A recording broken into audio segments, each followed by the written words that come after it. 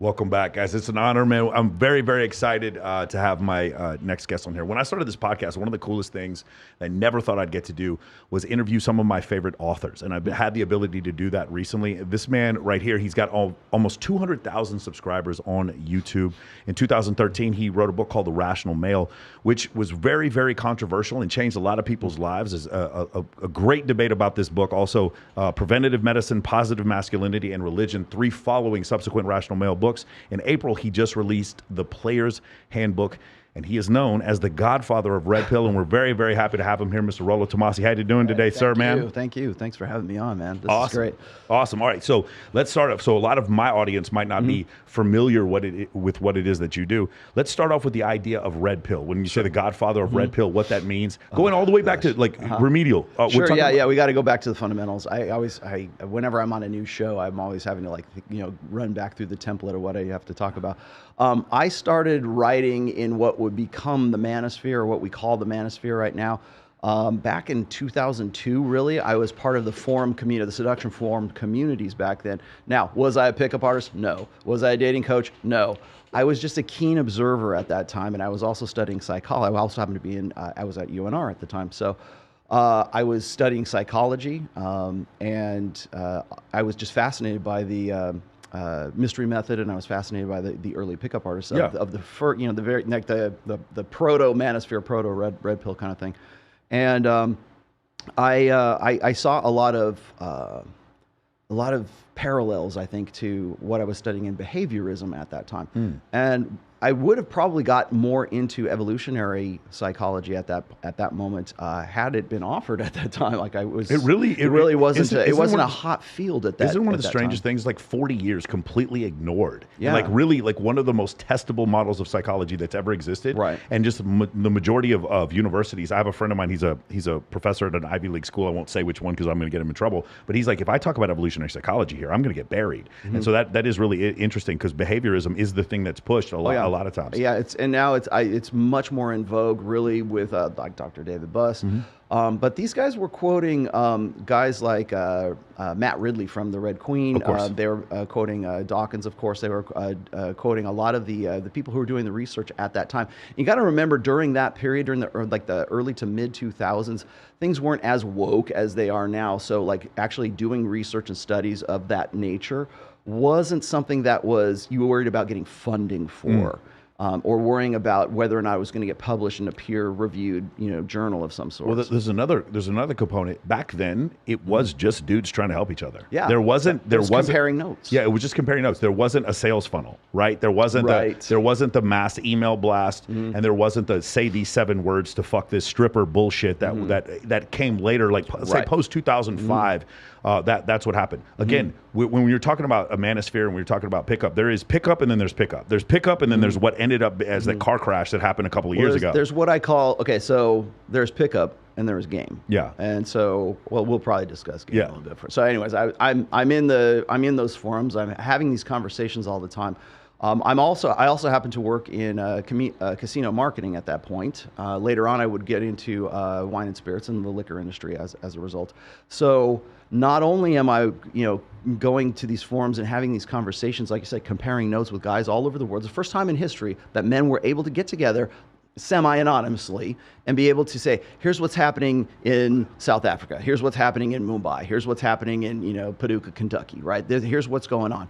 And so, of course, guys being guys, they're like, okay, let's compare notes and see, what are some consistencies here. And so the conversations that were going on in the seduction community at that time were actually, I consider it the earliest research for like intersexual dynamics, because they were field testing ideas and theories that you couldn't do in a laboratory, and you sure as shit couldn't get it from,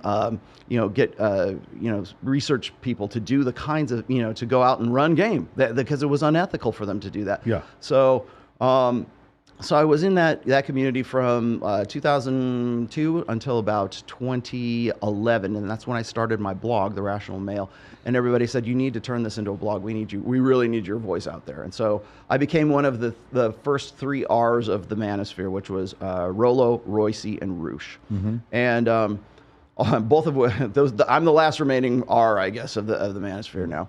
But that's when the blog years started. Yeah. So we went from forums to blogs, and that's when the social media started to ramp up, and that's when you started seeing all of these courses and knowledge products, and it was no longer a DVD and a seminar, it was Take My Teachable course, and so it sort of scaled up from there. It was a dude who spent 17 hours with mystery, started a course like a week later, yeah. and then all of a sudden he's teaching this shit, and and I meet the guy, and I'm scared as shit when I'm talking to him, like, who is this dude? Yes. Yeah, it was back then. It draws a certain element. And the other thing, let me say something else. About when back in 05, and I've never been a pickup coach, but I'd met a lot of these guys living in Los Angeles, and I just remember being like, these guys don't hate women. They don't hate women. There are dudes in this community who do hate women, but at this point, this was not what's going on. A fraction of 1%, I would say, from my experience. Yes. So anyway, then there's the blog years. So now we're in 2011 up to about 2013. And I had so many people asking me to put all of these essays into some sort of like compendium, some kind of book. And then I went through the process of going back through, okay, if I was going to write a book, only one book ever, what would it look like? And so I went through all my backlog of essays and all the conversations I'd had for really up to that point about 10 or 12 years.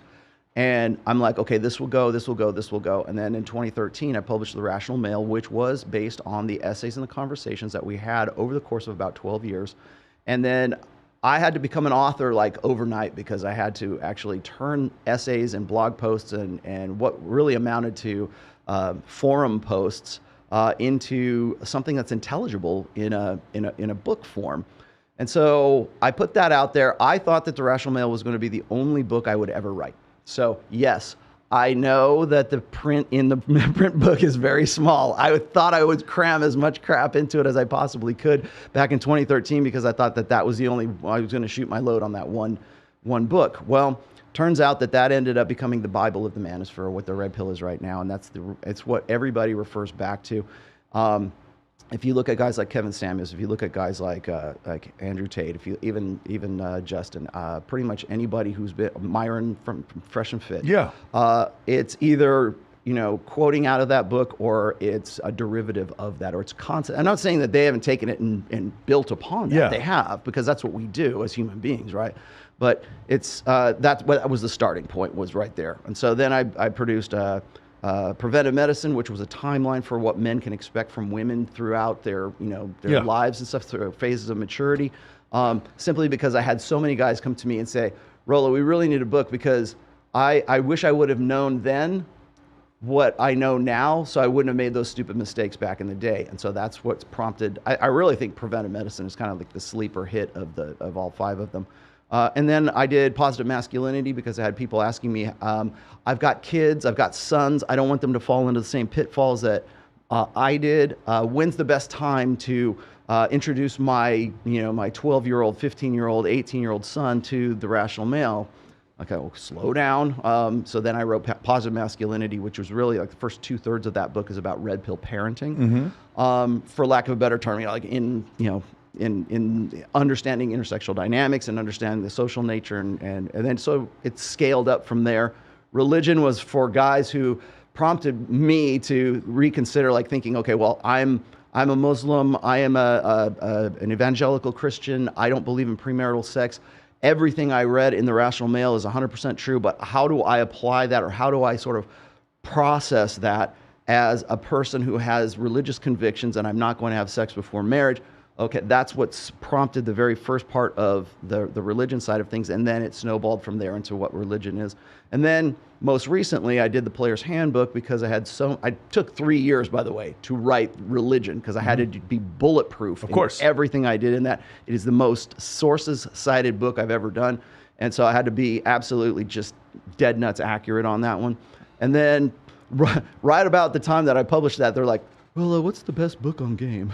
And I'm like, oh God. And so I didn't have an answer except for maybe like some of the guys that I know, like Troy Francis or James Tusk or some of the people that I are sort of running my peer group. And I'm like, but there's not really a textbook for like understanding the principles behind why a neg hit is a thing. Why do these things work from a psychological perspective? So it's not a how to do it. It's why those things work kind of book. So one of the best books I've ever read on game is called How to Win Friends and Influence People.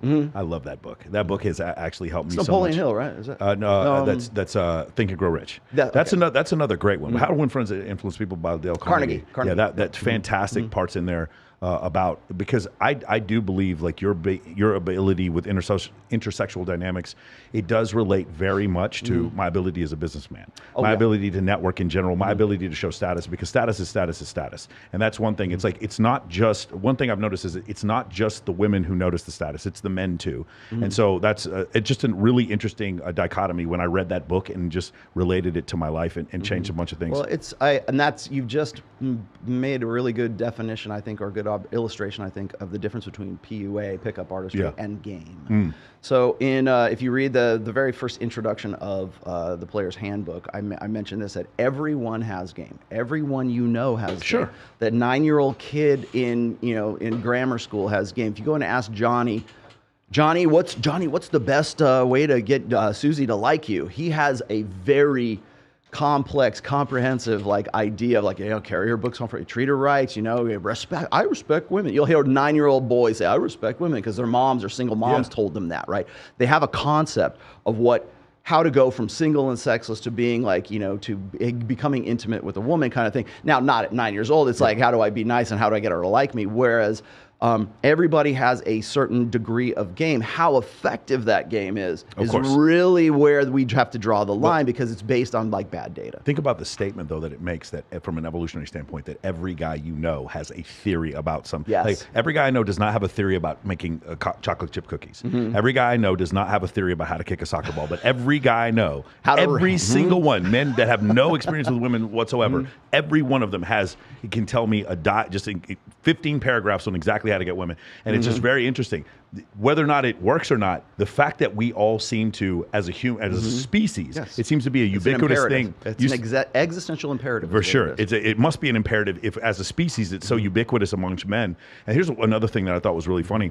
So my course, Men of Action, we just talk about, improvement. And there's a few women in my course, but it's mostly men. And in the course, one of the things that I noticed, I was looking at the other day, and I had I was on Zoom, and I could see 50 people at once.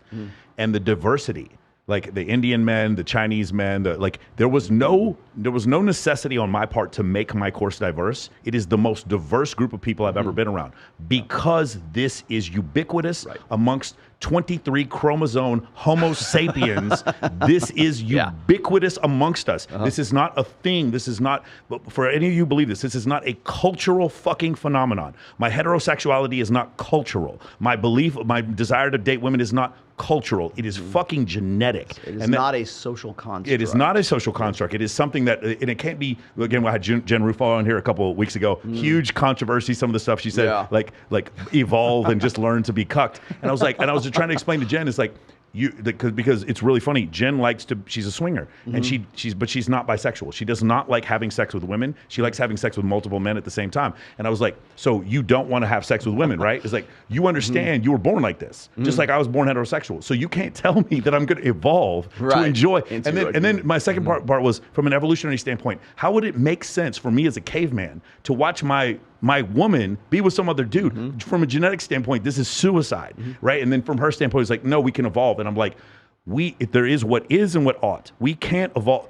Again, once Homo sapiens become the apex predator, the selection pressure is over. That's why people with, thank God for it, type 2 diabetes can live. That's why we have people with motor neuron disorder who can end up having children. That's why, the trope about the woman who's overweight who lives in the trailer park has 17 kids. It is not a function of things that would have killed her in an ancestral environment. Don't kill her anymore. And they don't exist. Right. So when people are like, are we smarter or dumber? We're both. There's 8 billion of us. There's 8 billion humans and 400,000 elephants on the fucking planet. We won. So there is no selection pressure, which is why Idiocracy, you remember the movie Idiocracy? Yes. We move closer and closer to this average, where the average becomes dumber and dumber. Of course, because why would humans have a necessity to get smarter or stronger or in better shape or better financially if there's no selection pressure to do so? Right. You don't die if you're poor. You can still have fucking kids and live below poverty. So of course there's no selection pressure. So that's the reason why I'm sorry to get way off topic. No, that's fine. No, it's like, you see, this is why I wanted to come on here. This is like a socioeconomic commentary, but people are always like, how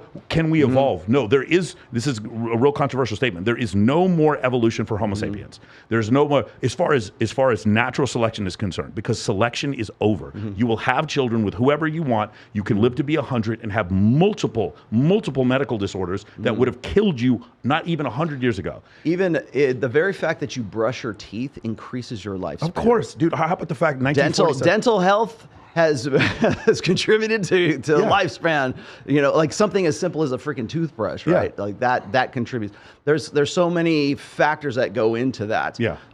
What you just described to me is something I actually I think I started out in the introduction of religion, where I said we're at a point right now in really kind of with the rise of social media, but I kind of peg it right around year 2000 when the rise of the internet, and we had this interconnectivity where we can be on YouTube and we can broadcast to God knows how many people, or we can talk to more and more people like in a global sense. So we're disseminating these ideas, and we're disseminating memes, and and I don't mean like memes like the cute cat videos. I mean like like ideas. People don't know that's what memes mean. Yeah, exactly. They don't even know that's what memes mean. I know they don't know what memetics are. Yeah. But the very fact that we can broadcast ideas now on a global scale is we've never been able to do that in human history, right?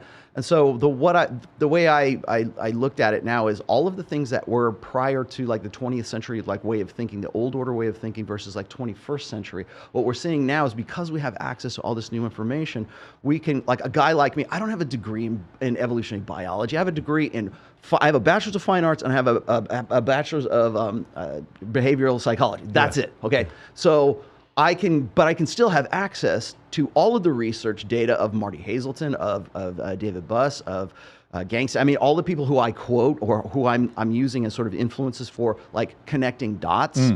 Everybody can do that. Anyone online can do exactly what I've done. It's just you have to have the interest, and you have to be I'm just good at articulating it. I'm good at connecting those dots there. But what's happening now is we have this old order belief set, or these old order memes that were founded on dead ideas that were based on bad information or no information. Or information that was relevant during a time period when we had sort of like, again, the idea of one-to-one monogamy. When I live on a farm and my survival is dependent on my family, some of those rules made sense. Go hunt, kill, or you're not going to eat. Or have multiple children with this woman and stay together no matter what. Fucking stay together no matter what. Or those kind of things, they made sense back then, right? Because that's what and then again, using religion in order as the basis for our monogamy, of course we have to say things like soulmate and believe. Those things that you say, I think there was a point, like for instance, like feudalism. That doesn't make sense now. We'd be like, feudalism, that's incredibly... although neo-feudalism is becoming a thing now. But we say that's cruel to have a monarch and all this kind of stuff. But back then, we didn't have the internet. You had to have some centralized form of control. So what I'm saying is, well, I agree with you. We didn't have antibiotics back then. Survival was very difficult. So I do think that some of these ideas are outdated. I don't know if they were wrong back at the time, but they're definitely outdated. They need to be updated, if nothing else. Be updated. So what I was saying is that we have 4 generations. We've got the boomer generation, Gen X. We've got millennials, and we've got the Zoomers now, the Gen Z, right? So from about 4 generations long, we have generations who have been sort of in the 20th century versus in the 21st century.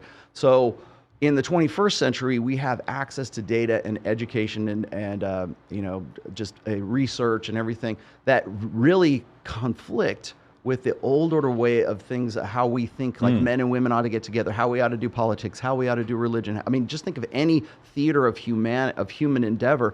Now we can go, well, is that really right? And now we're having this conversation on a global scale that we're not ready for as human beings. Like that's why people hate each other, because they either hate Trump or they like Hillary or some shit like that. Family members hate each other because of Facebook or Twitter. You said this, I can't believe you. Well, it's because of that this new access to data. Now, in no other arena, you were just bringing this up, in no other arena are we more invested than in reproduction. Yes. Guys want to get laid. Surprise, ladies, guys actually want to get laid. And so how are we going to do that? I have access to all this new information. I've got this forum right here. We can compare notes. What about this? What about that? How about we go out and we field test this stuff?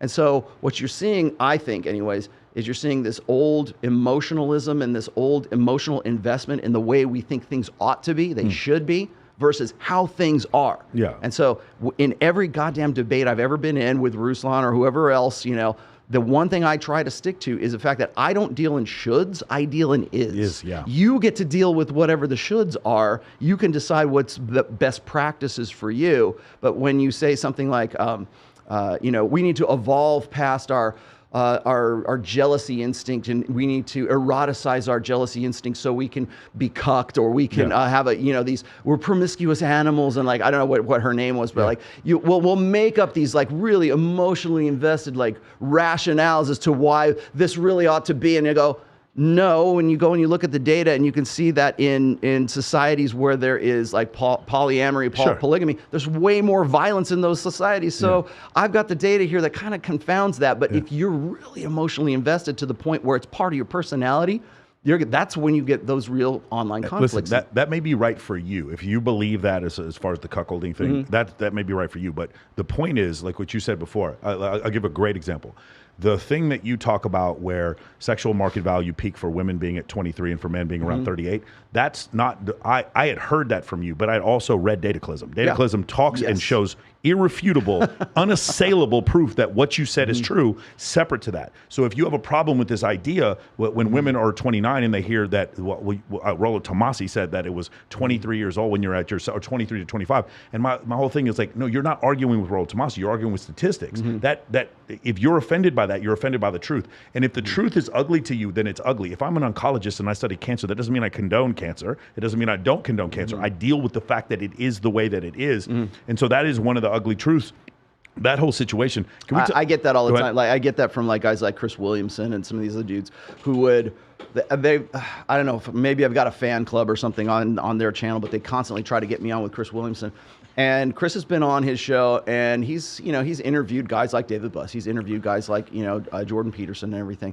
And I'm there essentially delivering the same kind of information from the same research that they're quoting from. Yeah. But it's cool if they're on, and it's not cool if Rollo's on, because Rollo seems like he's going to connect the dots in a way that's going to alienate 50% of his audience. Right. And it's basically who's the messenger right now. So when Tate goes and delivers the same kind of message that I do, it blows up the internet. It's still the same information. It's not the delivery. It's the actual data that you can't process because it conflicts with your ego investments. You want to know something funny about Andrew? So okay, we're going to talk about Andrew. So I host that bikini competition, right? And so I would tell girls, I'd be like, the conversation would turn to Andrew Tate. I was like, you guys know I know Andrew. Like because we were texting way before he was famous. We were going back and forth because we were going to plan out him coming on a podcast. And we text back and forth like, oh, you don't know Andrew.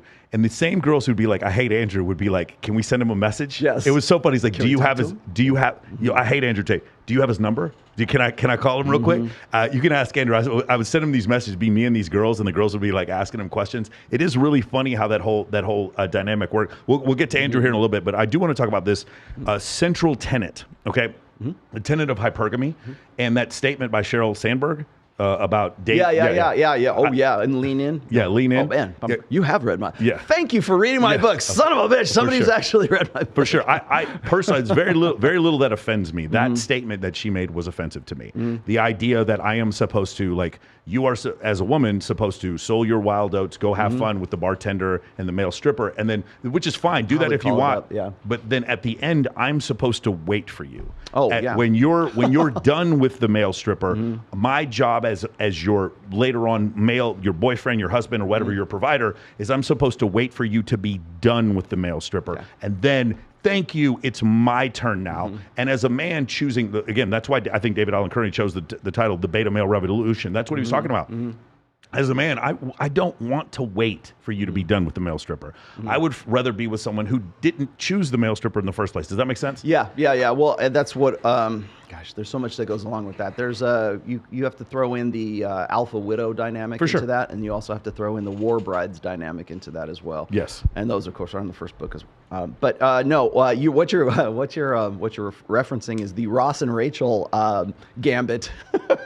And if you ever watched that episode of Friends where Ross and Rachel are breaking up because Rachel says, "Oh, Ross, you're the perfect boyfriend, just not now." Yeah. And they're like, I don't know, in their early 20s, I guess we're supposed to presume that. Yeah. But let's make a deal. if we're 30 and we're both single, then we'll get married when we're, and we haven't found anybody else. You'll be my consolation prize. Yeah. And the laugh track explodes. And if you watch Friends with the red pill lens in 2022, it's like a horror show. And you're seeing all of these things happen. And remember what I said is in the 20th century, or the old order way of thinking, we laughed. That was a hit show. That was funny as hell. It's, Jennifer Aniston and David Schwimmer going at it, right? But now we look at that and we go, oh my God, what guy would sign up for essentially his own cucking, right? In logistically cucking, right? Yeah. And it was funny then because we were just sort of ramping up into this idea that women needed to have a hoe phase, right? Yeah. Not my words. I said party years in my book, but it's the hoe phase where it's like you're going to go and explore your options and have your journey of self-discovery. And then right around 29 years old, 30, 31, that's what I peg as the epiphany phase. And that's when women want to get right with God. And that's when they want to settle down and they want to have, 2.5 kids and a golden retriever in the yard. And that's when you'll hear women say, we're all the good guys. We're all the nice guys. But they were left back in your 20s when you didn't want to sort of put a bet on a guy who had some potential. And now you're kind of ass out at 33, 34, as far as your selection is concerned. Meanwhile, men at about 30 are on their ascent to their sexual market value peak because it takes longer for a man to achieve the things that makes him maximally attractive and maximally arousing. So the guy might have, if he's played his cards right and he's maximized his potential, by the time he gets to about 36 years old, that's when he is at his peak sexual market value and has, if he's done everything right, money, muscles, and game, he has the same selection, or if not better selection, than the girl who's 23 years old who was on top of her game. And then can you talk about, supply and demand curve, you talk about as a woman, you believe as a woman comes to that realization and a man is becoming more and more attractive. This is where the supply and demand curve hit, and around 29 is when you see most first marriages. Yes, it's exactly. And so if you look at the age of first marriage in the United States, and even in the UK and Western European countries, it's even later than that. We are delaying marriage further and further into our 30s. Women, I think it's 50% of women in the UK aren't having a kid until after 30 years old, which is they track these things. Again, we have access to that data. A schmuck like me can go and figure out what that data is. I don't have to be a demographer to do that. Yeah. But so I can quote those stats. But when you look at divorce rates, when you look at marriage rates, when you look at fertility rates, everything is sort of this downstream effect of this idea that, I'm going to play the field a little bit longer. I'm going to wait for the one. I'm going to wait for, for women anyways. It's it's not about your career. It's about you're spoiled for choice, right? It's the choice paradox. In a global sexual marketplace, women believe that they have more choice than they actually do. So I think you covered this with Justin at some point.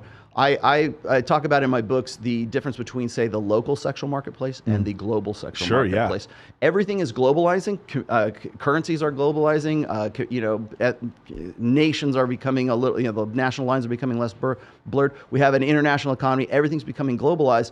Why wouldn't the sexual marketplace be globalized as well? So when we look at how we used to date back in the day before we had the internet, before we had cell phones, women were sort of, stuck with whatever their local sexual marketplace was in whatever town they happened to be born in, whatever high school they went to, whatever college they went to, and that was their most immediate circle of local people that they had to select from as a pool of suitors, and that was that. Now, every woman has Instagram. Every woman has access to Tinder, Hinge, Bumble, seeking arrangements. If you can't find your soulmate in Reno, Nevada, then maybe you can find that guy in, Dubai. Maybe you can find him in, Tokyo. So I have a term for this. It's called the Jojo Von Southey effect. There's a girl that I grew up that was in the military. Her name was Jojo Von Southey. She was from Wichita, Kansas. And for those of you who are on Instagram, you might know who Jojo is. Jojo and I were friends when she was 19. Nobody knew who she was. When she was 19, she was working at Hooters in Wichita. Then one day, she gets called out to go to Los Angeles, and she blows up. She ends up in a bunch of magazines. This European magazine publishes her. She is the first woman I know to hit 1 million followers on Instagram. This is a decade ago. Jojo Von Von Sothi was supposed to, like, destined, if this was 1985, to marry the guy who owns the car dealership in Wichita, or to marry the doctor or the dentist in Wichita. Instead, she's at Bilzerian's house with me, literally standing between Machine Gun Kelly and fucking Logan Paul, and her and I are looking around like, holy shit, look at this life that we created for ourselves. Where are we at? Yeah. There is no middle class anymore. The JoJo Von Sothis are now sucked out of Wichita or Des Moines or wherever, and they're at the Playboy Mansion. That was the thing that changed the whole dynamic, is that all of a sudden everyone is discovered now. Everyone has access. And these men who are despots, there's no limit. Like, there's no point where it's like, you know what, I've fucked enough women, I'm going to stop messaging hot girls on IG. It never stops. No. It never, there is always room on their roster for more. Always. Right. And you just see, like, I remember sitting next to a girl and seeing a message from Champagne Poppy, fucking Drake, next to her, and I was like, God damn, dude, Drake, bro. It doesn't matter. And she didn't go off with him, but I just remember thinking, fucking Drake, I got to deal with Drake, bro. This is fucked This up. is your competition. This is my competition. Bro, what the fuck am I, like, this is crazy, right? Yeah. And let me say one other thing. I have some of the most fun nights of my life in hot tubs in fucking Jamaica and Mexico with some of the wildest women. Shout out to Mike Tang. Shout out to Mike Tang. He's at Paradise Challenge. Paradise Challenge. Some of the wildest women I've ever met in my life. And I love them as friends, and I don't judge them for their behavior, but I also know I don't want to marry them. Right? So this is the thing, like, for every action, there's an equal opposite reaction. I know that because I host two of the biggest bikini competitions in the world, there's a lot of women who don't want to date me.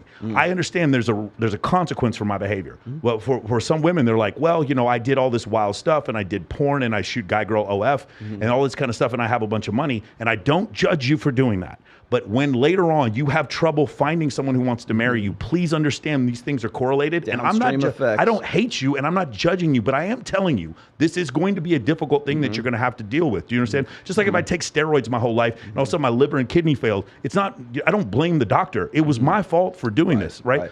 Go ahead. Well, what I was going to say is that's a conversation we've had. I think I did a whole episode with Myron and Fresh about female promiscuity and why your sexual past matters. Even more so in the digital age, because every one of us, I can't just point this out at women as well, every one of us has a digital footprint. So ladies, what's your digital footprint? Is it OnlyFans? Is it amateur porn? Is it, is it like catfishing guys on Instagram? Is it just like you doing like yacht parties that you put on your Instagram that your potential, new husband is going to have to consider when he's like really trying to figure out whether or not he wants to get with you or not?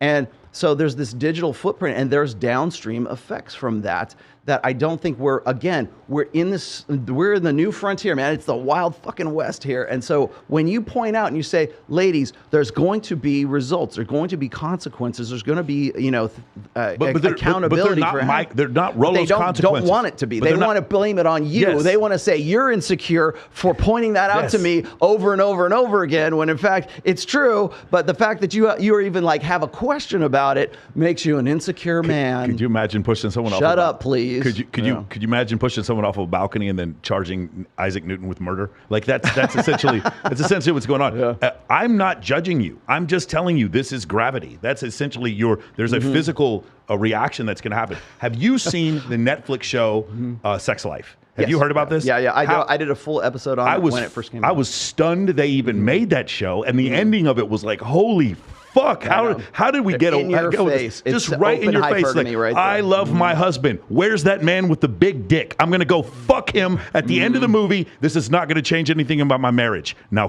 fuck me. That's what he says at the end of the movie. The last line of that movie. Bro, this shit was crazy. What did you think about that all? I think, well, I got a copyright strike for putting that on my channel, actually. Yes.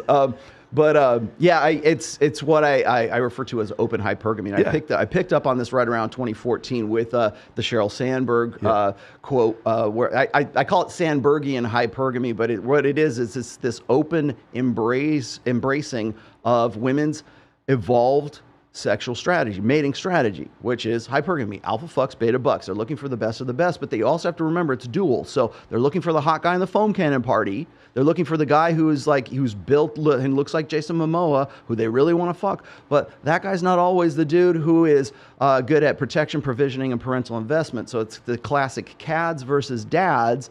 And so that's the natural, way of things. Now, again, in the 20th century, women, it was in their best interests to keep that hush hush so that so that they could have more selection. So if it didn't work out with Ross, maybe she could go bang Joey, right? Yeah. That was the sort of, okay, ladies, keep it down. So when we used to call like gold diggers, gold diggers are just like, it's like all women are opportunistic in their mating strategies. The gold diggers are just the ones that were like open and overt about it. They were just the ones who said, you know what, it is what it is. I want to get with a rich guy, and that's who I am. The reason why even women hate gold diggers is because they're giving up the game. They're giving up the game. Now, in 2014, no one cares about giving up the game. In fact, I hope you have a good hoe phase. We got,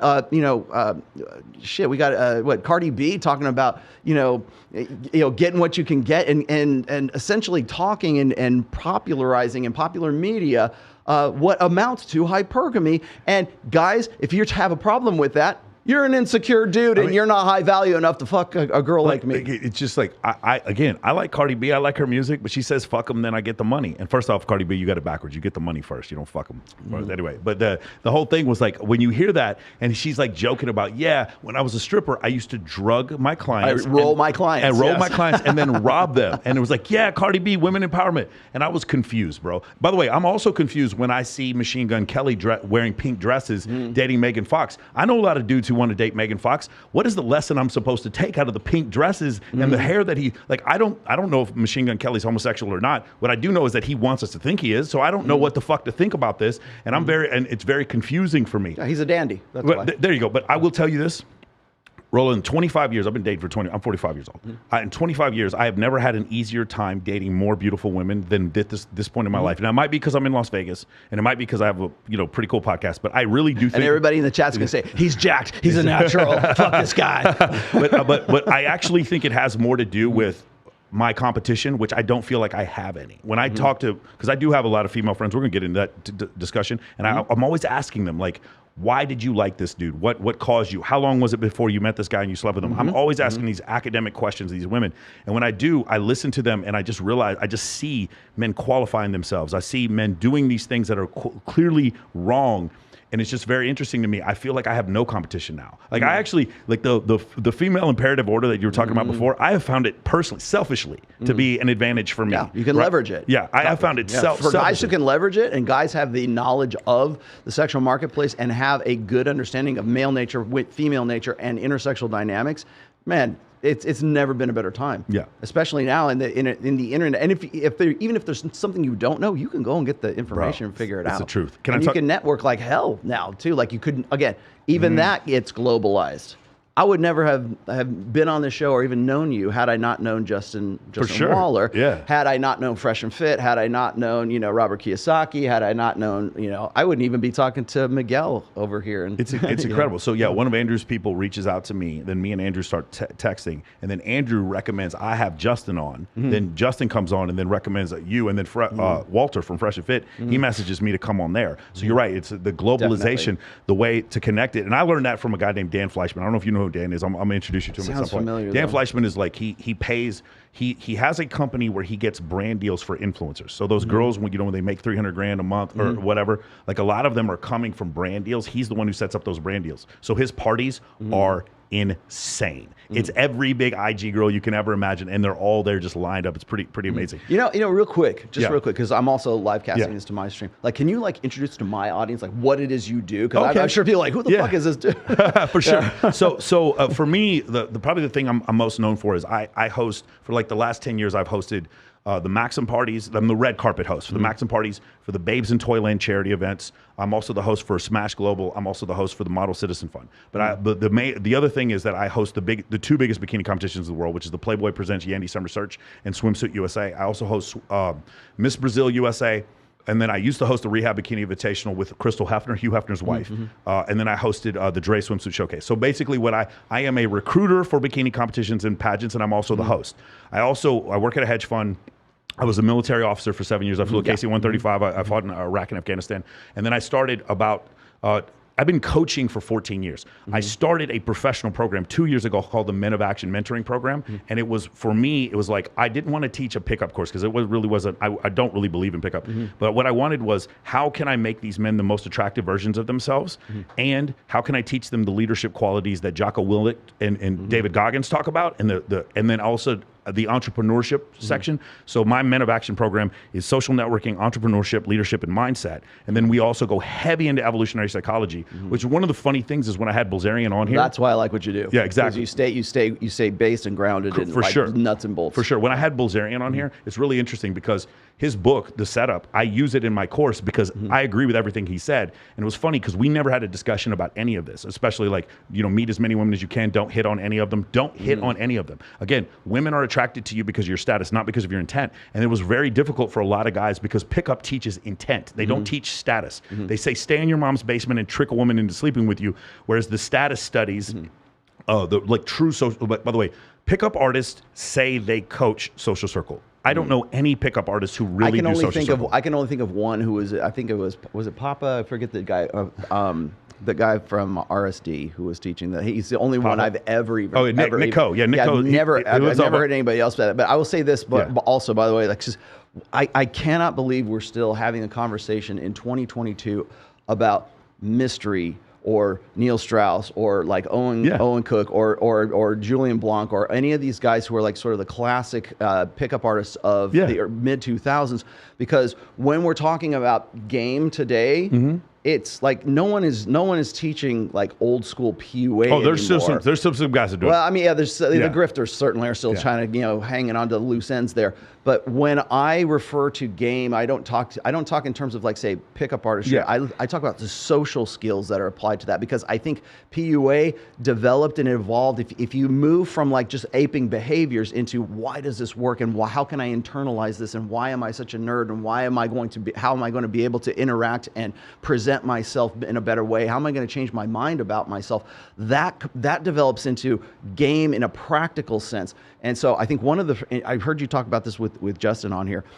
If your impression of like a guy who teaches game or a dating coach looks like Mystery from 2005 with the freaking, feather boa and the top hat and the elevator boots and the black nail polish, if that's your image of a guy who teaches game or is a dating coach and so that was 2005, man. Yeah. That was 17 fucking years ago. Okay. That is a lifetime ago. Yeah. And we still use that as sort of this caricature of, well, I don't want to have anything to do with PUA. And then I hold Justin's feet to the fire on this occasionally. It's like, it's the same stuff you're saying is stuff that the PUAs figured out way back in the day. Yeah. You just think it's more legit because it's like gentleman game, or it's like I'm authentic and I do this anyways. Well, they're aping that behavior already way back in 2002, and maybe they were inauthentic when they did that, but the behavior is still the behavior. So the way I'd like to explain it is, if for those of you who watch soccer, European football, the inbound, right? The inbound is a skill that you need, but it's not all of soccer. Cold approach is a skill that you need. Yes. Cold approach is taught as if it is game.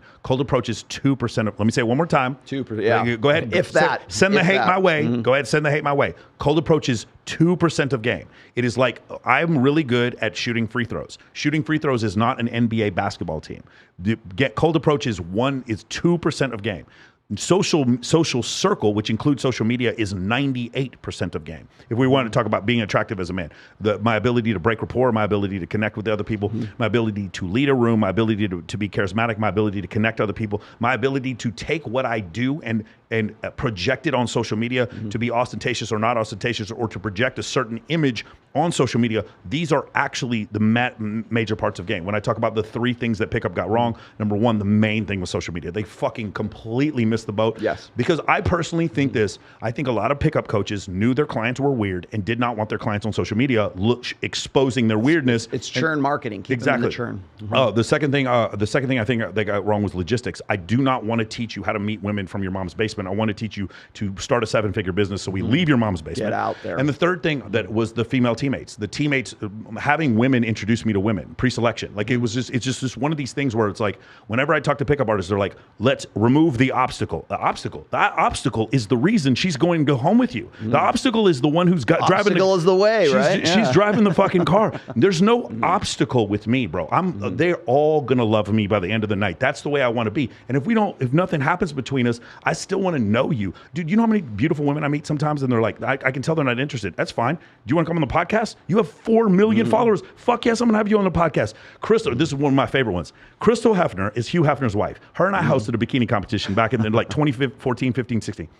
When we hosted the bikini competition, she would be like, we would text each other memes, funny memes. And she'd be like, hey, Michael, do you want to come to the Playboy Mansion for Midsummer Night's Dream? Fuck yes, I do. But pickup artists would be like, why didn't you game her? Hugh Hefner's wife, motherfucker? Yeah. Hugh Hefner's wife? Say yes. Bro, whatever, Crystal, I love Crystal. Shout out to Crystal Hefner. She said, there's a beautiful, wonderful, charitable woman, a fucking incredible woman.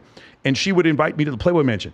Of course I'm going to be fucking friends with her, bro. Of course. This woman is high status. You know, I have a friend of mine, Toy Hardy. Shout out to Toy. Her birthday's on Sunday. This woman has introduced me to so many billionaires, bro. Of course, this ability to connect. But we treat women like they're the enemy. And I don't. I love them, man. I love being in a hot tub with 12 women at the same time. Women make life beautiful. Women make life worth living. I get that constantly. And of course, Andrew does too. Yeah. He made a big deal out of this. Everybody thinks Andrew is like this misogynistic, fuckwit, right? Yeah. And I'm like, no, he would not be doing what he was doing if he was truly a misogynist, if he was truly hate women. Yeah. Men who truly hate women aren't online. Yeah. Men who truly hate women aren't going, oh man, she fucked me over, because they care of their outcome dependent on that rejection, right? And so I've been doing this for about 20 years. I have met a handful of guys who I would say are genuine misogynists. But the reason why we keep saying like, oh, those guys are incels, those guys are misogynists, because it's the easiest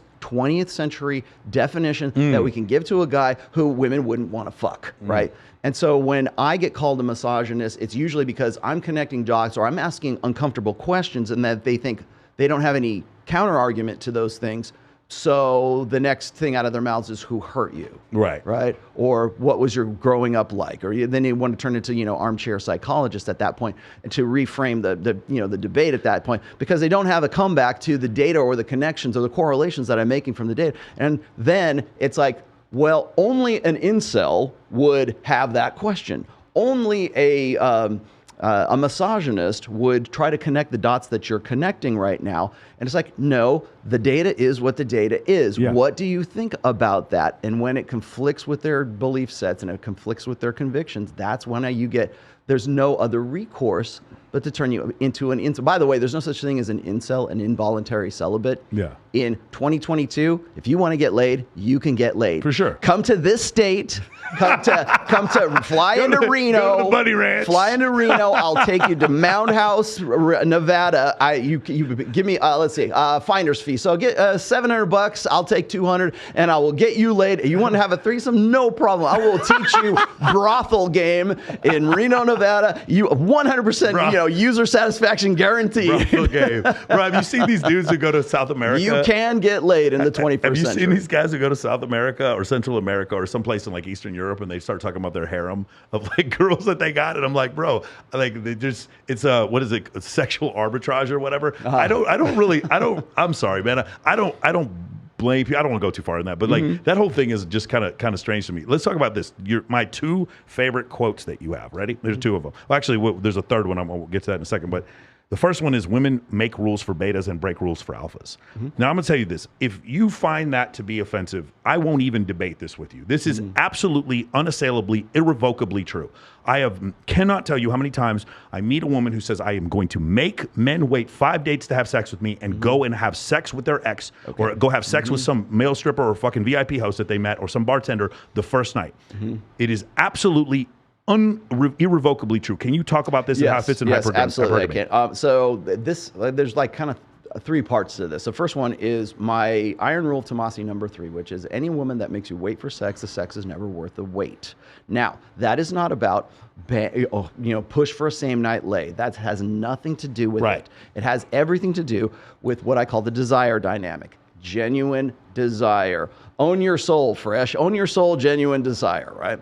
And what it comes down to is I don't want, and I don't think men should, okay, we're going to deal with the prescription. I don't think that men should want to have sex with a woman who doesn't want to have sex with him. For sure. Or has some sort of mitigating factor in there. Like, well, if you jump through these hoops, then maybe I'll fuck you, right?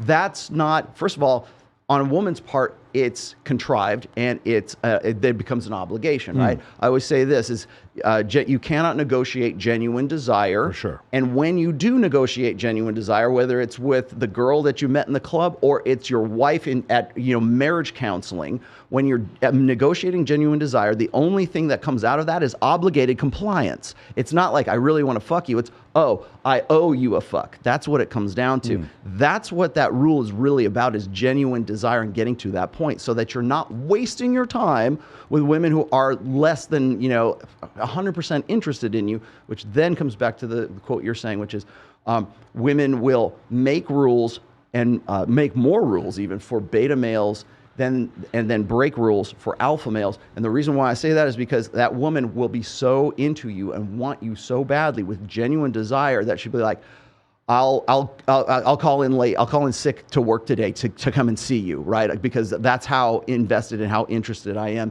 in having sex with you, or getting you, like getting into your receiving world. Your validation. Yeah, it doesn't even necessarily have to be like sex per se. It's just like, I want to be in this guy's frame. I want to live in this guy's world. I love this guy. I want to bang this guy. I want to have his babies. I think it was what is it? I forget what her name is. It's Ryan Gosling, and who was the chick that was with him? Somebody in the chat will give it to me. But I forget the name of the actress. But Emma Stone? No, it's not Emma Stone. It's somebody give it to me. Somebody give it to me. I know they're Is it going a to have Notebook? it. No, it was Ryan Gosling, and who's she with right now? I think they just got married. Anyway, she was saying she didn't want to have kids with anybody. She had no kids, no children at all. And then she met Ryan Gosling, and she's like, but I want to have his babies. Right. I want to have his. Sorry, there it is. Eva Mendes. That's okay, it. Eva Mendes, Ryan Gosling.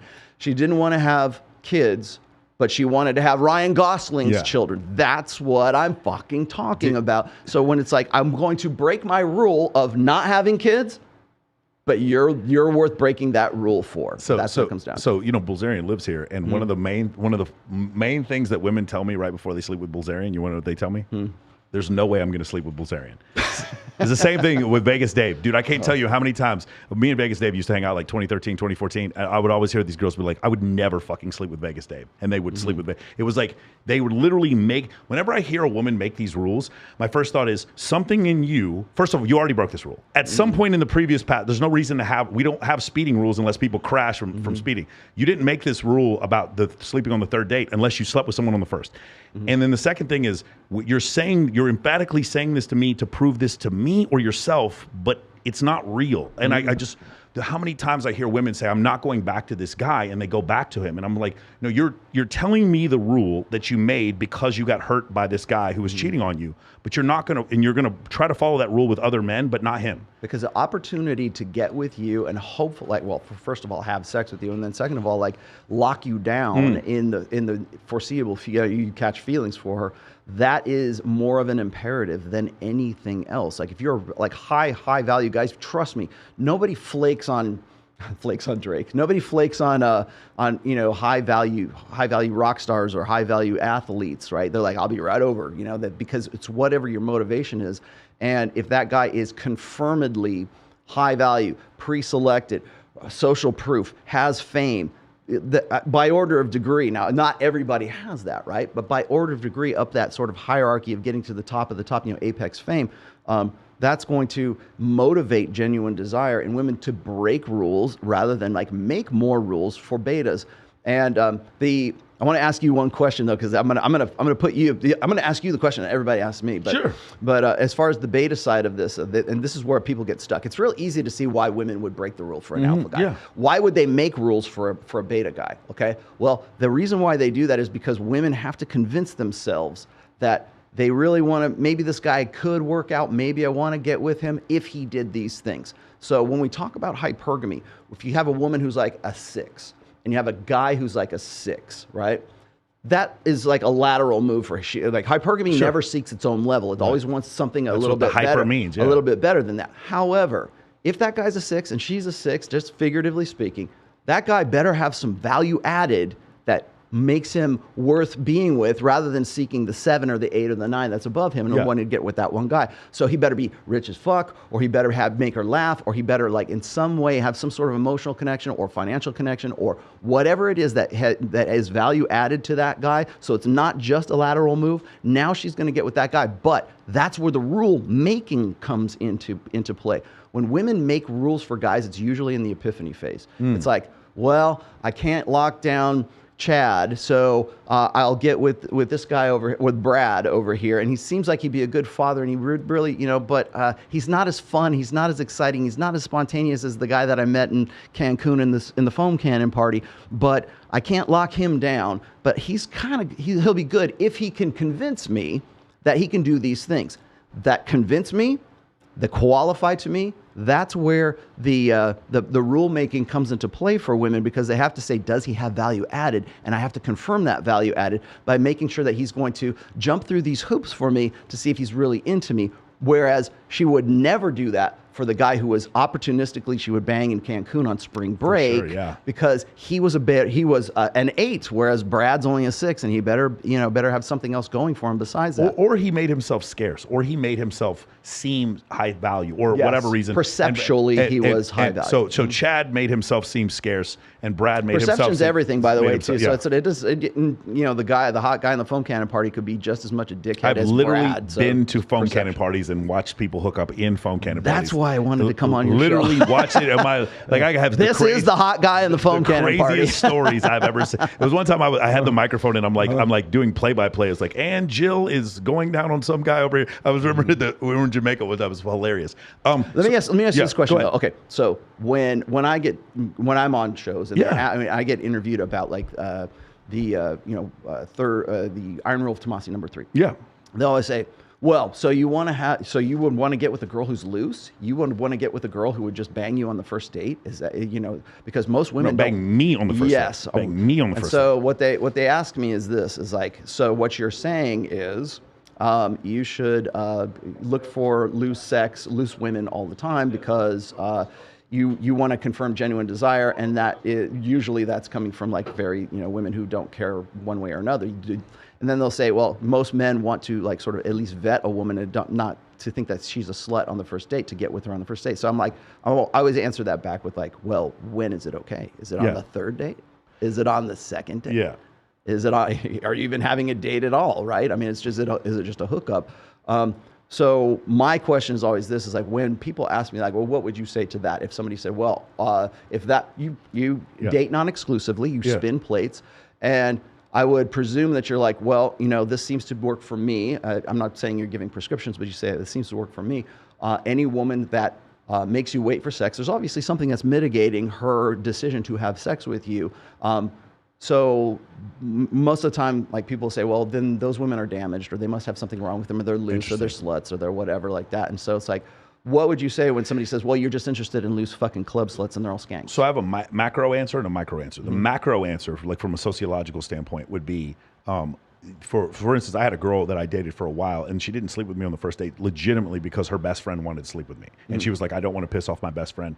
If she is going out of her way to not sleep with me in order to increase desire, then you're right. I think that's incorrect. Like, I think because most of the women I know, when I'm like, hey, your boyfriend, how long did you make, like, how long do you make guys wait? They're like, 3 dates. Your last boyfriend, how long do you make him wait? No, it was the first date, right? They always leave that out. They always leave out the time that they went, hooked up with some guy at the backstage of a concert, or they hooked up with some dude in Mexico. They never count those on the body count, right? So from a macro perspective, for the most part, I agree from the idea that, like, her deliberately trying to use this as leverage in order to make me wait doesn't work.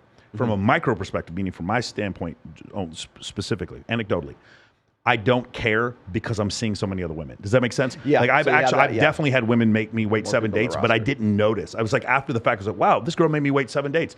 And I was like, you know, I will definitely wait 7 dates. You're amazing. The problem is you understand I'm seeing 4 other girls. Just as long as you understand that I'm seeing 4 other girls. Not exclusively. And because my dates are so fun for me, I only go on dates that are fun for me. Meaning they're so fun, Rollo, if she just up and left, I'm throwing axes at fucking Area 15. I love throwing axes. I love Area 15. Yeah, that's like one of my favorite places. It's a place of shit. I'm at a Mega Mart in Area 15. If you want to go, hey, just fucking go.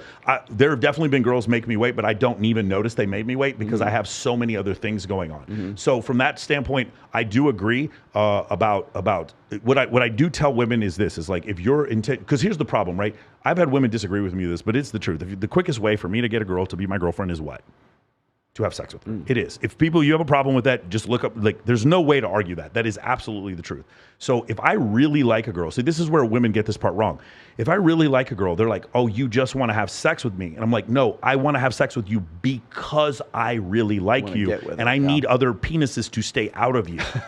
And so for me to do that, I need to have sexual intercourse with you quickly. It's not out of insecurity. It is an emotional urgency. It's an evolutionary imperative for me to do that because I want to lock you down with me because I really like you. Women don't think about it like that. They don't think it the other way. They think it the other way. It's like, I'm making him wait. He's waiting to prove that he likes me. No, I know I like you real quick. Man, it doesn't take me that long. I know I like you real quick. And so in order to do this, I need Chad Thundercock to stay the fuck away from you. So we need to have really amazing sex as soon as possible so that you are at my place all the time because that's what I want. I want to lock you down from these other people. And women think it like, oh no, you're just trying to have sex with me and you're going to lose respect for me. I've never lost respect for a woman because we had sex quickly. It's never been the issue. I've lost respect for a woman because she's lied to me. Because she's said, I'm making you wait and then didn't make other dudes wait. Then I lose respect for you. That's when I lose respect for you. So I'll tell you where I learned that lesson, by the way, the making rules for betas and alpha. I was when I was working in the liquor industry, I would have to be the one who would select women to go to do, booth candy, right? To select the ones who are like the poor girls, right? And I remember the conversation between 2 of these poor girls, and they were saying like, "Would you ever, or have you ever had sex with a guy on the first date?" Because they're kind of they don't know each other, right? So they're getting to know each other, and one of them says, "Oh yes, of course I have, haha," but not if he was boyfriend material, right? And I was like, so I took mental notes at that time. So you'll have sex with the guy like immediately, as fast as you possibly can. If the guy is very hot and he's the hot guy on the phone, he's a good opportunity to bang right then and there. But if he gives you cues and he gives you signs that he might be like somebody who's a good protector, provider, parental investment, dads versus cads, if he seems like that guy has to wait, that guy has to have a higher burden of performance than the guy who's the alpha guy who you wanted to fuck immediately that same night. And I'm like, that's chick logic, right? That makes no sense. No, it makes every bit of sense because she can't get Chad and she can't get Brad in the same guy, and that's why that guy has to jump to those I'll tell you where it gets even worse. It's I used to have threesomes, but I don't do that anymore because you're my boyfriend. Oh my God. Ladies, you want to piss your man off, do that. I was so wild in my college days, and I don't do that anymore. I used to have threesomes, but I'm in love with you, so I would never have a threesome with you. Like, and it's just like women think that makes sense. No, it doesn't make sense. It is like the worst. I'll tell you this. And the other thing is your digital footprint. When you say that, ladies, if you have like Instagram that proves that no, you were really into it on that yacht party way back, back in 2018, that's when guys kind of go, I've had situations where women I used to date, they start seeing new guys, and they're in a monogamous relationship with a new guy, but the guy knows that I could see other women when she was with me, and so he gets very frustrated. He's like, why is it that he had these rules and I had a second set of rules? I've also heard Bilzerian talk about women he used to date, and then they would go get married to someone else, and the guy literally had to go seek counseling because it was constantly this problem of like, you were willing to have sex with Dan Bilzerian and 9 other women at the same time, and I married you, but you would never do this with me, and it's like there's this dissonance. I'm supposed to be the one you would do all the crazy shit with, and not those guys. Correct. Whereas I get the watered down version of your sexuality, whereas Dan Bilzerian got the anything goes, off the rails sexuality, because that's, again, the difference between genuine desire and mitigated desire is exactly that. It's somewhere in between those two points. When I had guys that I counsel all the time, they were like, my wife and I used to have sex so all the time, it was great. I lost the frame, Rollo. How do I get the frame back? And I'm like, well, and I go and I say, through, questioning the guy, I will say, well, when did you get married? I was always asked about logistics, like, age and everything else. And she's like, oh, yeah, she had a really crazy past. She has a ex-boyfriend or something like that she can't get over. And I'm like, that's the alpha widow dynamic, is like women pine for the one that got away, but you're the guy who'll do. And she would do, sexual gymnastics with him, but she won't do it with you. So there has to be a rationale. There has to be some reasoning as to why she won't do that. And so she's like, well, I did that for him back in the day. But what we have is more special. We have more of an emotional connection. It doesn't feel special. It feels less special. It's like, well, if that's the case, like your performance with this guy is completely different from your performance with me. So I'm the one you're going to spend the rest of your life with and have kids with, and I'm going to support you. Yeah. Yet I don't have access to the same sexuality when you were on spring break in Cancun. Yeah. My definition for hypergamy, it's a little different. It's not the best woman it's not the best man she can get. It's the best man she can't get. Yes. Hypergamy to me is women looking for the best. It's an algorithm in their mind looking for the best man they can't get, right? Because if that wasn't the case, you wouldn't see so many women going after men that would normally never be monogamous. I have some female friends. Well, it's a really interesting thing because we talked about this before. I showed you a friend of mine. She's 37. Looks like she's 22. By the way, we had great barbecue the other night too. The place was awesome, right? Rolling smoke. This thing, when you get to the very, very top, you do find women who are so physically attractive that they can get men who are complete despots. Totally. Even Blazarian talks about his girlfriends that he had, where he was monogamous for a whole year with Sophia Beverly, and like so in those situations. You see these women that are so attractive and they can get these men to like settle down because they're so fucking attractive. Most women I see, they're like, I need to get in front of this famous person. We had Mickey Mace on here. He was talking about that before, where these women are like, I can change him. I can make this guy different. Lock him down. That is by definition to me, her getting with the highest status man she can't get. Not the highest status man she can get. The highest status man she can't get. And so what happens is that now there's this push and pull where she's dating, the NFL quarterback, thinking she's going to lock him down, but can't quite. Like, I'll just be honest with you. I don't know Patrick Mahomes. I have a hard time believing he's just sleeping with his wife, his girlfriend. You heard the rumors about Steph Curry. Pat. No rumors, allegedly. You remember the Steph Curry shit with Steph Curry? That I do remember. I've really hard time believing that Steph Curry has not put his penis in another woman since he married Aisha. Yeah. I have a very, very, and then you have Aisha on the red table talking to Jada Pinkett Smith, talking about, I want to feel sexy. How come I can't be on Instagram as a wife of, and like, you're married to fucking Steph Curry. Yeah. Who is better? Who are you going to get that's higher than he this? only got a $500 million contract. Hopefully that works out for you. And then the other thing, like just a bunch of these guys like LeBron. You want to one of the things I've always wanted to ask you about this was Tiger Woods versus Derek Jeter. Tiger Woods, he is this, he's purported to be this high status person. I think he got bad advice from people in the golf community. You need to look. To appeal to a white Protestant crowd, you need to be married and look squared away. And so he married this woman and then ended up cheating on her with Denny's waitresses and Rachel Yucatel. And whereas I got stories for you. Whereas what happens with Derek Jeter? He fucks Jessica Biel and Jessica Alba and Mariah Carey, and nobody says shit because he's not married, and because he's in our minds we're like, well, of course he's a shortstop for the fucking Yankees. Of course he's worth sleeping with all those women. Nobody complained when Hugh Hefner would like have multiple girlfriends. Well, some women would complain, but most people were like, because he's Hugh Hefner, of course he's gonna have multiple girlfriends.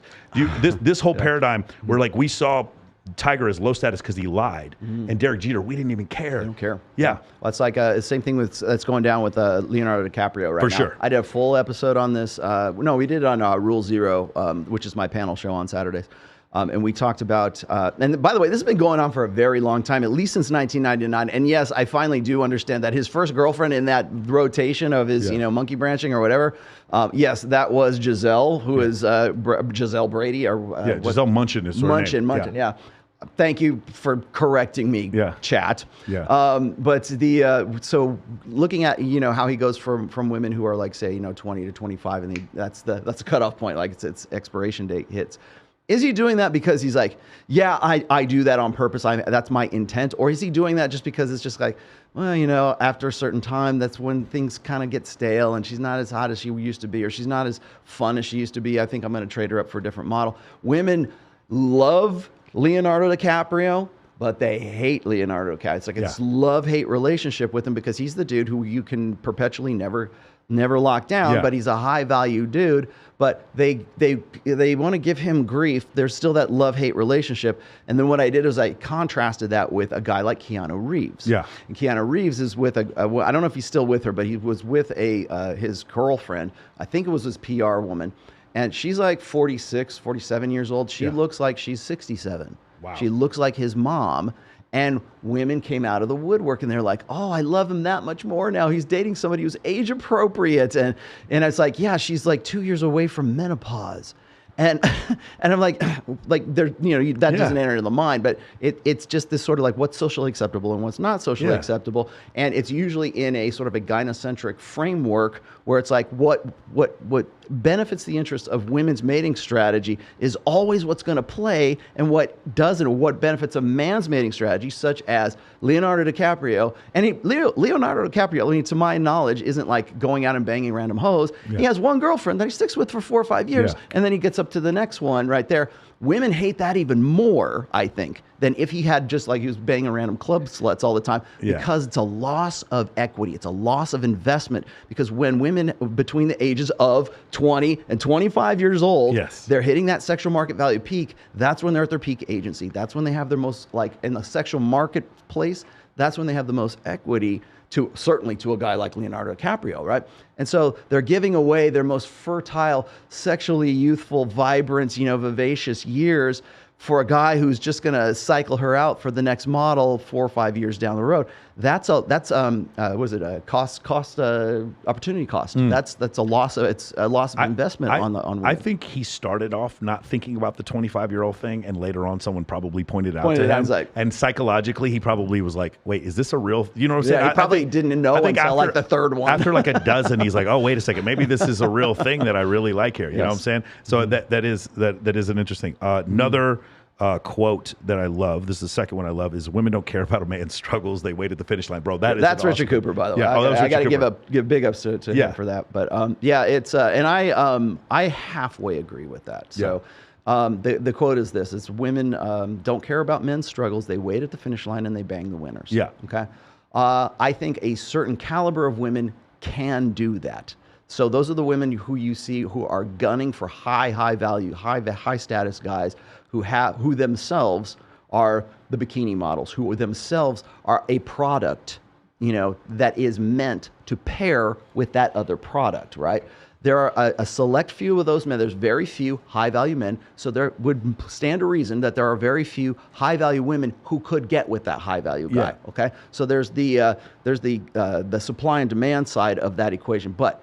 Well, the reason why I say I only halfway agree with that is most women can't get that. They can't get the high value guy. So what they have to do is what all the girls who date Leonardo DiCaprio think they're going to do, is they get with a guy who they think they can lock down, who has potential.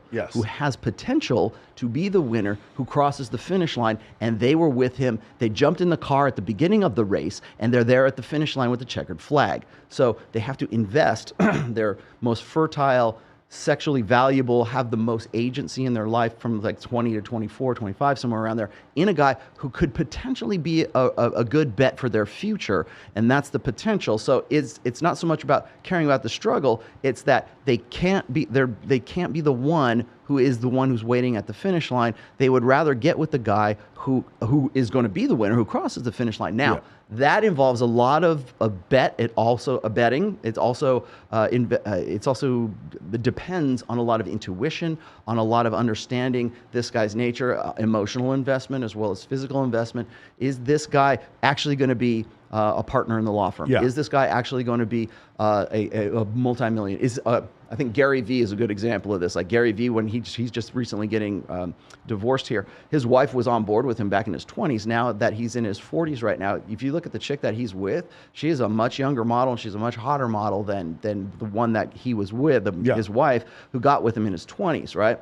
So the greatest fear, and that is so exaggerated right now, is well, I don't want to invest all of my sexual capital from my 20s in a guy who's just going to turn into the guy who goes and bangs gets a trophy wife or bangs his secretary, and then all of my investment that I put in to him becoming a winner and being a ride or die girl, all that goes out the window because now he wants to fuck his trophy wife or he wants to fuck the secretary. What is that? Kanye said, and then at the end he goes and fucks a white girl. You remember talking about the gold digger? He said, leave your ass for a white girl. But see, so it's an investment cost loss. And when we talk about evolutionary psychology, when we say that women have a higher reproductive cost than men do. Of course, yeah. So for women to sacrifice that and invest, it's like taking, Myron Gaines always talks about, women are born with $1 million and they have to take that money and they have to invest it wisely or they blow it on hookers and blow throughout their 20s or whatever, so that when they get to like the epiphany phase or in their early 30s, you had better made a good bet on a guy who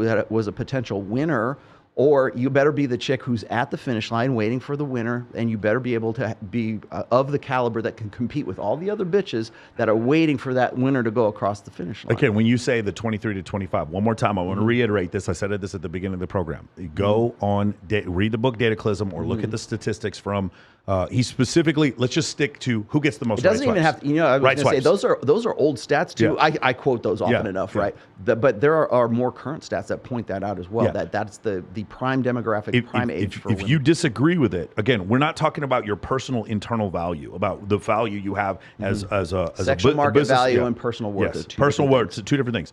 The feelings that you have when you meditate, your relationships with your friends and family, how much money you make, how many graduate degrees, that's a separate thing. When we're talking about sexual market value. Volunteering on the soup lines. For sure. That's defined, that is defined in some ways, several ways, but your sexual market value is defined by how many men are attracted to you at different points in your life. And if we go by dating apps, it is very, very, very clearly defined 23 to 25. So don't yell at him. Don't yell at me. Go read the book Dataclysm. Yell at them. Go be mad at God. Go be mad at statistics. Well, and of course the joke is this: they call the store Forever 21, not Forever 41. There's a reason for that. And embrace it. It's okay. And what's funny is like when I go and I present that and I say, look, your prime sexual market value, your peak years are going to be right around 23 years old. I tell my daughter this, right? I say, look, that's going to be your peak years, and when I point out, you can point out like stats and statistics and all this other shit, but what really I think sinks in for women is when you say, okay,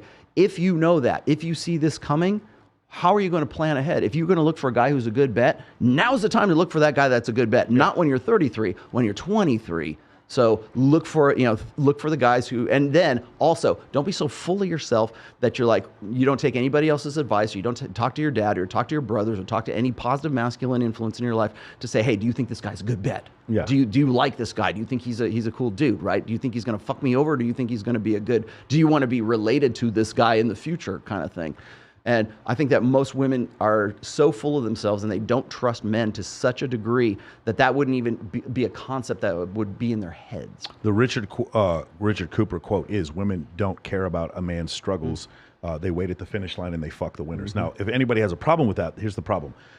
Here's why. The first part I completely agree with. Women do not care about a man's struggles. If you think women care about even if they're investing you in their 20s, they still don't. They don't care about your struggles. If you care about a man's struggles, I want to see you guys dating the stalker, the guy who stocks the shelves at Walmart. You're not dating him. He's struggling more than I am. The sandwich artist at Subway. Sandwich artist at Subway. If you care about a man's struggles, let me see you dating him. You aren't dating him.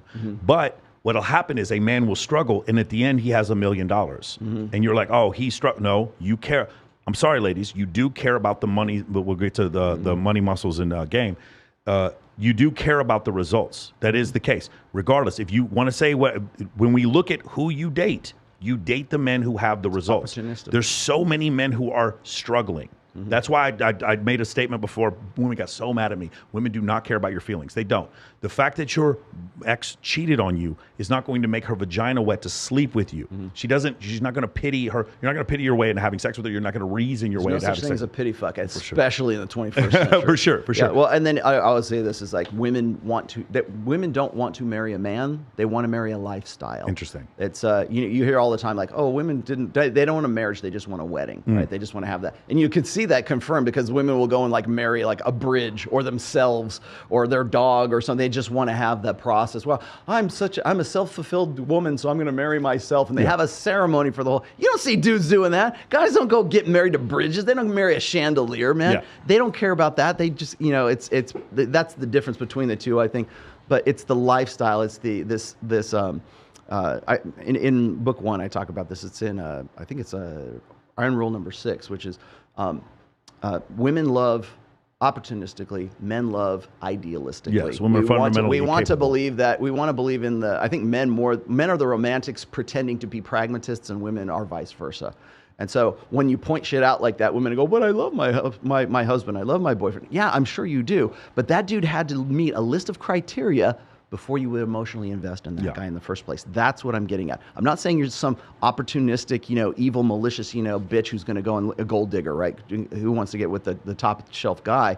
Women want that, but they won't allow themselves, by order of degree, they won't allow themselves to invest emotionally in a man, to love a man, unless that guy checks off at least some of those things on the 436 bullet point checklist. Going back to what you said before, from an evolutionary standpoint, I ask women this all the time, and I ask men. And there's nothing wrong with that, by the way. I'm not hating for that. I'm just that's an observation. From an evolutionary standpoint, does it make more sense for a woman to give her undeniable, what's the word? Unmitigated, genuine love, desire. Genuine. Hold on, but her unconditional love to her children, or to her man. Unfortunately, for our species to have existed through multiple near extinction events, different points throughout history, through the anthropological record where there were only 60,000 Homo sapiens on the planet, near extinction several times, the propagation of the species was priority. A woman gives unconditional love to her children, not to her man. Thank you for that, by the way. I'm not complaining about that. But as a result of that, you understand that a woman, her love for you is conditional. It has to be conditional. That's why, personally, if I'm a husband and my wife has a choice and there's a train coming and it's me or the kid, let me die so that my kid can live. I get that. But as a result, I understand love for me is conditional. It is conditional. Conditional why? What we said before. It's not conditional on my struggle. It is conditional on how I finish. It's conditional on my performance, and I will be judged on performance till the day I die. Performance, your hierarchy, your status. Correct. And by the way, your status in a hierarchy is directly, or should be anyways, directly relatable to your performance. It's directly relatable to your competence. For sure. So I'll give you the evolutionary side. Okay, I'm going to put the Mr. Wizard cap on here. The reason for that, of course, is you've probably heard this saying before, which is eggs are expensive and sperm is cheap. Right? Okay, I think that's straight out of like the Red Queen. It's the parental investment hypothesis. Exactly. From evolutionary psychology. Exactly. So, and I don't know if, like, I know you follow David Buss. I know there's God Sod is a really good friend. I would be God Sod. If you want to be on my show, please come to my show. Yeah. He would probably be the only guy I would ever be like starstruck by is God Sod. He's so funny. But man. I follow guys like Rob Henderson, Steve Stewart Williams, David Buss, all these guys. Yeah. But across the board, and I don't know if any of these guys are talking about this, but it's the big head babies theory. Yeah, of course. So the big head babies theory is this: born useless. Women are the vulnerable sex. Yeah. Men are the disposable sex, or the sacrificial sex. Maybe I should say put it in those terms, because whenever you put it in those terms, people think that I'm making a judgment call. You're not disposable. You're sacrificial, though. Yeah. And men have an innate protector dynamic, and the reason for that is because human babies have huge heads. Yeah. Because the human species is dependent upon our intelligence. I know it's hard to believe in this day and age, but we're dependent upon our intelligence.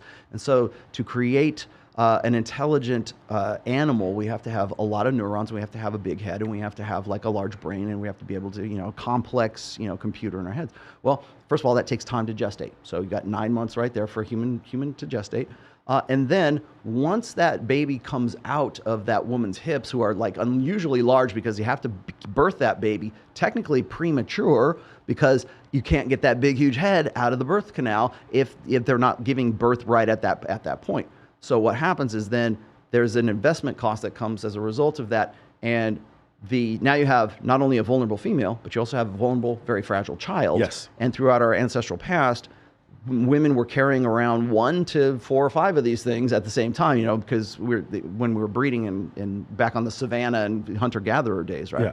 So women were in a very vulnerable state, evolutionarily speaking. So men, of course, were built for combat. We're there for defense. We're there for the 3 Ps: protection, provisioning, and parental investment, and hope to God that the kid is ours, right? Yeah. So because human babies have big heads, like for instance, I made this example in my religion book.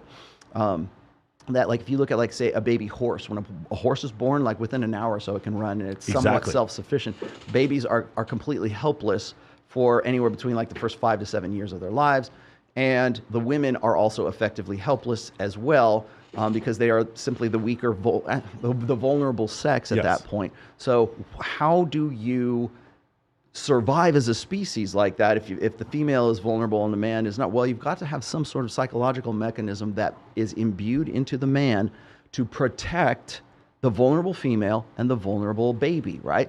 So what you just said a moment ago is the women are fixated upon the survival of that child. That's why they have, the oxytocin and everything that goes into the nurturing side of everything.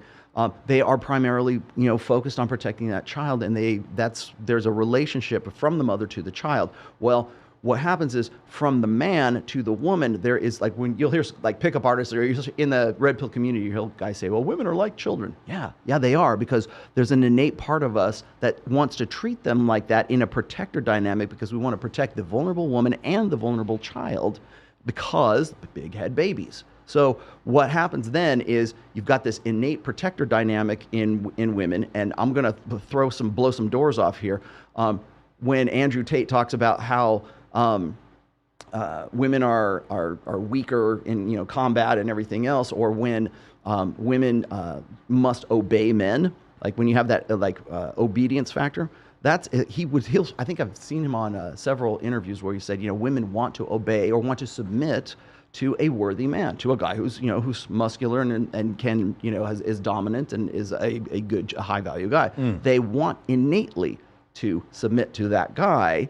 And women lose their shit whenever he says that. But from an evolutionary perspective, it's true, because if they didn't in our evolutionary past, they would die. The species would be dead. So we've got the protector dynamic on the side of the man. We've got this sort of obedience, deference side on the women. And now and that's how down the chain, it's God, man, woman, babies, puppy dogs, right? I mean, that's the chain right there. What we've done I would say, since the sexual revolution, is we have evolved past all of this stuff, and because of social conditioning or social conventions or whatever, social construction theory kind of thing, we've convinced ourselves that shouldn't be the way that it is. And so what we do is we have taught women to subvert the male protection instinct. So you'll see tradcons do this, and you'll see liberals do this as well. So for feminists whether you're ladies, if you're a conservative feminist or you're a liberal feminist, they do pretty much the same thing. They will use the male protector dynamic against men. Your responsibility is this. You don't get any authority over us, but you have this responsibility to us, which is innately sort of imbued in us, right? And so for men to want to protect women is an innate desire to put themselves in front of, like, especially in survival situations with like a mass shooting kind of thing. Guys will put themselves in front of bullets of women that they don't even know. They don't even know. Here in Las Vegas, like when the Las Vegas shooting was going on, there were multiple incidences of guys putting their bodies in front of women and getting shot and killed, of women that they didn't know, because it was just simply like gut instinct. It just clicks in, and they wouldn't be able to tell you why they did that. They just went and did it. Now we call that a noble death and honorable and everything else.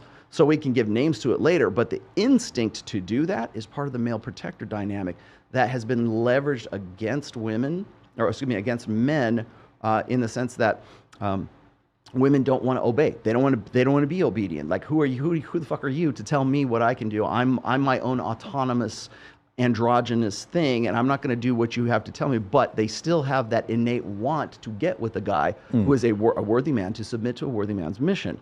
And so that also ties into the big head baby side of things as well. So when you've got the red pill analyzes all this, and it tells men, this is the way things are, and don't get rolled by Cardi B. Don't think that you have to, this is the dynamic here, and look for the women who are deferential to you. That's how you get an Andrew Tate. For a woman who would disagree with that, just think of the Eva Mendes thing again. I don't want to have babies, but then she meets Ryan Gosling, but I want his babies. If you think about it from the standpoint of your whatever lady is watching this, your version of Ryan Gosling, would you want to submit to him possibly? Maybe you think you wouldn't. And again, triune brain theory, right? From a mammalian standpoint, she does. From a neocortex standpoint, she does not. Maybe that's where the dissonance comes from. Let me say something else. 5,000 species of mammals on this planet, 3% of them pair bond. Only 3%. Pair bonding for Homo sapiens is an evolutionary adaptation. I knew you were going to get to this topic today. Yes. Pair bonding for Homo sapiens is an evolutionary adaptation because of what he said. In order for our craniums to be bigger, we had to be born prematurely. Our bodies, everything below the neck, prematurely. That's why children are born without the ability to walk. If you talk to any quadruped mammal, talk to them. Sorry. Talk to them. If you study to my greyhounds. Yeah, if you study any quadruped mammal, they're able to walk quickly because that's an innate thing. And if you look at them, their brain size compared to the rest of their body. So we're talking about impalas.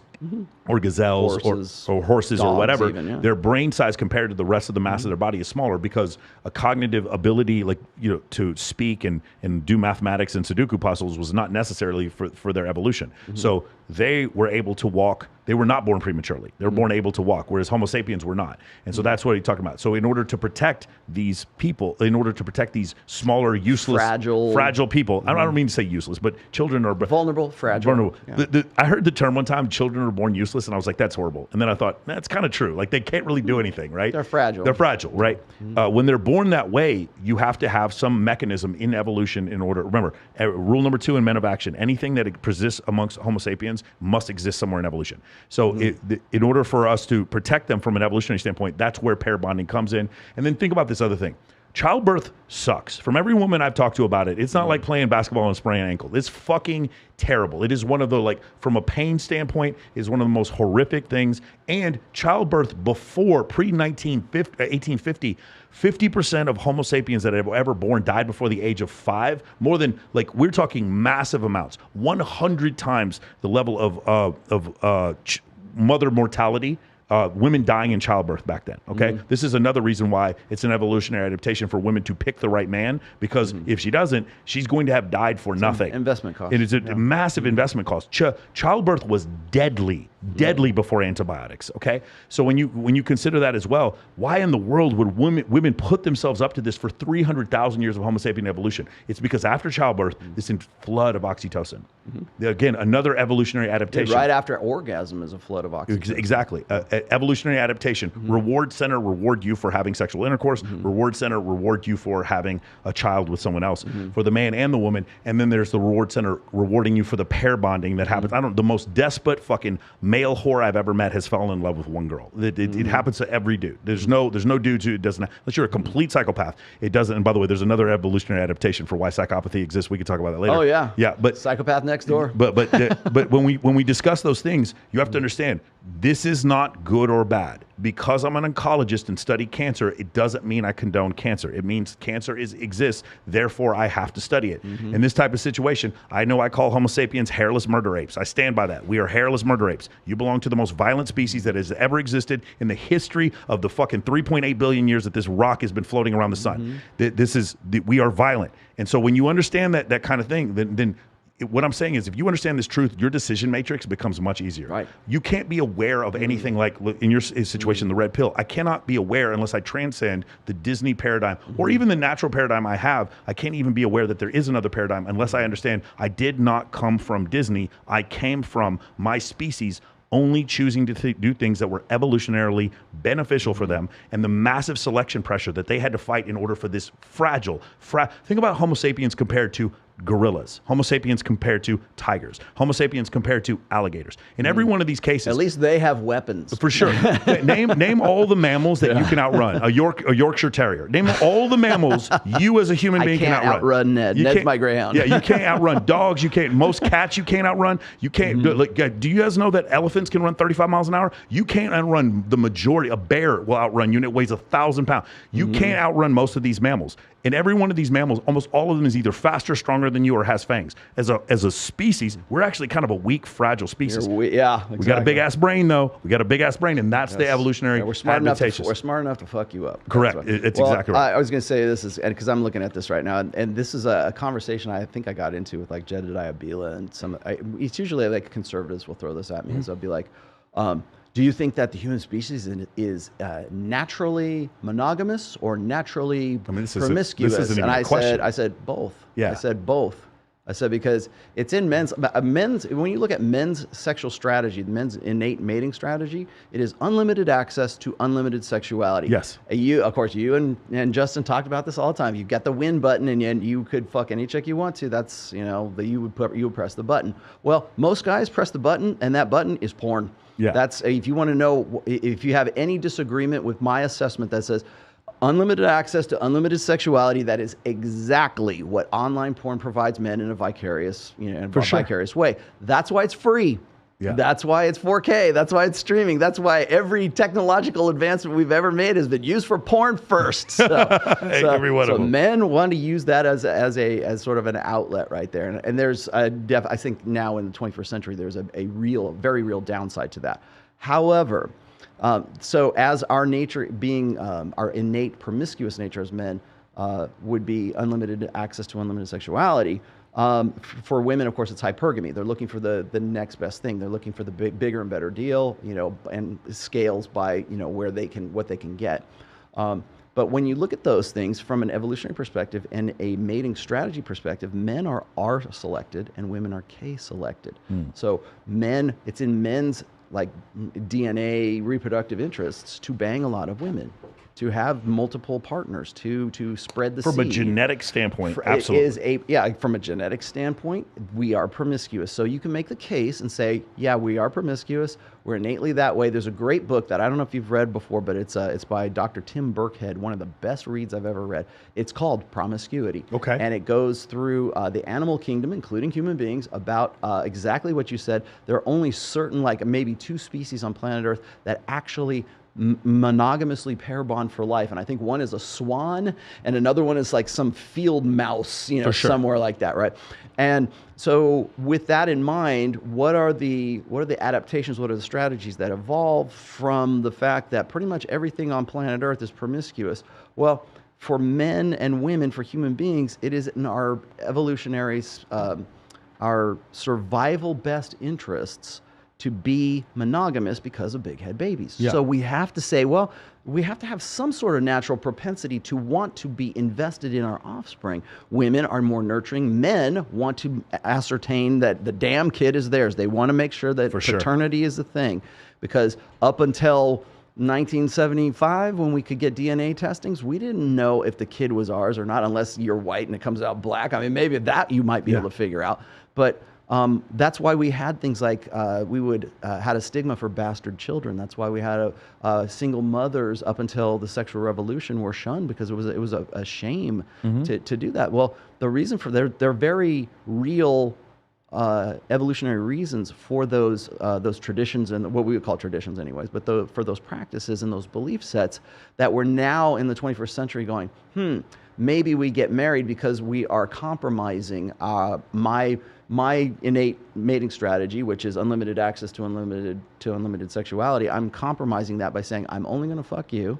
I'm only going to be married to you. I'm going to protect, provide, and be parentally invested in our relationship. So I'm going to give up an aspect of my mating strategy. And the deal is this: I have to be the one that you're fucking. You're only fucking me. I don't want to know that there's been any other penises in you, like you were saying, right?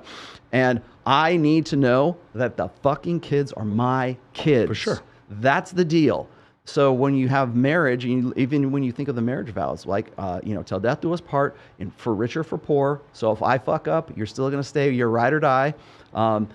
Forsaking all others in sickness and in health. And you look at all the traditional marriage vows, those are like insurance policies against some very real evolutionary realities that could happen. Yeah. I tell my friends, do you have to pass laws in order to get people to eat carbs or fat? No. Do you have to pass laws in order to get people to go to sleep? No. But in Saudi Arabia, if a woman cheats on her husband, what happens? She gets stoned to death. Yeah. So again, if things were a natural state of Homo sapiens, you don't need to stone people to do things that are natural. The real answer is Homo sapiens live a life of polygamy interspersed with periods of monogamy. That's generally what happens. People get married, have the starter. That's why they call it a starter wife. We do what's. I mean, I've been married to my wife for 26 years. Yeah. I've never cheated on my wife. Okay. Yeah. I have a notch count of 41 women when I was in my rock star 20s. Okay. Sure. So, they always say, sow your wild oats, get it out of your system, Sure. kind of thing, and then women now have the hoe phase, so they're pretty much like have become the men that we used to be, I guess. So women think that for, what's good for the goose is good for the gander, because we believe in this blank slate bullshit where it's like, if a guy can do it, then I can do it too, right? Well, no, there's consequences and there's downstream evolutionary consequences to that, but we have conditioned ourselves to sort of to believe that we're above that, or we evolved above that through social constructionism, and through the blank slate, and really through emotionalism. And people know this is a quote from me as well, is that if you kick out the legs of emotionalism, social constructionism, and the blank slate out of any like woke ideology, it crumbles, it falls apart, it just absolutely collapses. Because if you have to give an objective, empirical definition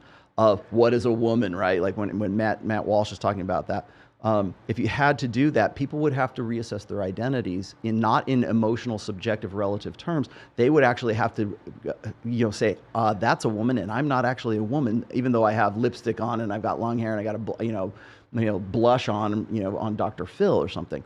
So that questions and puts into question a lot of ideologies. If you can say empirically, you're not a woman, you can't give birth, and yes, there is a genetic component to gender. I don't give a fuck what you say. I can show you the studies for that. You can look at the 4 laws of behavioral genetics, and I can show you that right now. But so when you encounter a woman who's saying, or a teacher or something advocating for gender reassignment surgeries because you were born the wrong way, you're born the wrong gender, or gender is a social construct. I'm like, well, if gender is a social construct, then why do I need gender reassignment surgery for that? Why do I need puberty blocking drugs for that? If it's just, and when you put that kind of, those belief sets in the light of empirical data, they fall apart, they just crumble. Sure. And when they crumble, what happens is people are so ego invested in it. They live their entire lives. They've developed their entire personalities around that. That when you present them with that data, you get canceled, just like Andrew Tate. We don't want to hear what you have to say because we're happy in our little cocoon. If someone over the age of 18 wants to change their gender, I support that because I'm a U.S. military officer and we're supposed to support and defend the Constitution of the United States, and that's your expression. I have no problem with that. I have friends that have done that. I don't have an issue with that whatsoever. However, if I express to you, hey, just to let you know, even though you have changed your gender, you still have an XY chromosome. If you feel like what I said is hateful, there's a problem. I'm not going to respond with hate, but here's the problem. Where does this stop? Because now you denying that you have XY chromosome, like you are biologically still a male. What happens now is, what else do we deny? Why do we even believe in evolution? Okay, now we don't believe in evolution. Now there's other biological constructs we don't believe in.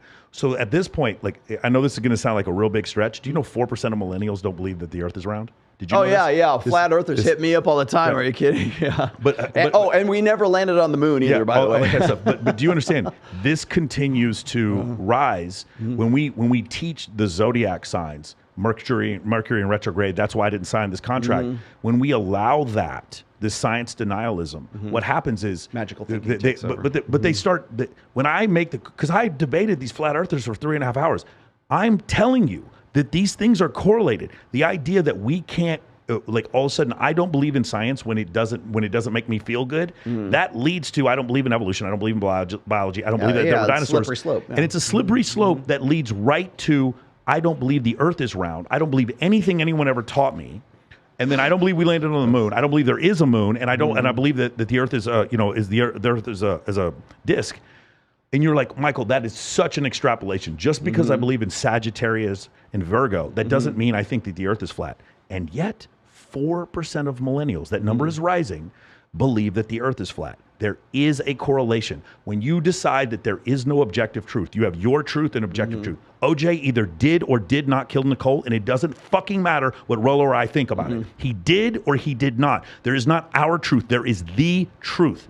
If you cannot identify the truth, the problems start coming from there. And now I have family members who teach their children, teach their children that biology isn't real, evolution isn't real. And I'm just thinking, like, now I got family members who can never get a job in any scientific field because we've chosen to do this. And so that part is scary to me.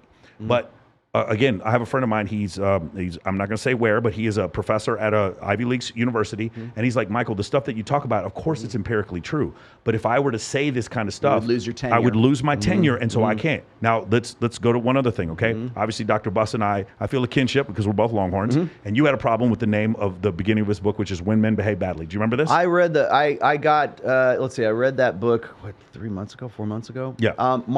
So my problem with is and Dr. Buss is just one of these guys. By the way, I could also make a case for Jeffrey Miller. I could make a case for even who I really admire, Steven Pinker. A lot of people hate him because I think he was on Jeffrey Epstein's like photo list or some shit like that, right? When he wrote The Blank Slate, I thought it was absolutely brilliant. Also, I often quote Dr. Marty Hazelton. Yes. She's a evolutionary psychologist who really she's put her mark on the map for ovulatory shift, right? And so she's hated by feminists because she exposes like the nuts and bolts of female nature and the ovulatory cycle and everything else and the behavioral aspects of that. They hate her, but yet in her book Hormonal, she'll still try to get her feminist street cred. Right? She'll be like, I'm really a feminist. I'm really for women's rights and everything. But here's the studies I have, and they're kind of unflattering, and then try to soften sugarcoat the data. So when I see some, or even Dr. Hector Garcia wrote a great book called Alpha God. I suggest you read. That's one of my favorite books of all time. Even Dr. Hector Garcia, it's the same thing. I have such a respect for them as statisticians, as research guys, as of collecting the dots. But connecting the dots is something they don't want to do, because if they do, they will lose their tenure. If they go out and they become in any way popular, saying, or even I think it was Steven Pinker has done TED Talks where he said, men and women are different. Here's what the data says. Men are interested in things and women are interested in people. The reason the gender pay gap exists is in the collective, in the whole, is because women choose these careers, okay? Because they are they have a natural proclivity to want to get into careers that are people careers, because the women are more interested in people and men are more interested in things. And so that was just one aspect of a whole bunch that he went into. Very long, very great dissertation that he gave. I believe it was a TED Talk at a college or something. And then at the end of it, it's like, but I'm still a feminist, and please don't cancel me. Right. Essentially, was the sort of the disclaimer at the end of it. And I'm like, these guys can't say what they need to say, what happens is they try to force fit the data to fit their ideological mold, or what their personal lives mold is. So I love this discussion. Satoshi Kanazawa, do you know who he is? The guy who wrote Why Beautiful People Have More Daughters. So I text him, we email every once in a while. Satoshi Kanazawa was canceled. He's now in Europe. Fantastic evolutionary psychologist. He was canceled and he's probably going to be upset that I'm even bringing him up right now.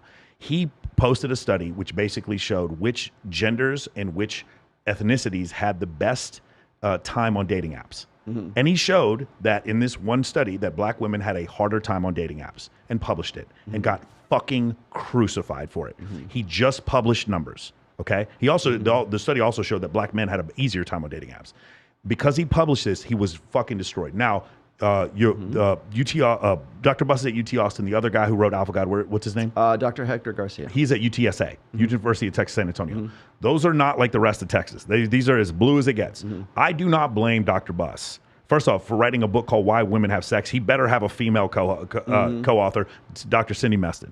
Number one. Number two, I've been on that West Mall at UT Austin. Bro, they are liberal as shit. So I understand. I want Dr. Buss to stay as a professor at UT Austin. I think his laberatory is useful to the world. I use his stats and research all the time. His laboratory is useful for the world. If he's got to say whatever he's got to say, I love David, so I'm all for it. So I understand. And also, the name of the book is Why Men Behave Badly. If you go into the book, they go deep into why women cheat. It is not a one-sided book. That's the first thing. Second thing, I totally understand the first chapter. He goes hard on incels. He goes hard on the manosphere, so I totally understand where that came from, too. And I asked him about it. I don't know if you saw my interview with him. I specifically talked about you. I asked him about specifically, like do you understand a lot of the seduction community, red pill, manosphere stuff revolves around your work? And he's like, I didn't know anything about this. He's like, this isn't really my battleground. But his work, he's one of the most cited professors in the world. There's a study, I can't remember which magazine came out. He's the 19th most influential psychologist on the planet To me, that's only because people don't understand evolutionary psychology. To me, he's won. He's made a statement on my podcast that You have to actually read. Yeah, for sure. He made a statement on my podcast that I stand by. I'd said this previously, but he put it better. There is no such thing as a non-evolutionary psychology. Yeah, all psychology is evolutionary. There is no such thing as a non-evolutionary psychology. And so it's I like David personally, but in addition, I think his work is so important. It is because here's the problem. When you're like me, I'm a political moderate. When you're like me, the right hates me because they don't like evolution, and the left hates me because they don't like gender roles. Evolutionary psychology has gender roles in it, and it has evolution in it. And so, I'm damned either fucking way. And so I understand. The right hates me because I'm about evolution, and the left hates me because I'm about evolution. Exactly. Well. Yeah. Exactly. So that's the thing. There's no political dogma here, right? You guys have heard me criticize Biden and Trump on this podcast. So that's the thing that I thought was just really interesting about that. The first thing in the first book you wrote that really hit me, I wrote it down, I still have the notes on this, is there's no such thing as a soulmate. I don't know if you've heard me talk about the soulmate. The soulmate thing. But how about this from a statistical standpoint? It makes no sense. How about all the people we had? From a religious standpoint, I can prove it scripturally. It doesn't make sense. But again, we had Nick Santonastasso on here. He's missing. He was born with missing 2 legs and 1 arm. Right. He only has a left arm. He was born that way. He's dating a huge social media influencer right now. Now he's in a unique position, but there's a lot of people born with deformities. I see him all the time. Everybody goes, "Doesn't that disprove your theory?" Yeah. So this issue. No, but my point is, my point is, there's so many people born. If you're born with spinal bifida, I don't know if you guys know what this is. The lower spine does not form correctly, and so there's a flooding of spinal fluid that has to be dumped back into the brain. And these children usually don't live past the age of 17. Don't tell me they have a fucking soulmate. They don't have a soulmate. They were born with a deformity and they're probably going to die. And that's fucking sucks. Okay. There are children born in third world countries that die virgins, that get blown up when they're young, hunting for diamonds.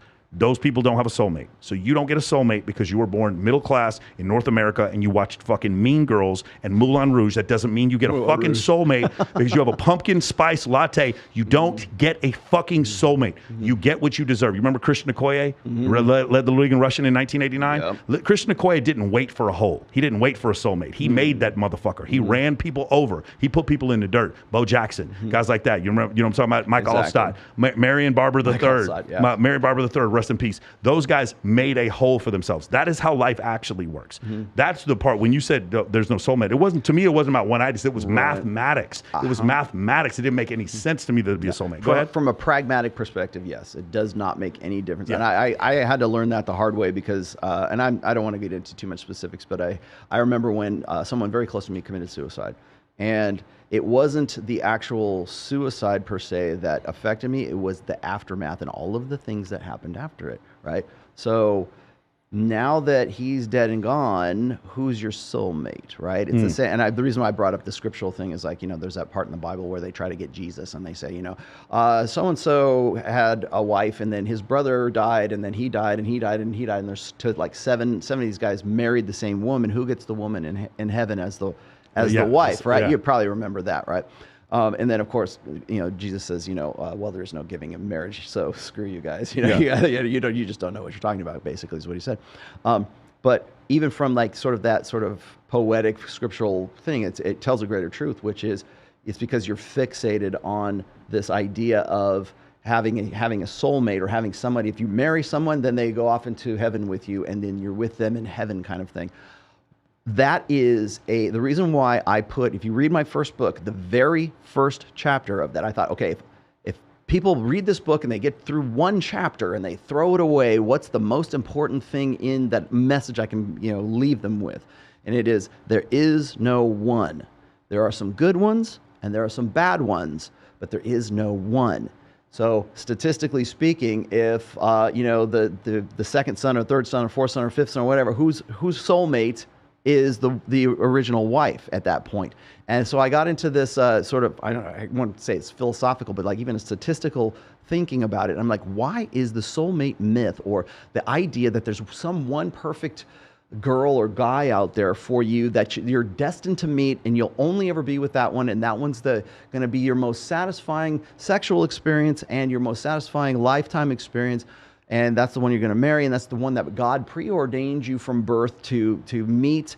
And you'll have women who are 45, 50 years old who are saying, I'm still waiting for the Lord to give me the one, you know, and what it is, I think it's the single most damaging mythology that we have ever perpetrated on humanity, because like I said, there are, like, I love my wife dearly. Is she my soulmate? Yeah, okay, fine. You can make a case for that. But the thing is like, there are a lot of other women who you can click with, right? There are a lot of other good ones out there. And just because you didn't get with the, you know, Susie at the homecoming dance and you thought she was your one, maybe, you know, it's not that you can't develop and build another relationship. It really comes back down to is it's a mythology that we have perpetuated really since, it's called the romantic ideal. If you read my religion book, there's a whole chapter on it.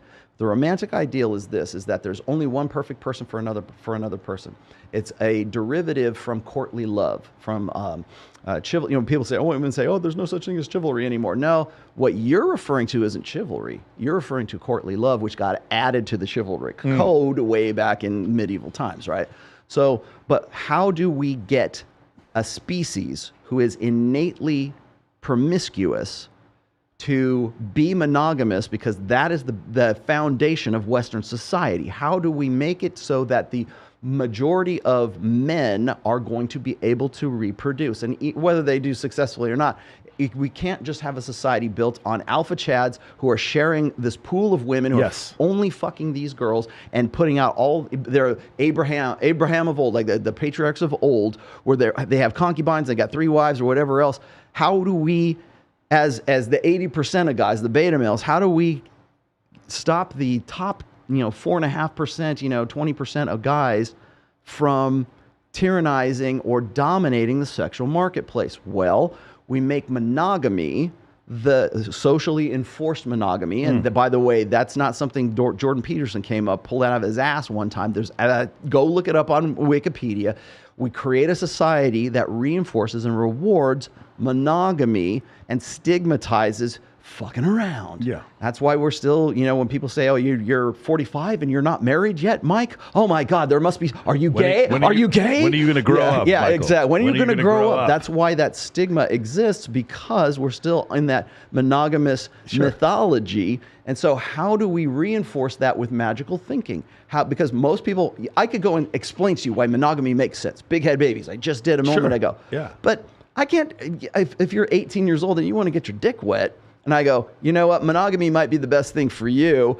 And if I can convince the alphas to do that, and I convince all this, the vast majority of males to believe that God said that monogamy is the only way you're going to be able to, that's the only way you're ever going to have sex. Well, now we take that and we build upon that. There's religious mythology, and then there's secular mythology as well. The soulmate myth is secular mythology that reinforces monogamy as an ideal, to say there's only one for you. And you'll have this one beautiful, we hear it in 80s power ballads, we hear it we see it in Disney movies, we see it in romantic literature. Hell, even Katy Perry had The One That Got Away. You want to know why the alpha widow dynamic is so endemic for women? Is because of the soulmate myth. Sure. He's the one. I really feel he was the one. I'm going to divorce my great husband who I had 3 kids with, and I'm going to go and Sex life. Stella got her groove back, man. Yeah. Eat, pray, love. I'm going to divorce this loser, and I'm going to go back and see if I can find the one. And really what she's saying is, she says, I want to go back and have a good time with the alpha chad that I fucked in the foam cannon party back in college, but I got to have a rationale that says I got to leave this perfectly good guy with 3 kids so I can go to Jamaica and find some dick swinging dude to go and have. That's my one, right? I got to go to how Stella got her groove back. It's what we call divorce porn, right? Convincing women that it's okay, and they're incentivized to divorce the guy for cash and prizes, and they're going to get a better dude, because right before, it's called sticking the landing, right? Right before they hit 40, so they're still hot enough to get the guy that they think is their soulmate from way back in the day. In 2 weeks, I am actually going to be in a foam cannon party in Jamaica. In Jamaica, Paradise. And I will be taking videos and sending them to Rollo Tomassi. 100% I'm going to be doing and Mike Tang, you better be in those videos too. Yeah, for sure, Mike, for sure. No, I mean, go back to what you said before, like when we talk about the divorce, people wanting to be with somebody forever, monogamy as a social construct was something that happened because we wanted, again, you understand this idea that we pick who we marry for the first 2,000, 3,000 years, let's say marriage is 11,000 years. Let's put it with the Sumerians. It's 11,000 years old. We're taking two groups of wealthy landowners and marrying their children together. And now we have a tax-free ability to transfer wealth, and we keep them together, and we make sure that genetic line works. This idea that they fell in love with each other, we're talking the 16th century, maybe, something like that, Romeo and Juliet. It was before the romantic ideal. Yes. Shakespeare. It was before. It was before the idea that that it was men's chivalric duty to defend milady's honor. Like that was a reason to have a joust, right? Yeah. That was a reason to have a duel. Did you ever see that movie, The Last Duel? It was basically over, okay, well, I don't, spoiler alert, but it was basically over a rape, essentially, is what it was, and defending milady's honor kind of thing. And it was a fascinating, it got panned, but it was actually a fascinating story, because it's a true story. It was a real story. And so, like, looking into, like, how we did things with respect to, like, you know, defending milady's honor, and like, you got to remember, like, right then, that shit was new. It was a new concept for them to do that kind of stuff, and to like really get so pissed off that you would kill another man for the honor of, you know, for the honor of a woman. Have you read The Murderer Next Door by Dr. David Buss? No. Like something like 78% of murders are men killing other men over women. Oh yeah, yeah. Oh, what was it? Is it Claire Lehman who said? I think some of her stats were, something like that. 90 some odd % of deaths, or violent deaths between men in the past, were over sexual access. Yeah. So I was just going to say is that the idea of monogamy as a social construct, or it serves a purpose. I'm not against monogamy. I'm not against like spinning plates. Clearly, I'm not against necessarily promiscuity per se, because I understand that it's part of human nature. But I think that for how do you build a society? How do you build how do you organize a society in the most efficient way? Well, how are you going to have all these horny motherfuckers running around, you know, wanting to get laid? And you're saying, well, you can only get laid if you have a dowry and if you have like 7 heads of cattle. But you know, Ibn Fadlan over here can have 4 wives, and that means 3 of you ain't getting any wives. And that is going to be something that's going to, you know, cause a lot of violent deaths for sexual access. Yeah. So when you look at countries that are primarily based on polyamory or polygamy, you'll see that they are far more violent. Yeah, we're talking about Middle Eastern countries where that's why the Arab Spring happens, right? Because you have all these guys who are between the ages of 18 and 29. They got no prospects. They can't get laid because they're not supposed to get laid, because they don't have a job and they can't marry anybody. And so, are they going to rebel? Are they going to go fuck things up? Yeah, the likelihood is there. The probability is certainly there. So when I look at things like that, I gotta sort of balance or reconcile human nature as promiscuity versus monogamy being something that organizes society. Because when you look at like Western society, the success of it being founded on socially enforced monogamy, it provided at least the idea. There's a soulmate out there for me. Sure. I'm Quasimodo, and I might be able to get that cute little girl to come into the bell tower with me. Like, that story means that there's someone for everyone. Like was it Kenny Rogers? You know, the coward of the county. There's someone for everyone, right? That narrative gets replayed over and over and over again, to the point where we say, okay, well, that's the proper way, the right way that we should be doing things. We don't really understand, we don't question the mechanics behind that. What's the latent purpose of that? But we will have this very big discussion about why you shouldn't be banging a whole bunch of women, because it kind of goes against the idea that there's someone out there for me. And if you're fucking all these chicks, one of those chicks might have been my soulmate, and you fucked her up for me. That's and now I got to untangle her head. And I think I did a show called Licking the Ice Cream, right? It was Hafiz from the Roommates was talking about like how guys would go into an ice cream shop and they would lick each flavor of the ice cream, you know, like each one of these is a chick, right? And so when you get in there and you find out that all these flavors, you know, you want to pick a flavor, and suddenly you look and see some other dude has been licking your ice cream kind of thing. It goes back to the alpha widow dynamic. It goes back to the idea that now if guys who are alphas who can break out of that monogamous, socially enforced monogamy, right? If they can break out of that, or if we have like some social imperative that says, yeah, go ahead and fuck around, right?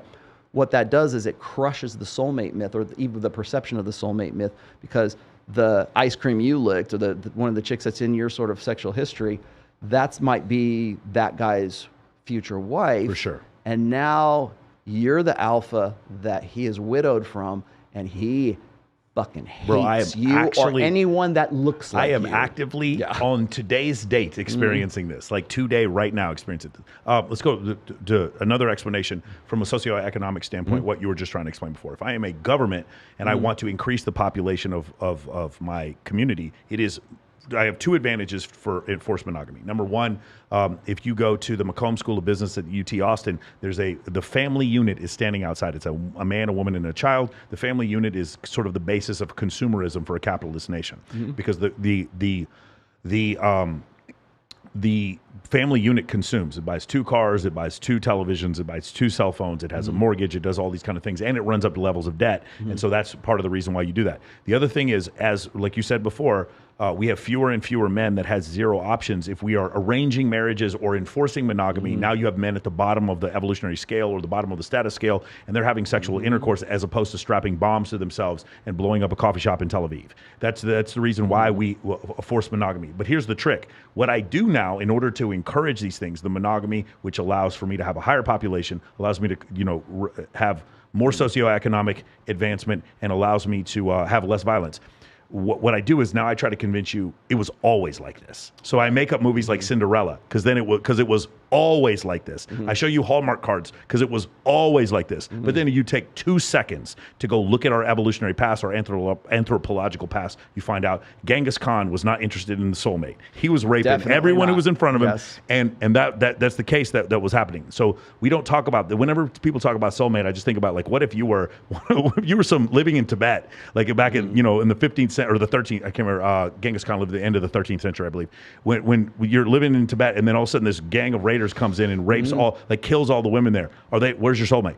Which one was your soulmate? Which one was your soulmate? I'm sorry, that one did, or this one did? This one. Which one was your soulmate here? 60 million people dying in 1919 from the Spanish flu. Which one of them was your soulmate? Did they all have soulmates? The little kids who died? Like, again, it's just when you use a mythology that's used to reinforce socially enforced monogamy. I would just rather know the truth. Yeah, exactly. Yeah, exactly. And again, here's the main question, the big question for the red pill. Would you rather be happy or would you rather be know right? The truth? Yep. I tell people, when you join a MOA, you paid me for the fucking truth. If it makes you unhappy, I'm sorry. And people outside of MOA or people who don't watch my podcast, I don't care if you know the truth. You get to learn the truth when you come on here. That is my responsibility. If it makes you upset, don't watch. But you're only going to get things that very rarely do I express opinions on here. I express things that are based in science, or either it's something anecdotally where I've seen numerous people experiencing. It's like banging your head against the wall too. Because I tell you that every time I try to make this a point. It's like, when people come at me and they have criticisms of the red pill, one of the most common one is, well, first of all, they're arguing from a position of ignorance. They have no earthly clue what I've said in the past, who the fuck I am, never read my book, don't care. They just heard a few, 30-second clips. Andrew Tate has talked about this as well. It's like, that's your total assessment of who I am in this capacity. I've been doing this for 20 some odd years. So I can't expect everybody to be 100% up on everything I've ever done. However, I've always expressed this, is that the red pill is not an ideology. It is not a philosophy. And that's the first thing out of anybody's mouth, because they can't interpret it or can't process it in, well, really anything, but like the red pill in particular, because it conflicts with a lot of their beliefs. But they can't interpret it through any other lens than philosophy, ideology, or belief, or religion, or whatever. Like, it's a cult. Rollo Tomassi's a cult leader. It's like, no, dude, I am connecting dots. And you can tell me what you think about those dots. Am I equipping guys? Am I helping guys with giving them the tools to live a better life? Yes, I am. I hope I am. I hope I'm saving lives by giving you access to information so that you can go and build a better life. But it all comes back to one thing. Would you rather be happy or would you rather be right? Yeah. And so I don't deal in shoulds. I deal in is. And so when people say, well, the red pill philosophy is this, I like, click. Because if you say philosophy, I already know that I'm dealing with a guy who's seeing this through a filter or a lens of belief. And the reason why they do that is because they can't see it through any other way. But also, if they can say, or they can turn the red pill into a belief or a cult or a philosophy or an ideology, then they can attack it in the same way as we would attack like social constructionism or anything that the woke wants to make subjective or relative. Now it's a belief set. Now you're a televangelist. Now you're a cult leader, and that they can argue with. They can't argue with the facts. They can't argue with empiricism. They can't argue with objective reality, but they can say, well, it's an ideology, and I can argue against that. Yeah. You're a really bad man, Rollo. When Johannes Kepler came up with the laws of planetary motion, that was not an ideology or a philosophy. And then later on, when Isaac Newton came up with the laws of motion from Johannes Kepler's observations, that is not a philosophy that he came up with. Those are laws of motion. Later on, the laws of thermodynamics, that is not a philosophy. Evolutionary psychology is not a philosophy. Evolutionary psychology, psychology. And again, a lot of people are like, well, why should we trust these studies? I'll give you a couple reasons. Number one, most of them are done anonymously. Like, for instance, why women have sex, the women are surveyed anonymously. And number two, and this one I really love, when you look at people's porn searches, when you look at people's Google searches, you actually get a much truer understanding of who they are and what they believe in. And so there are different ways of surveying these people. But the problem is, what should happen is, if any of these evolutionary psychology studies are incorrect, they should be falsifiable. And what you should do is have an alternate study that shows that they're falsifiable. And that never, ever happens. The best way, Dr. Buss, or actually it was Gad Saad who said this, evolutionary psychology is falsifiable and has never been falsified.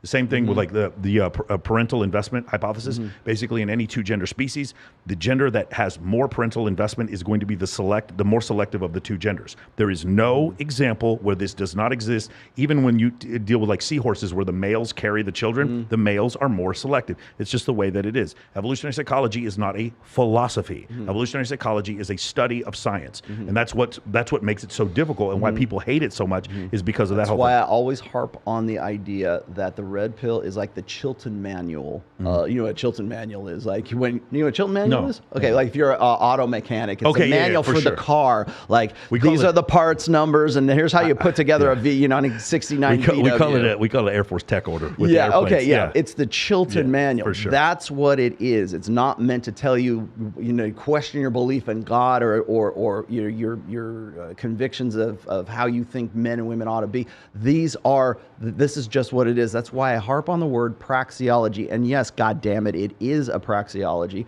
and it is based on empiricism. And what happens is people, when they look up praxeology, they think of it in terms of economic terms. Because I do know this, but if you go back and you look at the original definition of praxeology, it is the study of human behavior from the perspective that human behavior has a purpose and has a function behind it. What's the latent function? Intersexual dynamics. That's why I call it a praxeology. For sure. Intersexual dynamics has an economy to it. Obviously, there is a supply and demand, so it is an economy. Like, I don't have a problem with that. There's only again, as I make more money and I get more social media followers, you'll be shocked. I'm let you guys know this. More women seem to want to date me. It's fucking crazy. I don't know how to explain it, but it seems to happen because it is a function of economics. Crazy how that happens. It is crazy how that happens. Let's talk about this. And the more jacked and juicy you get, it's crazy how that happens. Let's talk about this.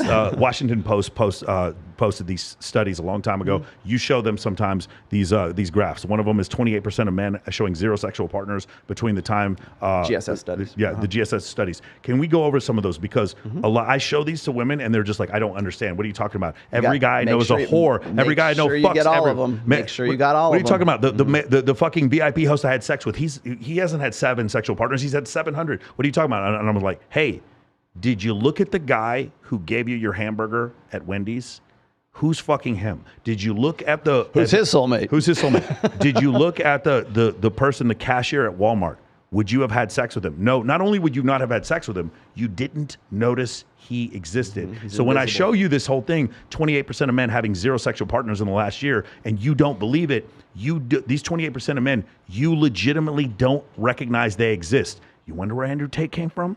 It's because you ignored that they existed. Let's say everything Andrew Tate says is wrong and everything red pill is wrong. Let's just play devil's advocate. All of it's wrong. You think that these people just don't exist? You're going to wave your hand as a feminist and be like, well, fuck you, I don't agree with your opinion, therefore you disappear? Do you think they disappeared? Do you think that they don't have internet access? Do you think that they don't vote? They have no economic guidance whatsoever. Do you think that they don't have feelings, that they don't have testosterone, they don't have muscles, they don't have the ability to work, the ability to type? Sounds a lot like female solipsism, doesn't it? I mean, it's just a situation where like you have to admit that they existed. Now, let's go over these studies specifically. The one had to do with virginity, 27% of men. What was that? It was like between the 18 and 30. What was? Do you remember those studies? Okay, so the study was between, I want to say it was 2008 and 2018. Yeah. So, and it was part of the General Survey study, which is like an American. So this is the United States here, okay, and it corresponds with the census at the time as well. So they take that every 10 years, as we know. So the stats basically show this is that it was like 28% of men between 2008 and 2018 are literally having no sex, zero. Like no sexual partners, and it has astronomically risen since about 2010. Well, 2007 is when you first see the hockey stick spike, and that is the year that the Facebook app was introduced to the iPhone. It's also the year when white women started taking antidepressants at astronomical numbers as well. If you look at the spike in that, and what I've done, by the way, I have used that. Everybody in the manosphere has used that. Yeah. That stat. But what they don't do, that's one data point. Yeah. Okay. You have to take those data points and you have to like correlate them with other data points. So even from the same study, you can see that, and that's just 18 to 29. If you go and you look past 29 up until 45, men are still having less sex, even in those other demographics. We don't care. Once you're past the 29 demographic, who gives a shit, right? But we see that, and we see that astronomical spike because those ones are the people those are the guys who are going to have the Arab Spring, right? But then when you look at women, and you see that it's jumped just a little bit. They're having less sex, but not nearly as much as like young men in the same demographic cohort, right? So when you look at that, how do we correlate or how do we interpret that one data point? I interpret it as this, is that we have, of course, we're in a social media environment right now. We're in a sexual marketplace that is globalized sexual marketplace. Yeah. We can literally see statistically hypergamy right there. Okay, so what happens is it depends on what your ideological bent is. So when I have heard like Matt Walsh or PragerU report these exact same numbers, you know what they're saying? Oh, it's because young women are fucking older guys.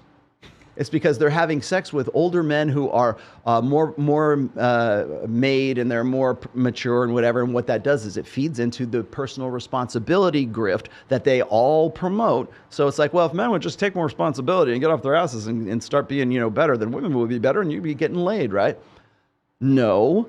Women are sharing the hot alphas is what the fuck they're doing. Yeah. How about we talk about that? You'll never hear that from Dennis Prager. You will never hear that from Daily Wire. You will never have that correlation made because it is unflattering to female nature. And we all think that to solve men's problems is to pile on more and more responsibility for those guys without having any authority in that as it is. But still, it points a really ugly finger at hypergamy being true. Here it is right here.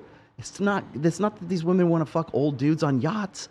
They're fucking guys, and they're sharing that guy. Yeah. So we're and I made this point before. We were talking about promiscuity, and that's where I did the show on Tim Burkhead's book, and I talked about this. I said we're at a stage right now in society where women don't need men. They'll say this. Okay, sure. I don't need no man. I make my own money. I'm walk like the boss and talk like the boss. And they're very proud and very it's hubris is what it is. They get to that point. And they say, I don't need no man, but I want a man. Okay, what kind of man do you want? I want the guy who looks like Andrew Tate. I want the guy who looks like Jason Momoa. I want the guy who's going to give me the highest, hottest fucking sex I can get, who is the apex alpha, and hopefully I'll be able to lock him down. But if I can't, I'm more than willing to share that guy, either directly or indirectly, whether I cop to it or I don't. And so what you're seeing right now is you're seeing a reversal and a sort of a return to polygamy, but it's not men that are doing it. It's women who see that as the only choice for the men they want to get with because they don't need those beta men who are in that 28% right there. They don't need those guys anymore for provisioning, protection, or parental investment because either they've got a college degree, they've got a business degree, they've got a business themselves. They've pretty much settled, or perceptually, they've settled the idea that I don't need a man for the beta buck side of hypergamy. So the only thing that's left is fucking Jason Momoa. Cannon party. So let's talk about this. Women are always shocked whenever I bring this up, right? The average North American male has had 7 sexual partners in his entire life. So let's just let's look at this from a statistical standpoint. We know that first 28% of men are at 0, right? And then when we get to the average, the mean, we're at 7. So let's keep graphing this out. Now we're at 7. Let's just say this top 60th percentile, we have had 7 sexual partners. Once we get to the 80th percentile, we're talking 400 sexual partners. Once we get to the 90th percentile, we're talking about like Bilzerian, we're talking about 1,400, 1,500 sexual partners. For men, it looks like a hockey stick. It literally goes like flat, and then it's a little bit, and then once you get above this certain style where you're like in the top 10% of earners, you're good looking, whatever, the number of sexual partners happens. I'm not trying to be an asshole, and I'm not trying to be arrogant. Let me tell you from firsthand experience, this is absolutely true, because I've been on both sides of the scale. It's not, you don't have a few more partners. It is unbelievably, it's 10 to 1 difference. So when you see this spike that happens, I don't blame women for this. I understand. What happens is, let's look at Amazon. Remember back in 1985, we would go to the hardware store for our hardware. We would go to the diaper store. We would go to a different store. We'd go to the nursery for our plant shit. We would go to different stores for different things. And go to Blockbuster for our videos. Blockbuster for our videos. Now we go to Amazon for everything. So we see how the internet globalized purchasing. Now we almost all go to one place for all of our shit.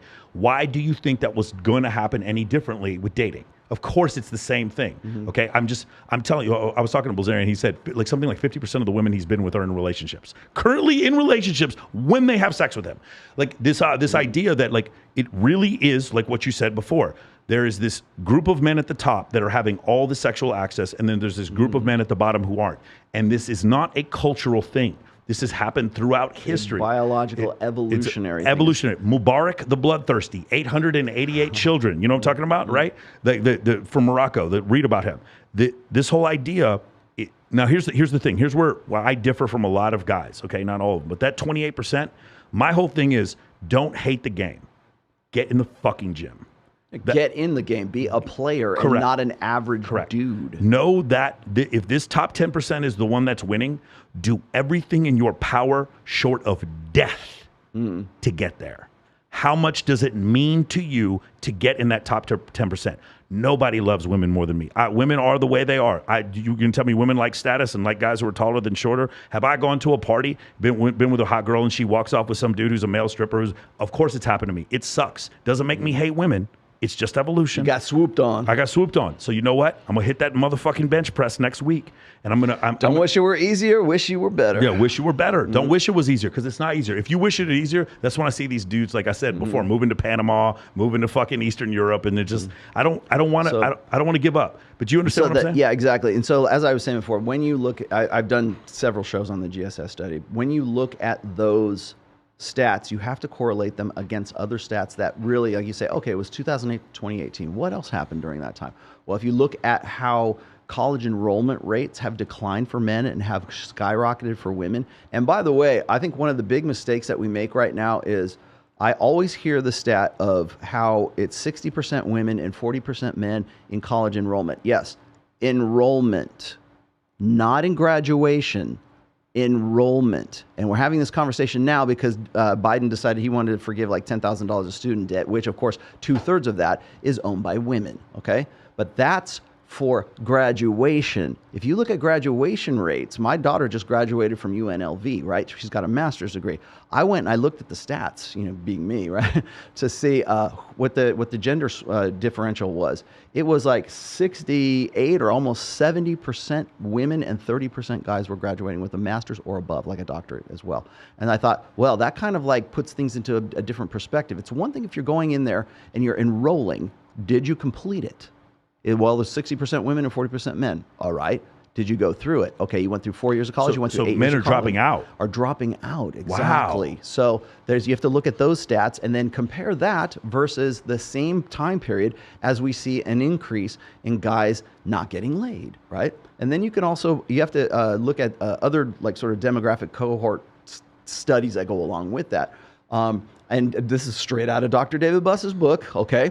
80% of men are deemed unattractive by women online, on Hinge, Bumble, Tinder, seeking arrangements, whatever on dating top things. 10% of men on Tinder are getting 63% of the right swipes, and I believe the top 20% were getting it's like something like a 78 or 80% of the right swipes. The top 20% were getting 80% of the right swipes on Tinder. So the mistake is this is that we call this the Pareto principle or the 80-20 rule, right?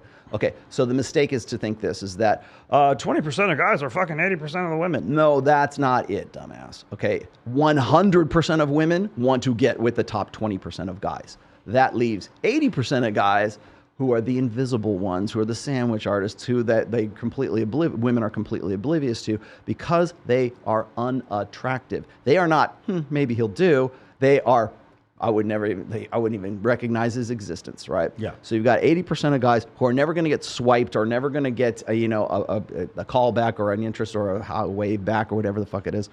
So you got 80, those are the 80%ers. That's why I always say the 80%ers, like the beta males, are 80%ers, right? So then you got the 20%ers who are the maybe. He's not unattractive, but he's not necessarily attractive. It's just like, he's interesting enough that I would want to go meet that guy. Let's see if he's got what it takes. Then there are the 4.5% of guys that women will actively... Are you talking about 2 standard deviations? Is that why you picked 4.5%? No, I didn't pick it. This is actually straight out of David Buss's research. And Rob Henderson, Steve Stewart Williams, David Buss, and I can't remember who else. Do you remember the 1 standard deviation is 68.2%? Yeah. 2 standard deviations is 95.5%, which means outside of 2 standard deviations would be 4.5%. So 4.5% of the population is also homosexual. 4.5%, there's a bunch of... 4.5% actually comes out to be a lot of different numbers in a normal distribution. 4.5% of guys are hot enough that women want to swipe and initiate a conversation with them to possibly have sex or possibly have a relationship or get a date. They are the ones that women will initiate with. So you've got the 20%ers, and of the 20%ers that might do, the 4.5% are the guys that are hot enough for women to go, yeah, I want to fuck that guy. That's the top 20% of the top 20%. And that's what of the 4.5%. That's the Justin Wallers. That's the Andrew Tates. That's the guys who are like way up top at the apex. That's you. That's the apex. At the apex. Bro, Justin Waller came out with me. Justin Waller came out with me one time, bro. And I was hanging out with these girls. I was talking, and they all just stopped and just stared at Justin Waller. Justin Waller looks like a tight end, bro. He's tall as fuck. I've been at restaurants with him and watched like just the average women go like, yes, sir. Yeah, your table's right over here. But yeah, I could tell you stories about Jay, and that he wouldn't want me to make public. But anyways, so you have the 4.5%ers, and really, when guys tell me, "Oh, I'm not in the 20%," I'm like, it's worse than that, dude. Women aren't actually actively coming to seek you. That is a data point that correlates with the other studies, right? So it also reinforces hypergamy. So when we were talking about the OkCupid studies that say, women at 23 years of age are the peak demographic, and for women, they're looking for a guy in the long term. They're looking for a guy who's anywhere between 3 to 7 years older than them, right? Okay, we can see that from old data, but we can also sort of infer hypergamy from those numbers. We can infer hypergamy from the GSS studies. We can also infer hypergamy from, I'll just say David Buss's research for those percentages. But so we see that women are gravitating towards the top apex guys, the 4.5%ers. How is that affecting those guys in the GSS study who are 28% aren't getting laid? Well, can we infer that the guys who are getting the swipes of the 4.5%, can we infer that those are the guys that maybe the women have been fucking for the last 10 years? Instead of, they must want to get with older, more mature guys who have, are more emotionally available and make up some cock and bull rationale around that, rather than just say, you know what? There's 2 sides to hypergamy. There's alpha fucks and beta bucks. And you want to know why I get frustrated with Buss or with Peterson or anyone else, certainly Hector Garcia. Why do I get frustrated with them? Because they have this mound of fucking evidence. And all the data points to what I've been talking about for the last 20 years. And like, nope, must be older guys, right?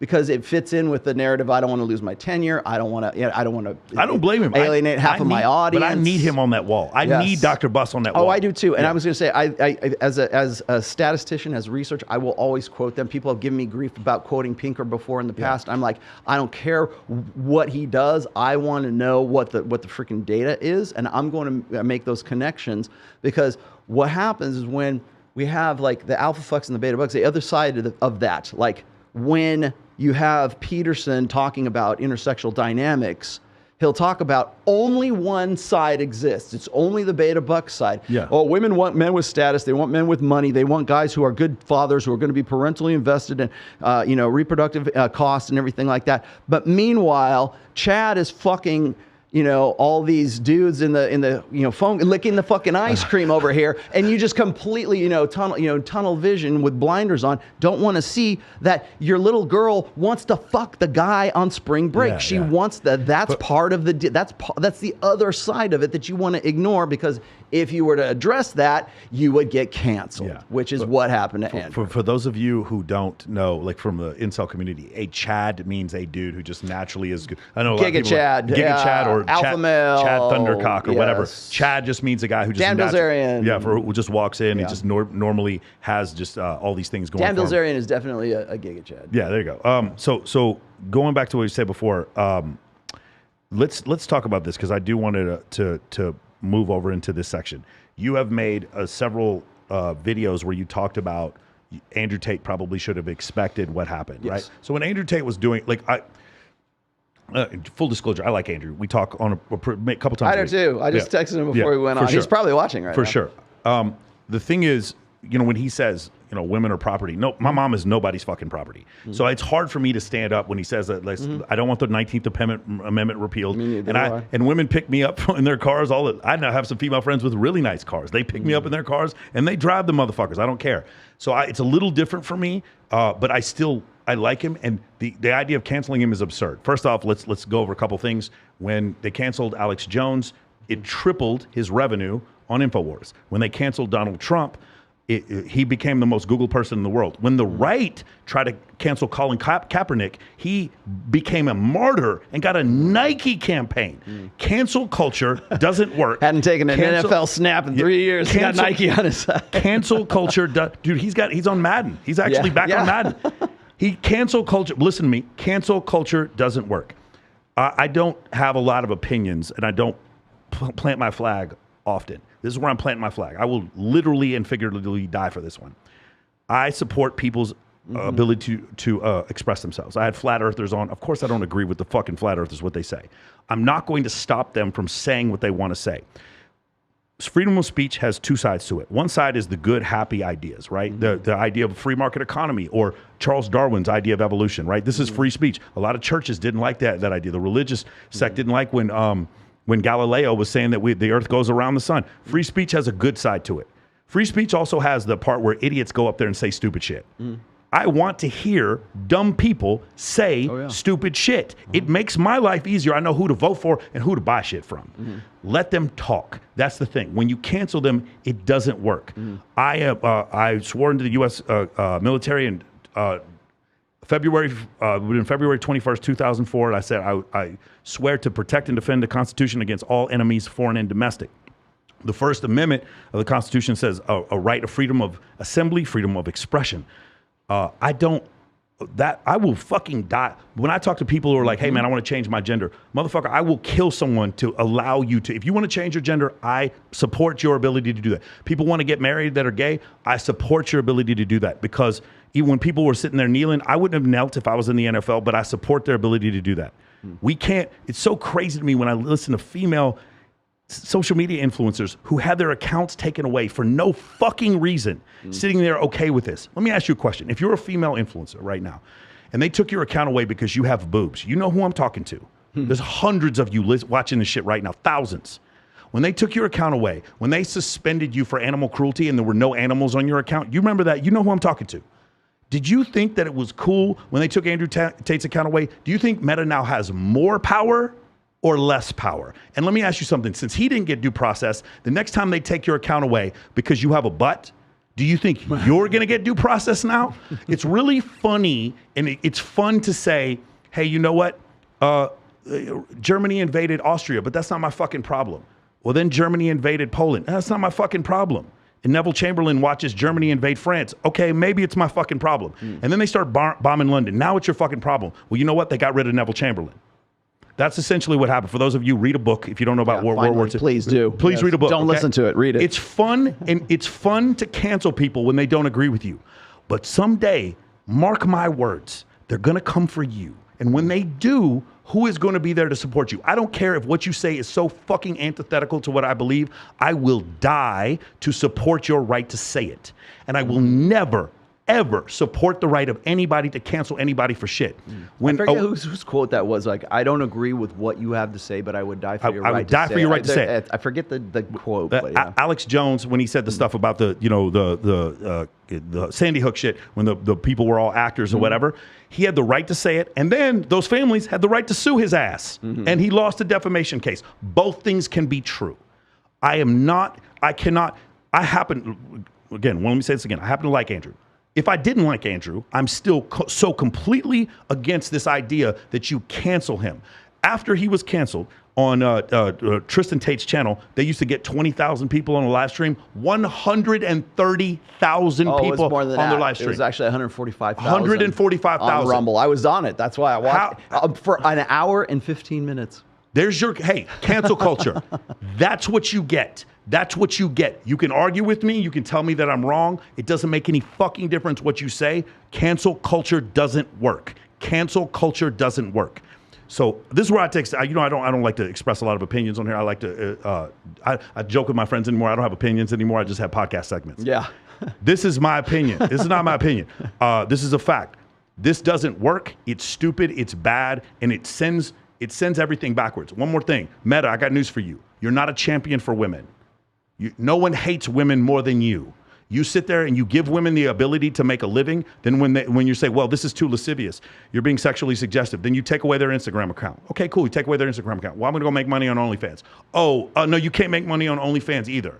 Bro, what is that? You want to talk about grooming? What the fuck is that? They can't make money. They can't make money with you. They can't make money with anyone else. Got it. Understand that. You're not a champion for women because you cancel Andrew Tate. You're a fucking hypocrite. Sorry. No, I was going to say, so I was asked, when was the last? Oh, I was on with Jedediah Bila, and we had this conversation. And I said, this is like that's the constitutional American, this is why we have free speech, but you got to remember, why is it, and where did that amendment, the First Amendment, right? Where did that come from? Well, King George was a motherfucker. That too, but it also comes from the idea, I want to say it's Hellenic, Greece or some shit like that. I'm probably going to butcher this, but the idea is this, is that the only way to test the strength of an idea is in the crucible of open debate. Open debate. And if you do not have a crucible of open debate, you will never come to objective truth. So if somebody says something that's, we never landed on the moon. Okay, I'm willing. You have the right to say that. I have the right to tell you you're full of shit. But if I can go and look at this, or the sky is blue and it's not blue, right? Whatever. You can go and say whatever the hell you want to say. And the fundamental right to do that is one thing. What you're expressing is the other thing. So, but you will never be able to come to the idea of what objective truth is unless you can have that conversation in the first place. So Andrew Tate is not the first one to get canceled. I remember when Milo Yiannopoulos got kicked off of Twitter because he said something about that big girl in Ghostbusters, the big black girl in Ghostbusters. I can't remember what her name was. It was the all-female version of Ghostbusters. They kicked him off. And that was like sort of like my introduction to it. Let me say something. I don't have a problem with them making a female version of Ghostbusters, but don't get mad at me for not watching it. Those two things. How about this? Don't cancel me for being critical of that. For sure. Right? So, but then, so now what we've done is we have subcontracted our free speech to big tech right now. That's why. So when you have the government that is in bed with big tech, that's how you get a full cancellation. Now that was just Milo. Then you got Roosh V, also got canceled as a result of that shit. Alex Jones got canceled because of that. To a lesser degree, I would say Jordan Peterson did, but they kind of like ratioed him. They kind of marginalized him. Has been James Damore. When James Damore, do you know who James Damore is? James Damore was a tech at Google, and he had put some memo out just addressing some facts about how men and women are biologically different. Get him out of here. And everybody had him on the talk show, whatever. So there's been this long history of big tech canceling people. Now, you never heard of James Damore before. I was, because he was sort of in my sphere at that time. And I look at this and I go, those are just like sort of the Bush League guys that they can kind of, ratio, or they can like cancel that guy. Now you've got an Andrew Tate who has an army.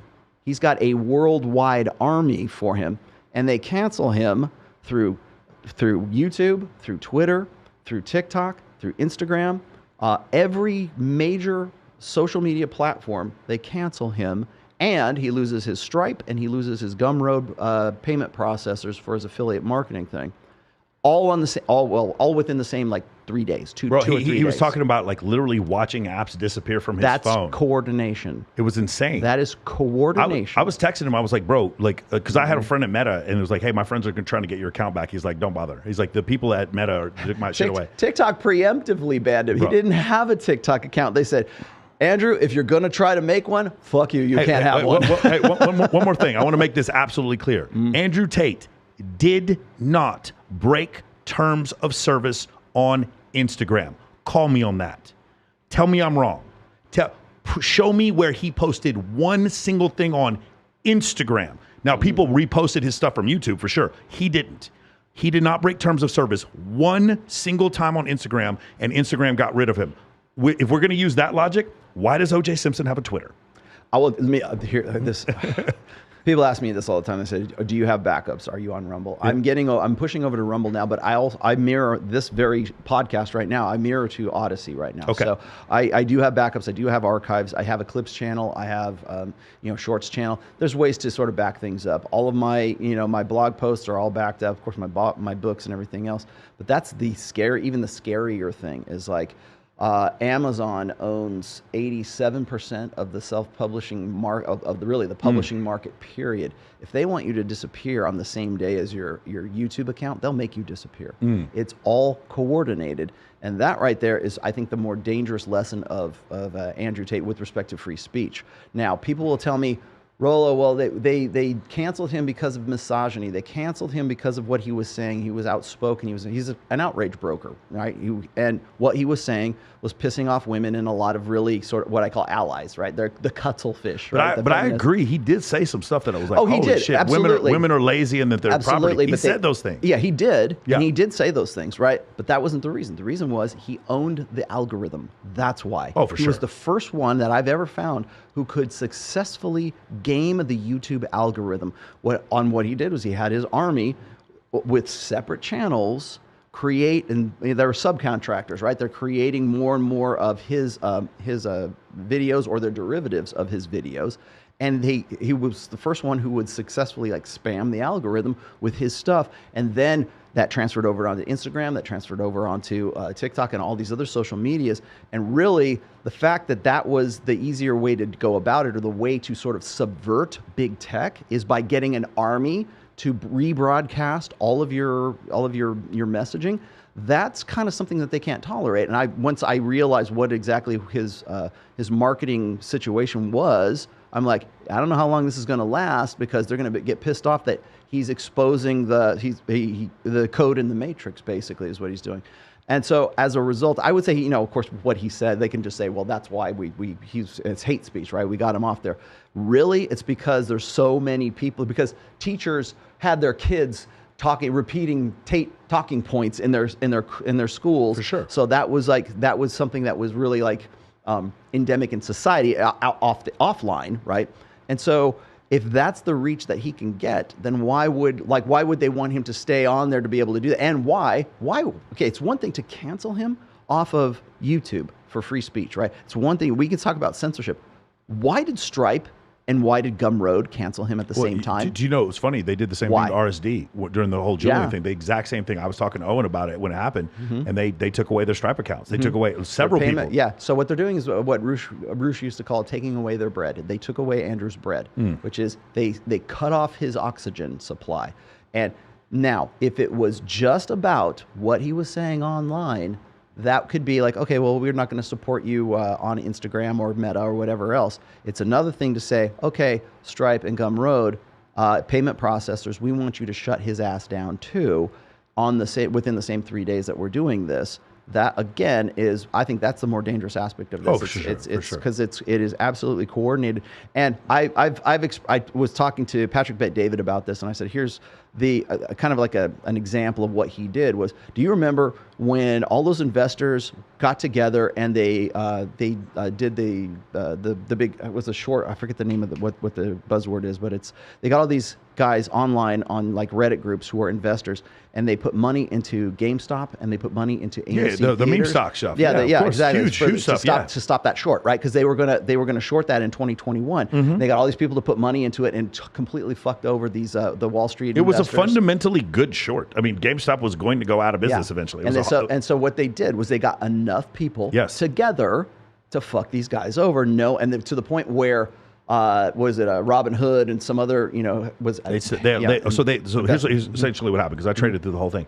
What happens is when you go long a stock, it's crazy. If you want to get rid of it, you can just sell it, right? If the stock collapses, you're generally if the price goes low enough, somebody will buy it. If nobody will buy it, at least the market makers will buy it, like BlackRock or Susquehanna or something like that.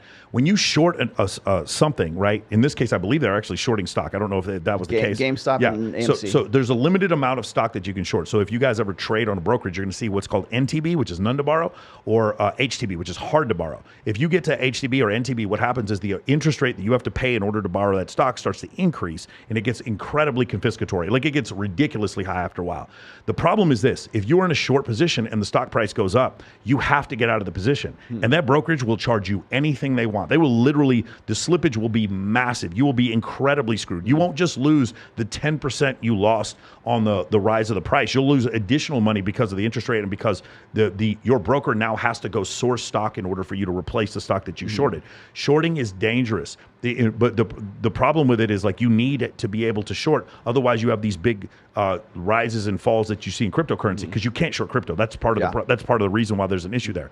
And also with the stock options, it's the same kind of thing. Like, you are on the hook, unlimited amount of, if you short stock options, you're on the hook for that stock option until the whole thing expires, and there's no guarantee you can ever get out of it if there's no liquidity, especially in smaller. Which is why when all those guys got together and said, "Okay, everybody, we're going to get together, we're going to buy GameStop and we're going to buy AMC," to the point where they were fucking these guys over so thoroughly that Robin Hood had to stop the trading for those particular stocks, right? Because they said, "Okay, well, they're gaming the system. They're playing by the fucking rules that you put out there." They just got enough guys to come in here and game your algorithm. Yes. It's exactly what Tate did. Maybe he intentionally or unintentionally, but he had enough guys who said, "We're all going to play by the rules. We all are agreeing to play by the rules together, and we're going to game the algorithm."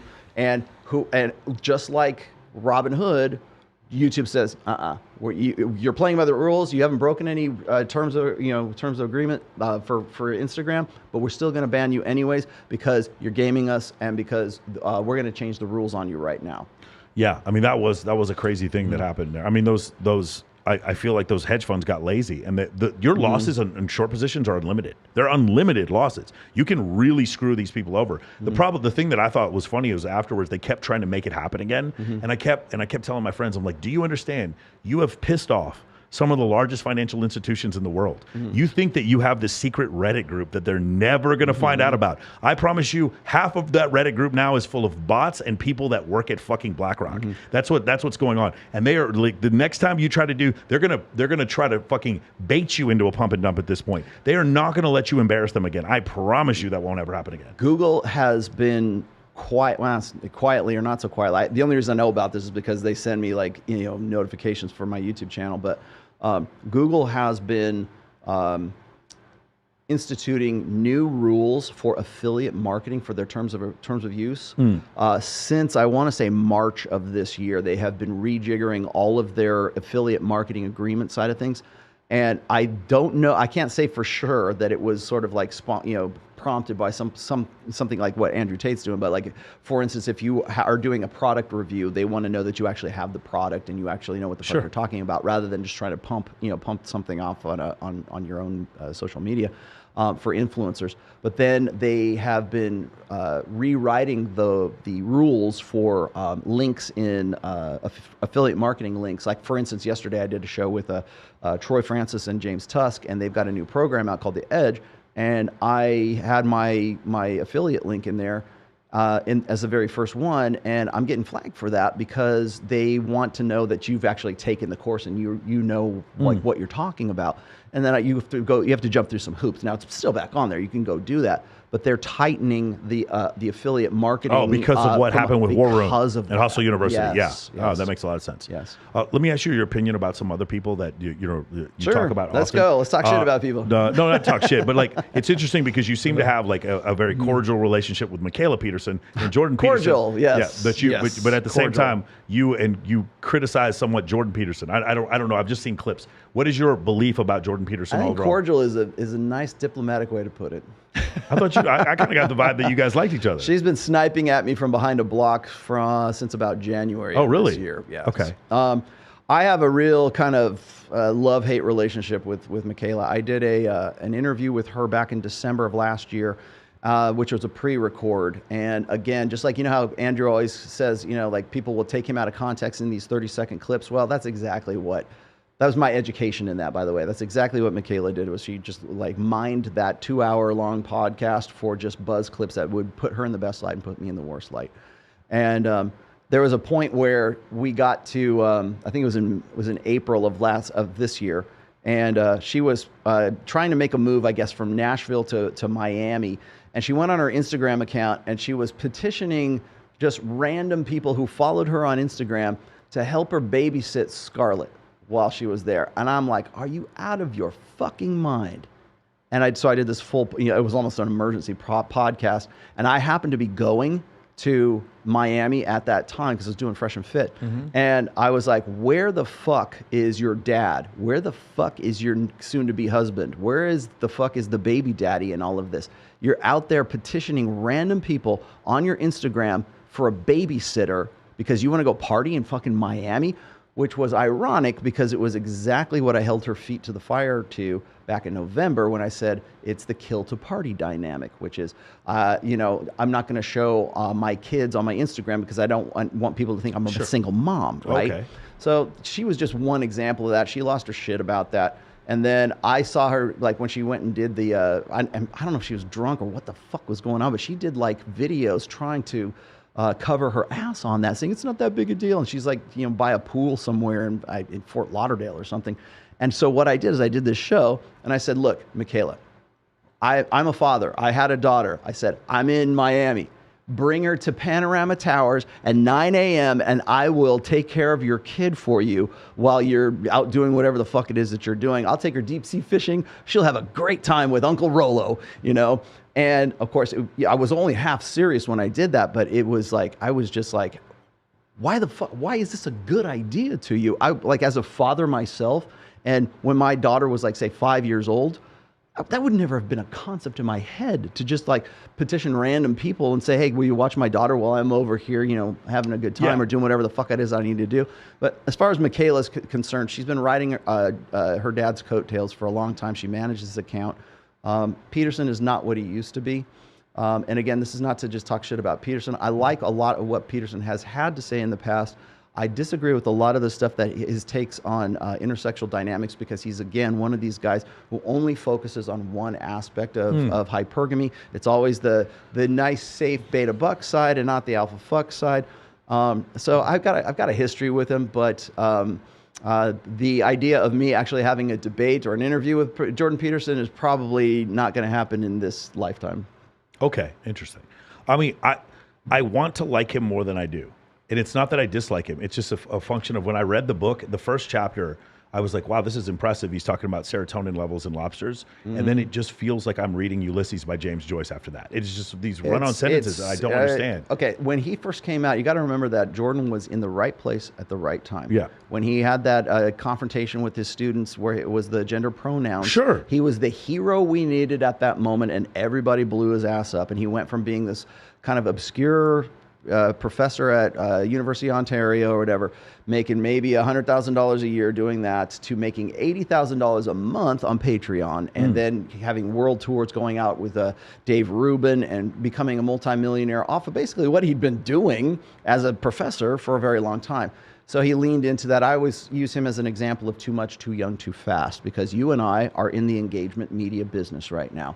And what happens is that there's a potential to make a lot of money, and people are not prepared to make a lot of money. For sure. I am a get-rich-slow guy, not a get-rich-fast guy. And that's not because I don't want a lot of money. I would. But there's a lot of lessons you have to learn along the way so that you don't, it's like, you're familiar with Too Much, Too Young, Too Fast? Of course. Which is like, so you get a college athlete, and you put him in the NFL, and you give him like a $10 million contract, and he's gone from the ghetto, and now suddenly he's, driving around a Lamborghini. Mike Tyson, Antoine Walker, and what's his face? Allen Iverson all blew through $100 million in their 20s. Yep. And it's the same dynamic. You take and now granted, Jordan Peterson's not too young, but he's too young in the sense that he's just coming into this new media and does not know the ins and outs of it, and does not have the I guess depth of knowledge to realize that he's about to go from being sort of naive about these things to making a whole shit ton of money doing this. And so what happens, you end up carrying over the habits you had from being, not poor, but from your old life into your new life. So it makes sense that when you look at like rock stars, when they die at 29, or Amy Winehouse, so when they die at 29 years old, it's usually because they're taking habits from their old life into their new life, where they're popular, famous, they got a lot of money, and it follows them in there, and you might end up in rehab.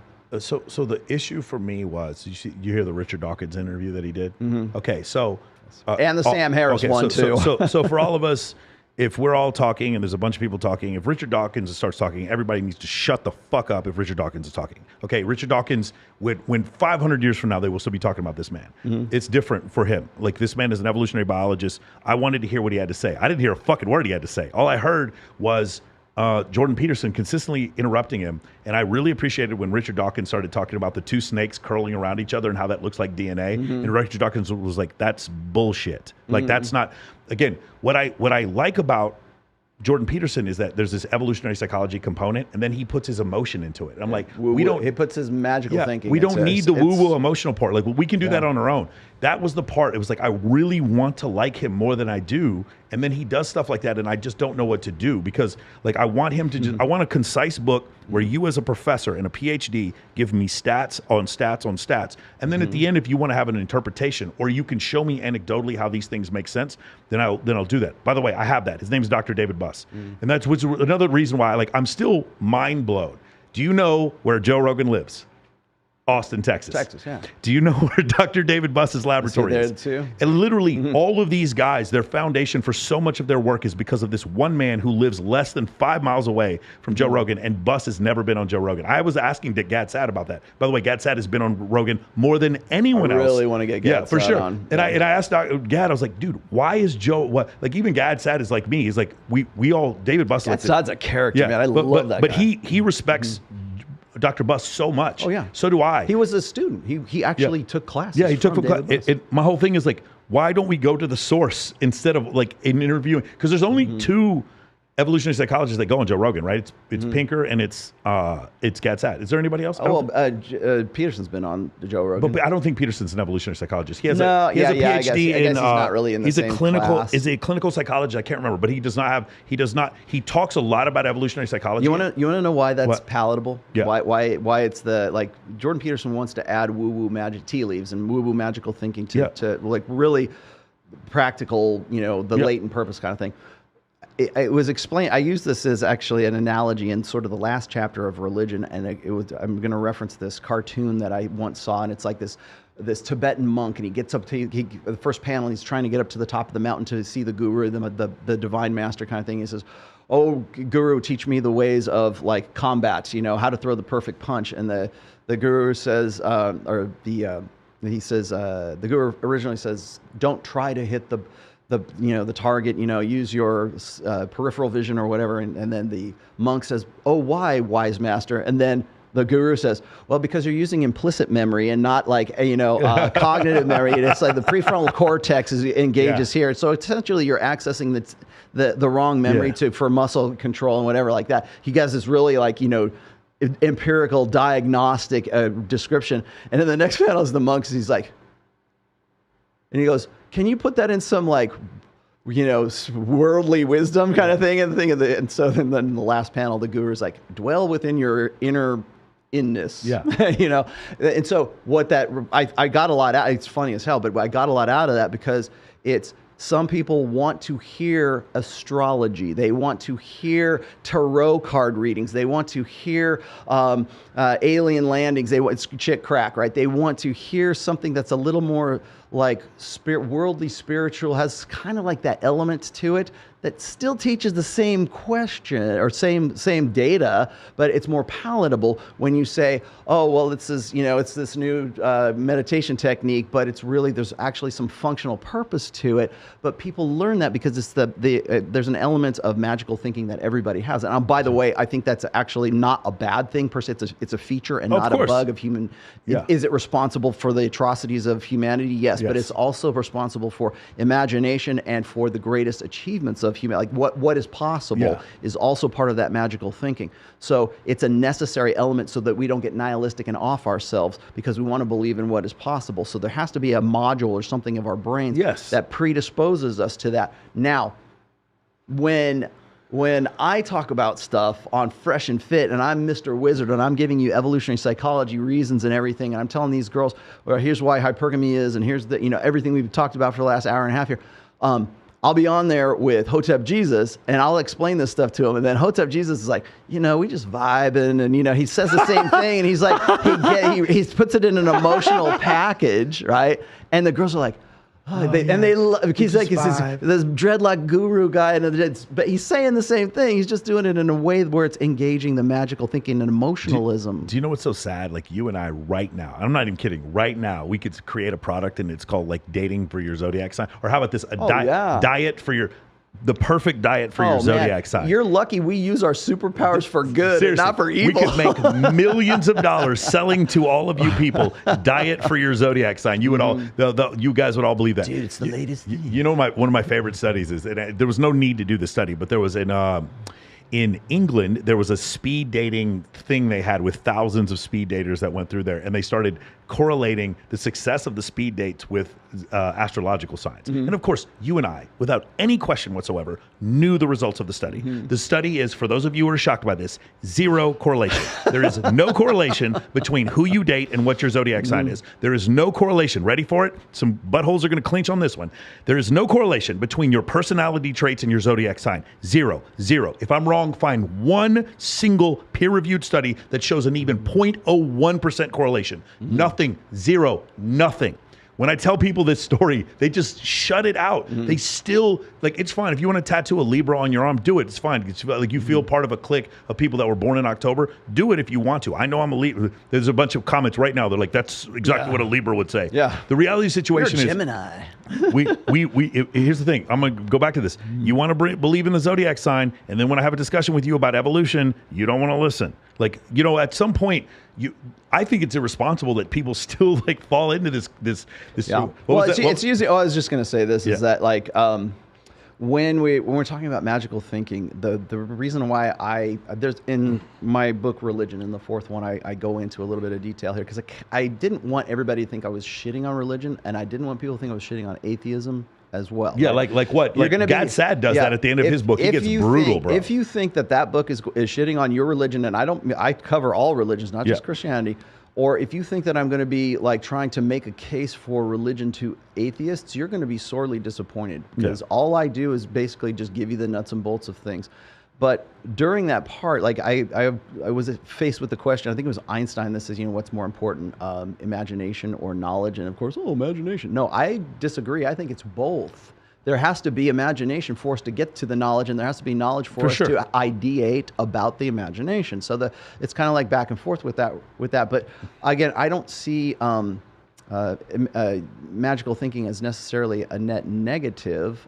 It's just something. It's just part of our nature. Have you read *Sapiens* by Yuval Noah Harari? Yeah, I have kind of mixed. I've got mixed reviews on that one. But have you heard? I think it was Brett Weinstein who said this. I use this in book 4. Are you familiar with the concept of metaphorical truth? No.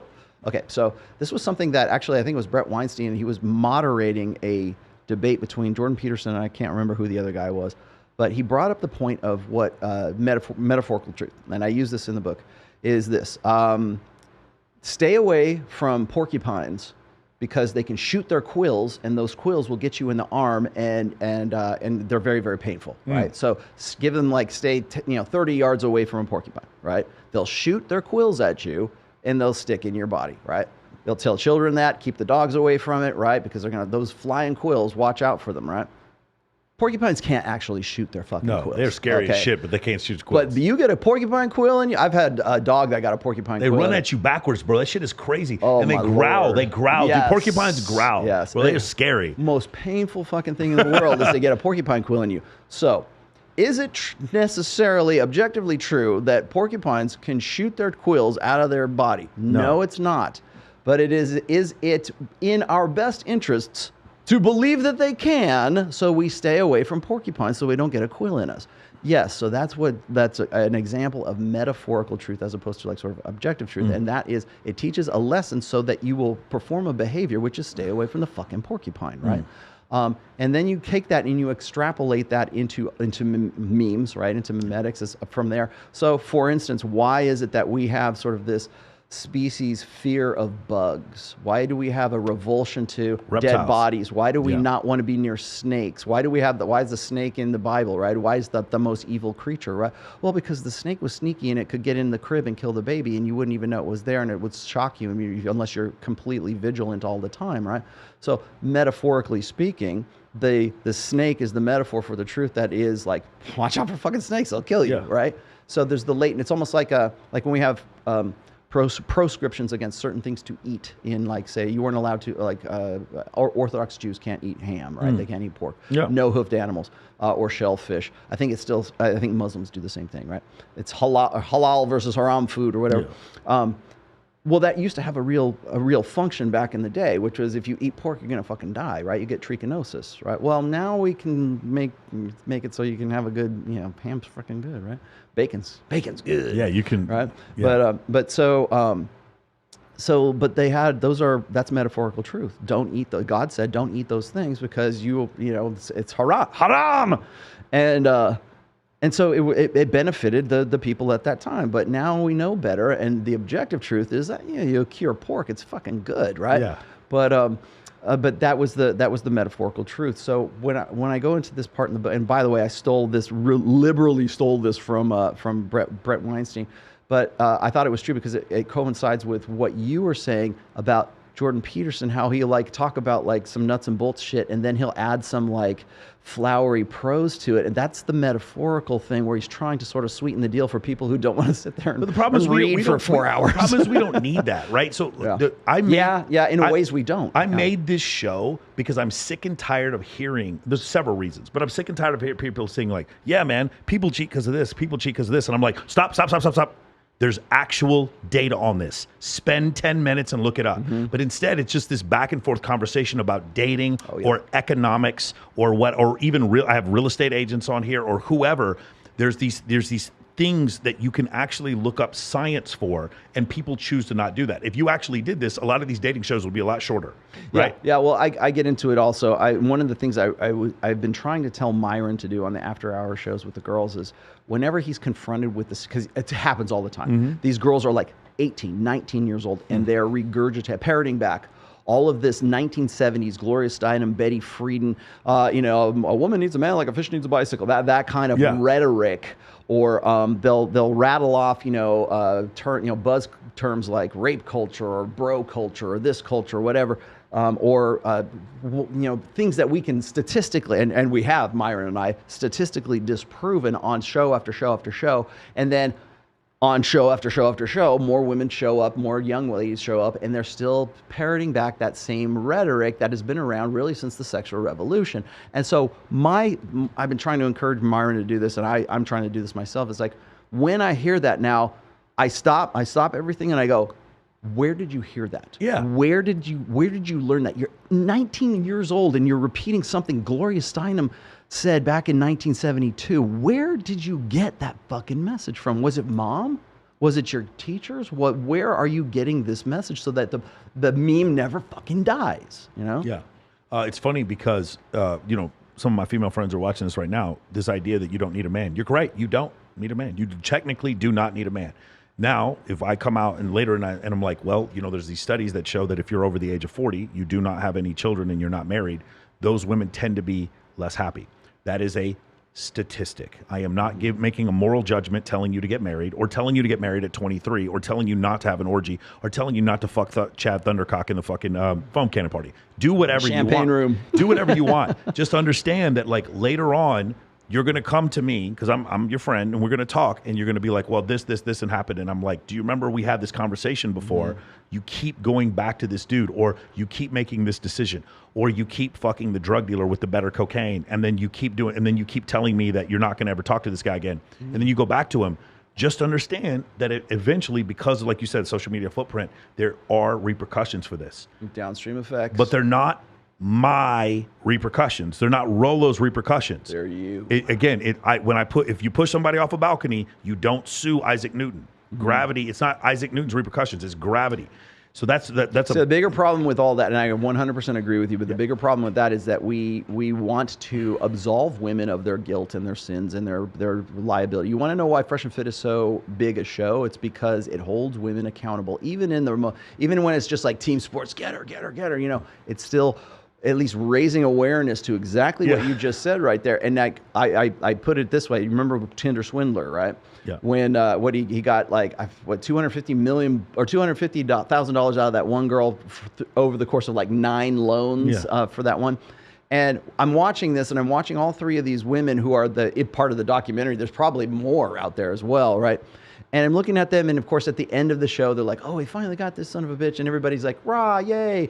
What they do, though, is they're still on the hook for $250,000 in those loans. And so what they do is they go to fucking crowdsource. So they try to get the Kickstarter, thing to get men and women to pay for the mistakes that they legitimately made. He's not on the hook for it. She is, because she's the one who took out the loans because that's what she was doing. Yeah. And then so they want to be absolved of that. Even in that show, even in a very popular Netflix show, they want to be absolved of the responsibility of having got built by this guy in the first place by believing in the bullshit story of like, I'm a Mossad agent or whatever, that, wanting to buy into that stuff.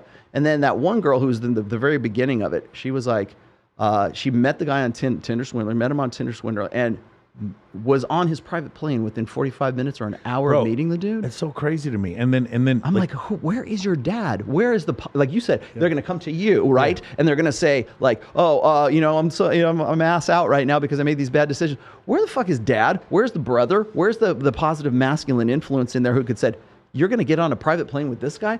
Oh, no, you're not. I'm going to physically restrain you from fucking going and doing that.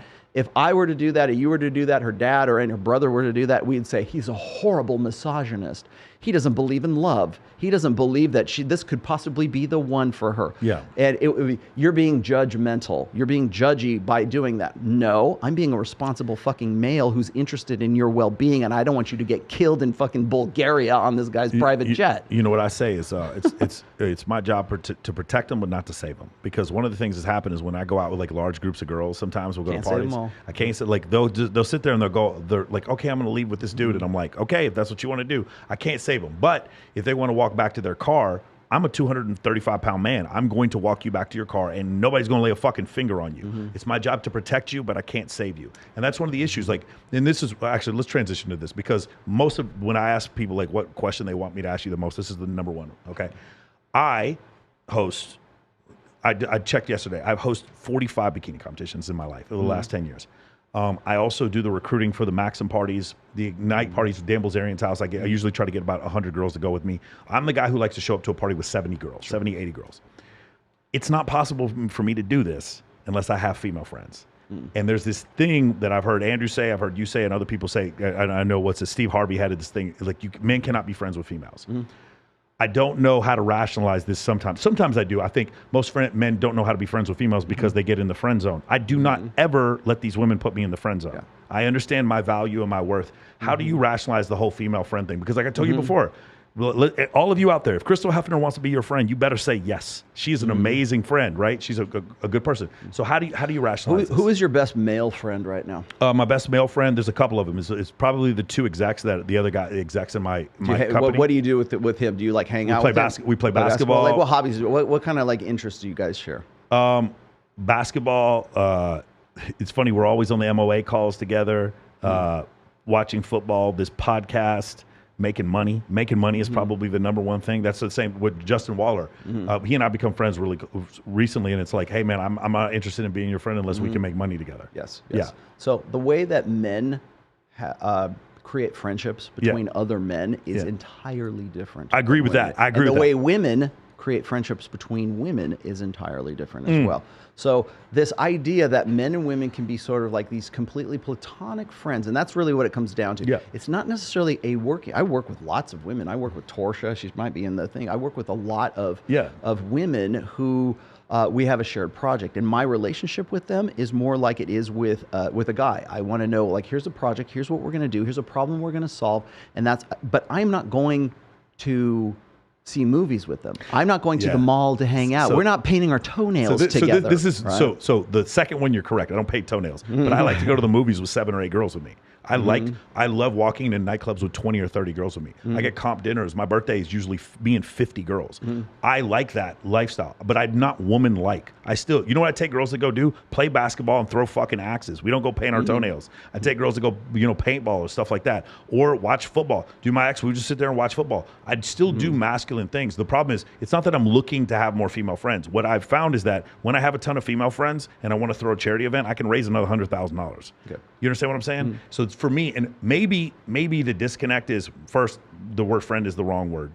Maybe it's acquaintance or teammate is probably a better word. Okay, this is the first thing. I see Torsia in the chat right now. You're my friend, Torsia. Yeah, for sure. The other issue with me, and maybe this is a unique situation for me, I don't find 99% of women attractive. It's only 1% of women I find attractive. Well, yeah, especially considering the environment you're in. Yeah. So this idea that like I can't be friends with women, you have no idea how many women I'm friends with that I don't find them attractive at all, even though they're gorgeous. I can tell you some girls that are models right now, and we talk, and I'm just like, I don't need. I'm seeing somebody. I don't really need anything more from this. So, I think that what the majority of guys do, like you're definitely an outlier in that sense, because you, and I hate to go me too as well, but like I think I am kind of a little bit too, because I worked in the alcohol industry for a long time, and I had to be the one selecting women to go to, like, be booth candy, right? But when I have said in the past, like, men and women cannot be like friends, but it's not necessarily that men and women can't be friends. It's just that the idea of what do we define as friendship between a man and a woman and a woman, and then a man and a woman, right? So eventually, the way that it got started is that eventually that chick that you're friends with is going to hook up with a guy, and she's not going to be wanting to pursue and develop that friendship with another guy when she's already fucking this guy who she should be going with this guy and have genuine desire for. And maybe vice versa. You find a chick that you want to be with, right? So the idea of a platonic friendship between men and women is a very recent invention, I should say. Oh, for sure. It's a post-sexual revolution invention. Like men in the 60s and the 50s and the 40s, they weren't. It's not like, I'm going to go hang out with my good friend, Kathy over here, and we're going to go down to the sock hop. No, there was two different, definitions of that. But the reason why I bring up, I asked you about your best male friend, is because what we tend to do is we take the models of a friendship of our same-sex friends, and we try to apply them to an intersexual friendship. And so the things that like guys will put up with for a woman as a friend, you would probably bust your friend in the mouth for doing pretty much the same. I wouldn't bust them in the mouth, but I do treat them the same. Like, have you seen the videos of me before the bikini competition where I'm yelling at the girls like an offensive coordinator in football? Oh, well, because you work with them, too. But those girls are there because they're my friends. Like the thing about it, so like I'll give you an example. CJ Sparks. CJ Sparks helps me make money. CJ Sparks, I've introduced her to guys she dates. She's introduced me to so many girls that I've ended up dating. She stays at my place in Vegas. I stay at her place in LA. We're just friends. And the thing about it is, I also know that CJ Sparks is a fucking playmate. When you see her, she's stunning. I know that most guys, when I introduce them to them, would have no chance. They're like, you're trying to get in there. You're trying to be friends with her to get in. But it's not even that. It's like most guys, when I introduce them to CJ, there's no way they'd want to just be friends with them. I think the difference is this. When I'm with 70 or 80 girls, it's like I don't this sound like a douchey thing. Let me ask you this. Hypothetical. You're with CJ Sparks in LA. Or Kindly's in my other world. Okay, you're spending the night there because you need a place to crash and whatever, you're doing something. She comes out to you in the middle of the night and she's just like stripped buck naked, and she's like, you know what? I think we need to take our friendship to the next level. Do you fuck her? No, I would not. I love CJ. I'm not lying. I love CJ. I would not. Because the problem is there's a cascade of issues that would happen from that point forward. There's a You were on this show and Justin was sitting in this fucking seat and you said if you had the option to go fuck these girls and you had that button to press, would you fuck that girl? But it was your dream girl. CJ is like my sister. It really does feel like she's my sister. We even look similar. She feels like she's my sister. Same thing with Kindly. Okay, so fraternal, maternal. Let me do this other thing. Like with Kindly. Kindly is probably one of my closest friends. Kindly is married. I respect her. I wanted to go to her wedding. We couldn't. It was during COVID. The amount of shit that would destroy in both of our lives if anything like that happened. The reason why I can think like that is because I am, not to sound douchey, I'm dating several girls you'd consider supermodels right now. There's girls that I'm dating that are supermodels right now. And do you know how I met these women? Through Kindly and CJ. Do you understand what I'm saying? Social proof. It's not just social proof. They literally introduced me to these girls. So for me, maybe it's a unique situation. The guys in MOA, they have the same unique situation. They're always around. I teach them, learn how to be the guy who shows up to the party with 60, 70 girls. That's one of the things I teach in my program.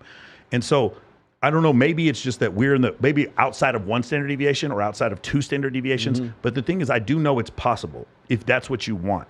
The thing for me is I'm not going to be on the Marquee Sky Deck and I don't get invited to the Playboy Mansion, and I'm not on stage at the Maxim party or hosting the red carpet of the Maxim party if I don't have a ton of female friends. It literally was Sierra Nowak who told the organizers at Swimsuit USA, Michael has to be our host because she's my friend, and I don't want to hook up with Sierra. And Sierra, Sierra has a type, and I'm not her type, so I'm not her type. She's not my type, and so we're just friends, even though she's gorgeous. But your friendship is based on... It's not based on her physical... Working with her, but it's based on common interests, which is what most... Like my friendship with Justin is based on college football, the fact that we both like to make money together, we find each other funny, barbecue, all these different things are our friendship. For women, I find the same thing. Here's what the difference. These women are so fucking beautiful that 99% of the men in their life can't see past the 800cc boob job. Yeah. They can't. But I've just been with so many women like that this physical attractiveness does not affect me. What you're saying is you have so many options that you're above the need to pretend to be their friends, and you can actually be their friends. And I know other dudes who can do this, but they're like club promoters in LA. Most guys cannot do that. There you go. I will tell you that right now. I agree with you. Certainly the 80% of guys. Now I'll explain to you why I've said this in the past as far as like men and women being platonic friends. Yes. If you're working, if there's a working situation. I managed a strip club. Let me say this also. I managed a strip club for a while. I'm not going to sleep with all the girls. Yeah. I mean, I have worked with very beautiful women. I've worked with very beautiful, like guys. I have to pick the guys to come into promotions and stuff as well. With Thunder from Down Under, right? Yeah. I've had to promote those shows before. So it's not necessarily options so much as it is like I think guys they bring a model of their same-sex friendships over to the female friendships, but they're really I don't think they're motivated by the same sex. I think they're motivated to be friends with these women because they shot their shot, they lost, and they're like, I will stay an orbiter in your life in the hopes that someday I'll wait for you. That's what it comes to, do not do that. That is not what I do. What I do is I'm friends with all of them. A typical thing for me would be I have 100 female friends and I'm sleeping with 8 of them. Okay. That's it. And by the way, the girls that I'm sleeping with, they're also my friends. Like you can't tell. If you ever hung out with me at a bikini competition, not a bikini, that's a bad example. The Maxim party, you can't tell who I'm sleeping with. I do not let anybody know. And so, you know, talk about the guy who doesn't count, bro. That's me. I'm definitely the guy who doesn't count. So that's an issue, a situation where I just see this, and it gets to the point where a lot of girls seek me out because of this, because they know I'm not going to treat them differently because they have boobies. Does that make sense? Yeah, the beauty doesn't affect you. It does, but not at all. Like so the superpower doesn't work on you. Correct. It takes a lot. One of my friends. So let me just see if I can add a little bit to this, because when I've said that in the past, like platonic friendships, the first thing is that it's usually based on a guy who really wanted to get with a chick. Sure. She shot him down and said, "Can we just be friends?" And the guy goes, "Yeah, okay, we can be friends." Yeah, he gets into the friend zone. We agree on that. Okay, so friend zone is basically all of the emotional support and all the emotional investment of a boyfriend with no sex. Yes. Fuck buddies are the opposite of that. So it's all the sex and no emotional investment on the guy's part. So they're really kind of like those are two parallels there. But when guys come into that and they think that they can be friends to the same degree they are with their guy friends, with a woman friend. It's different. I'm not, see, people, whenever I say, oh, men and women can't be friends, I'm saying it in the sense that they can't be of the same character of friendship that you're friends with, like Justin, or you're friends with your best buddy, right? It's going to be, and by the way, women, same thing. You're never going to have the same relationship with your girlfriends that you're going to have with, like, with your, well, certainly with your husband, or with the guy who's, you know, quote unquote, your friend. Now, again, every example you've given me up to this point has been women that you work with. Sure. And maybe you're above it to the point where you're like, okay, it's no big deal to me. I've seen titties. I worked in a strip club. I can actually be at least to the point where our friendship is a working friendship. Great. But what I'm talking about in those instances is guys will get into that point, and what they will do is they'll try to cater their interests and cater themselves so that they can be a better friend to that girl, with, of course, the interest is, you know, was romantic. Maybe it's not, maybe it is.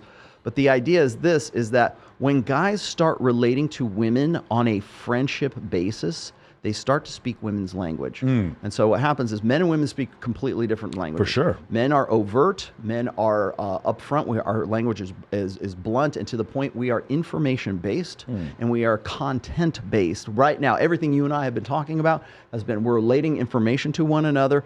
Women will get together just to talk because the feelings and the context of that conversation is what's important, or I should say, is the priority of that conversation. So if you and your girlfriends want to get together, oh, hey, let's go catch up at Starbucks. That is an enjoyable experience for them. I'm not going to go, hey man, let's get together and go, you know, it's how the kids, right? I'm not going to do that. We're going to get together. The reason why you like Justin is because immediately, because the same reason I like Justin, immediately we have like this shared kinship, but it's also, how are we going to make some money? How are we going to make some money? And we talk about college football and stuff like that. Yeah. I will tell you this, man, and I know I may be unique in this. Do you remember Hank Moody, Californication? Yes. That is the biggest corollary to me. I love every woman. I love women, even the ones I'm not attracted to. I think they're fucking amazing. I want to help. I like, you know, talking about protect them. I love being friends with them. I love having them in my life. Now, it doesn't make me more woman-like.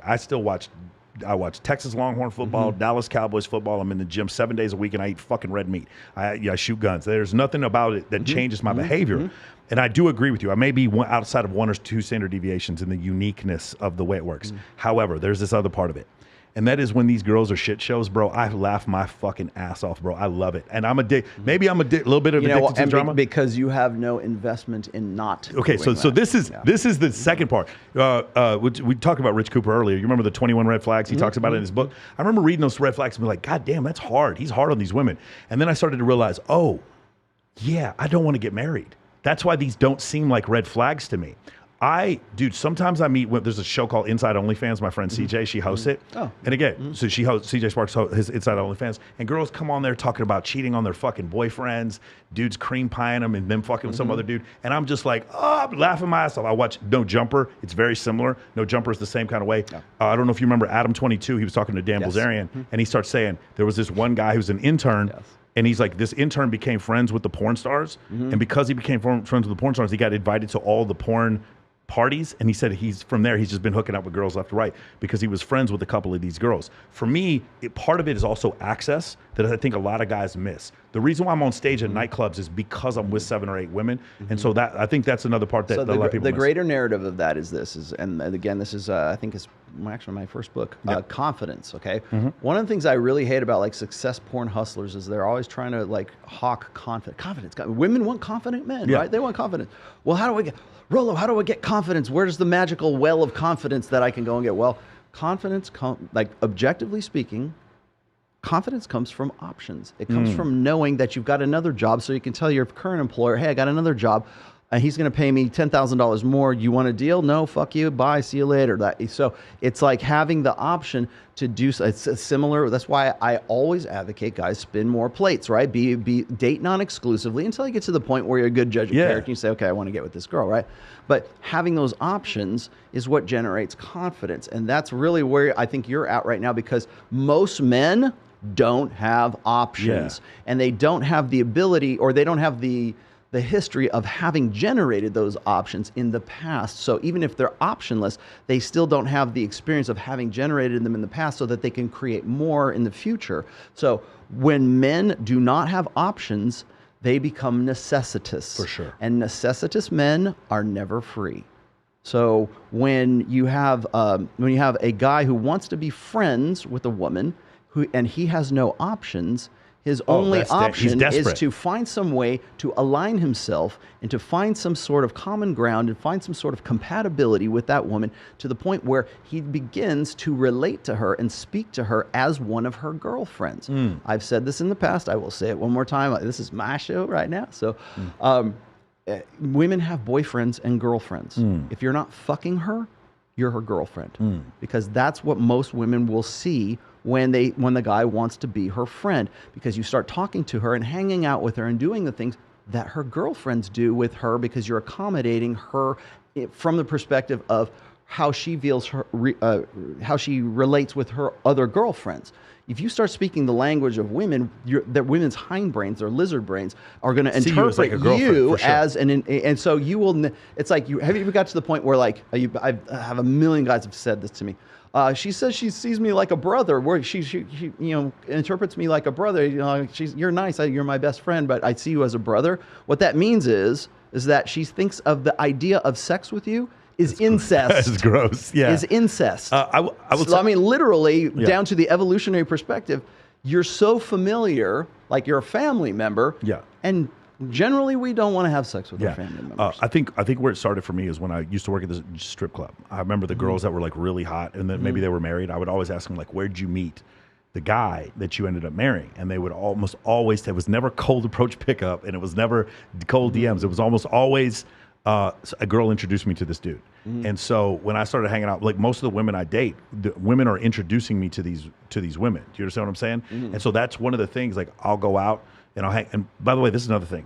You'll see it someday. We'll go out sometime. I'll go up to the prettiest girl you've ever seen in your entire life and be like, "What up, motherfucker?" And we chest bump. I'm like, "What up, motherfucker?" And she'll be like, "What up, bitch?" She'll say this to me. Tries to get all bro with you. For sure, because I don't change who I am based on that. And I do, and this is just this is the only time I'm gonna express an opinion. I believe it was fun, man, when I played football. When I was in a flying squadron in the U.S. military, there was this fun camaraderie that we had that I feel like some women wish they could have had, and I give that to them a little bit because I don't treat you differently because you have boobs, and I do think there's a lot of girls who like hanging out with me because of that. Here's another thing that happens when you talk about the whole brother thing. I don't really get that very often. A lot of times they start having a crush on me. That happens a lot, like a lot more than to the point that sometimes it gets kind of uncomfortable, where I'll have like 20, 30 girls with me. And then all of a sudden a girl like just out of nowhere just expresses that she's interested in me. And part of that, I got that from Bilzerian, like watching Bilzerian. Bilzerian had two girls. One of them was named, and quote me on this, it's, one of them is Masha Diduk, and the other one is, she lives in Florida. I can't remember what her name is right now. Bianca Gezi. Bianca Gezi used to have a podcast called The Shit Show. And those girls, now you're talking their about. only job was to book models for Dan and his trips. And Dan wasn't sleeping with these girls. They were friends. They were female friends who brought more girls to Dan. Now, here's the thing. It's funny. Also, when I talk to girls who are bisexual, we have one thing in common, Rollo. we both like chicks. We both like chicks. Whenever I'm hanging out with girls who are bisexual, we have a lot to talk about. A lot of time. But sometimes I'll be sitting there with a girl who's bisexual, and she's just going over game. Like game, like real get the girl home game. And I'll sit there talking to her, and it's like very interesting. But I'll go with you on this. I still think it's outside of 2 standard deviations. Most men can't do this. I just know that my life empirically, there's no way I could live without having a ton of female friends. Like I'm hosting a party Saturday night, and I've got 45 girls coming there with me. You know what I'm saying? And so that's the only thing. The other thing is like they help me build my business. My business is a networking business, and so if you saw my copy, right? You saw my ads. Yeah. My ads are full of these girls that love the shit out of me. Look at your Instagram. Yeah. By the way, go look at his Instagram. I love these girls, and these girls love me. And I'm never going to tell you which ones I'm sleeping with. It's enough.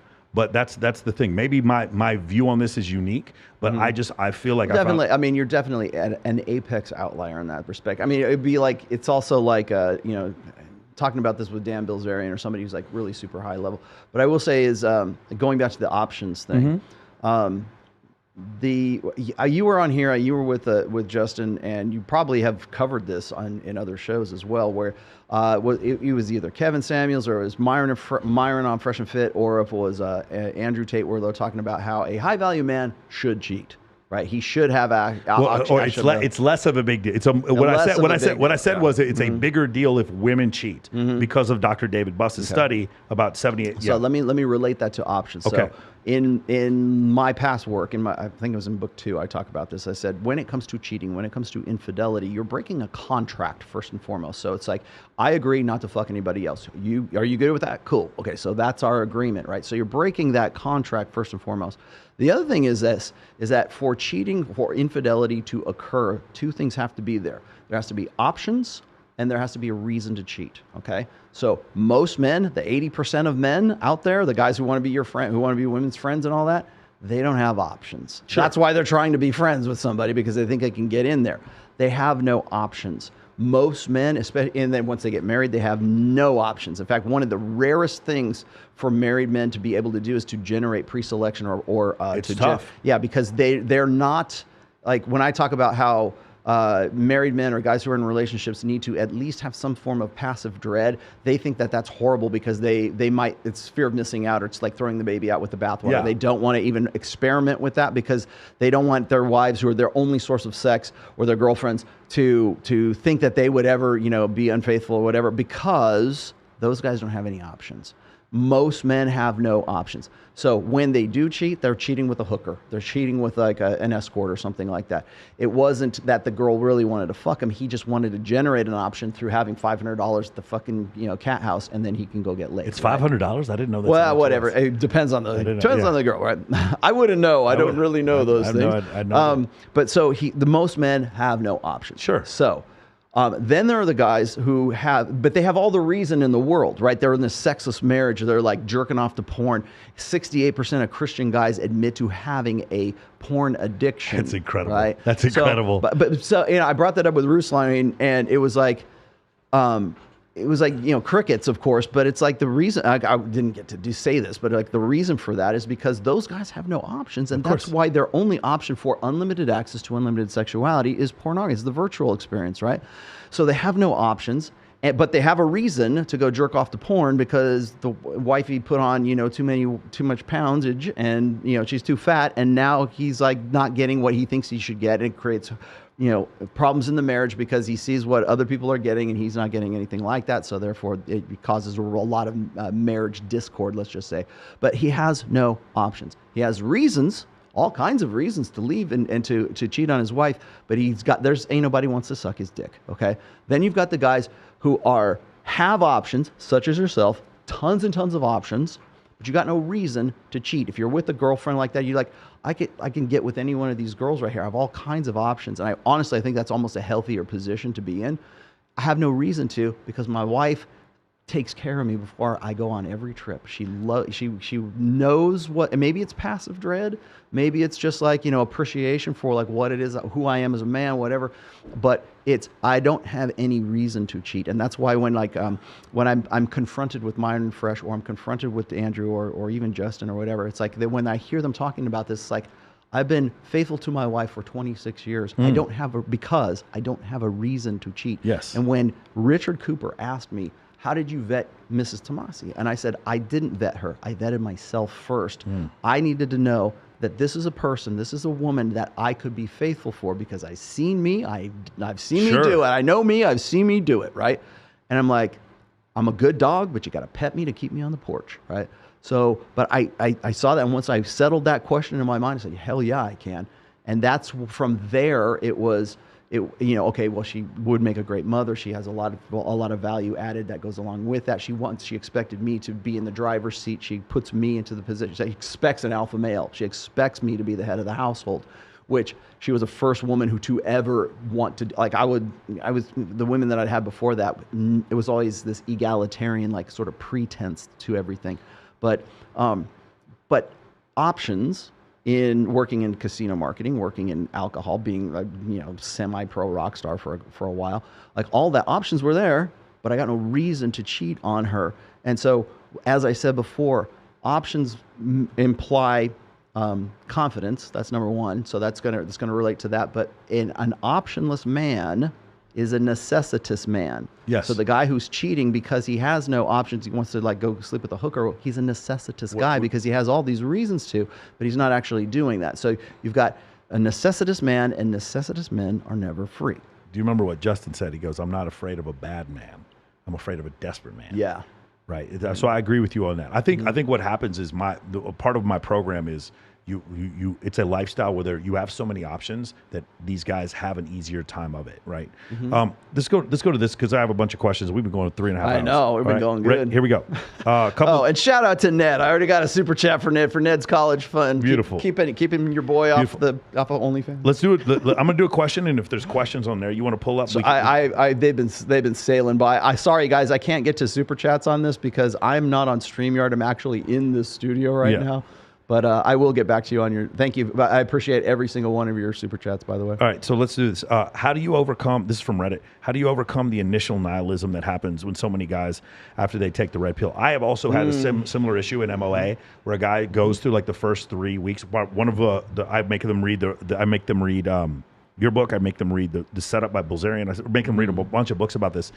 And when they do, a lot of times the response is like anger. Like they're like, I can't believe that this fucking happened to me. I can't believe I've been lied to about this. How do you get them to not take that into red pill rage? First off, you have to clarify terms here because a lot of people think that that all I'm about is like it's truthful anger. Oh, what he says is true, but don't let it like destroy your precious soul. And I'm like, no, it's just the truth and how you go and how you process that. And most guys have a real tough time with that, particularly when they are this side of a divorce or they're in a position in their life where had they known about this stuff, had they read my book prior, that's why I wrote Preventive Medicine, had they known this stuff, they would have made different decisions, right? And so they kick themselves and they're not mad at women. And I want to stress that point. When guys go through red pill rage, it seems like they're misogynistic and they're going to go and be like Alex Manazian or Elliot Rodgers, and they're just going to go take matters into their own hands and do a mass shooting or something. That's not what the red pill rage is. It's anger at themselves for having invested themselves so long in a game that was completely ineffective because no one was playing that game. They were playing by a different set of rules. It's not the anger at women. It's anger that it's a loss of investment. It's a loss of time. It's a loss of effort that they could have been. They maxed out the wrong character stats in their RPG of life, right? And so they get really pissed off at that. But the problem is you have to get over that, and you have to get over that nihilism because a lot of people will say, I have an essay, and I think I put it in Positive Masculinity, and it's called The 5 Stages of Unplugging. Oh, no, I'm sorry. No, it's in the very first book. The 5 stages of unplugging, which are like this 5 stages of grief, like denial and acceptance and optimism, whatever those 5 stages are. And the reason why I use that as sort of an analogy for guys unplugging from the matrix is because it's similar to killing off your old personality and you're mourning your old personality. And the problem is guys get stuck in the anger phase and they get stuck in the mourning phase of who they used to be because they really, really want that blue pill idealistic goals that they were sold since the time they were 5 years old. They really want those to be true, but now they realize it's the setup was bullshit and nobody's playing by those rules, and now they lack the creativity and they lack the optimism and they lack the ingenuity to really see the opportunity that once you are red pill aware, dude, fucking sky's the limit because now you know the fucking game. You also are responsible for knowing the game as well, but it's like now you know this shit and now you can make better decisions and now you can live a better life. And you're also responsible for that. That's how you get over it. You're responsible for that. It never turns off. That's another question I get often. It's the bitter taste. You never once you put the red pill ends on, you cannot take them off. And there's like, even if you don't believe that you're having to perform, you're still performing. Yeah, get used to, I get this all the time, dancing monkey stuff. Oh, you shouldn't want to do things for women, blah, blah, blah. I'm like, you know what?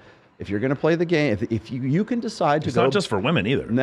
You can decide to go live in a shack in the middle of some remote place, or you can get in the game and you can be a player. And that's exactly how I start the 5th book, The Player's Handbook. I've heard Andrew talk about this, and I've heard Myron talk about this, the demise of the West. Okay, so now... Follow the list. Degeneracy! I'll just be honest with you. Now, maybe I'm biased. Okay, I'm from Texas.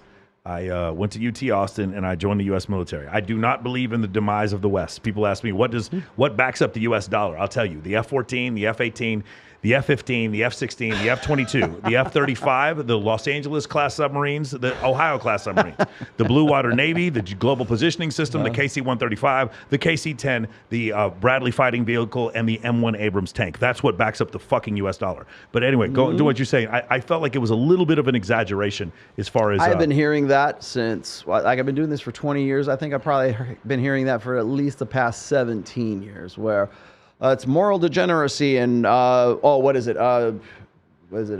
Weak men create hard times. Hard times create strong men. Strong men create good times. Good times create weak men. And let's continue the cycle around. Okay, got you. Thank you very much. Everybody wants to think in terms of cycles and circles and predictability. There's nothing more that human beings want is predictability in an unpredictable, chaotic world, okay? So when people tell me, like, Rollo, when do you think that the pendulum is going to swing back and we're going to go back to the good old days of 1950s masculinity and women are going to, respect men for being men and women are going to be women and men are going to be men? I'm going, never. It's not going to happen. There is no pendulum. We don't swing backwards. We go forwards, right? And so when I'm having this conversation with these guys, it's actually a quote from the book Dune, is you cannot back up into the future. Yeah. You cannot back the car into the fucking future. You have to take the lessons of the past. You have to understand what was good back then. And if you want to take those and put them into a new context in the future, more power to you. You're red pill. Go for it, man. Build something new with that. But don't think that you're going to back yourself into a better life by backing yourself into the future. I said this is, tradcons do not want the red pill. Matt Walsh, Candace Owens, Ben Shapiro don't want the red pill. They want a fucking time machine. They want to go back in time to some golden era that they romanticize about that never fucking existed. Here's the good news, though. I am on board with you. I've said that. In fact, I've had this conversation with Aaron Clary, of all people. I don't believe in this sort of enjoy the decline thing. It's like, well, enjoy the decline because it's all going to go to hell and we're going to just fall into moral degeneracy and it's the fall of Rome, right?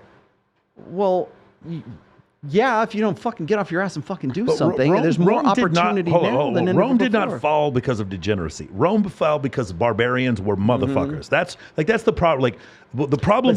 They want to see that cycle. They want to see that predictability. That the America's falling. It must be the fall of Rome too. No, dude, we live in 2022, not freaking ancient Rome. Well, then the problem is like, who are then the barbarians? Because I got news for you. The United States has 5% of the world's population and 25% of the planet's GDP. Like we have the only. You remember they were worried about Russia? I don't think Russia. I'm going to say this right now. I'm going to get in a lot of trouble for this. I don't think Russia has one single functioning ICBM. Not one. I don't think they have one intercontinental. You have no idea how expensive those things are to maintain. You saw what happened with Chernobyl. I do not fucking believe they have one. There's no other country in the. People in the chat already putting links. Here's one. Here's one. They're like literally like we spend more money on defense than all the other countries provided. We have all of the world's liquidity and we have the most prime farmland on the planet.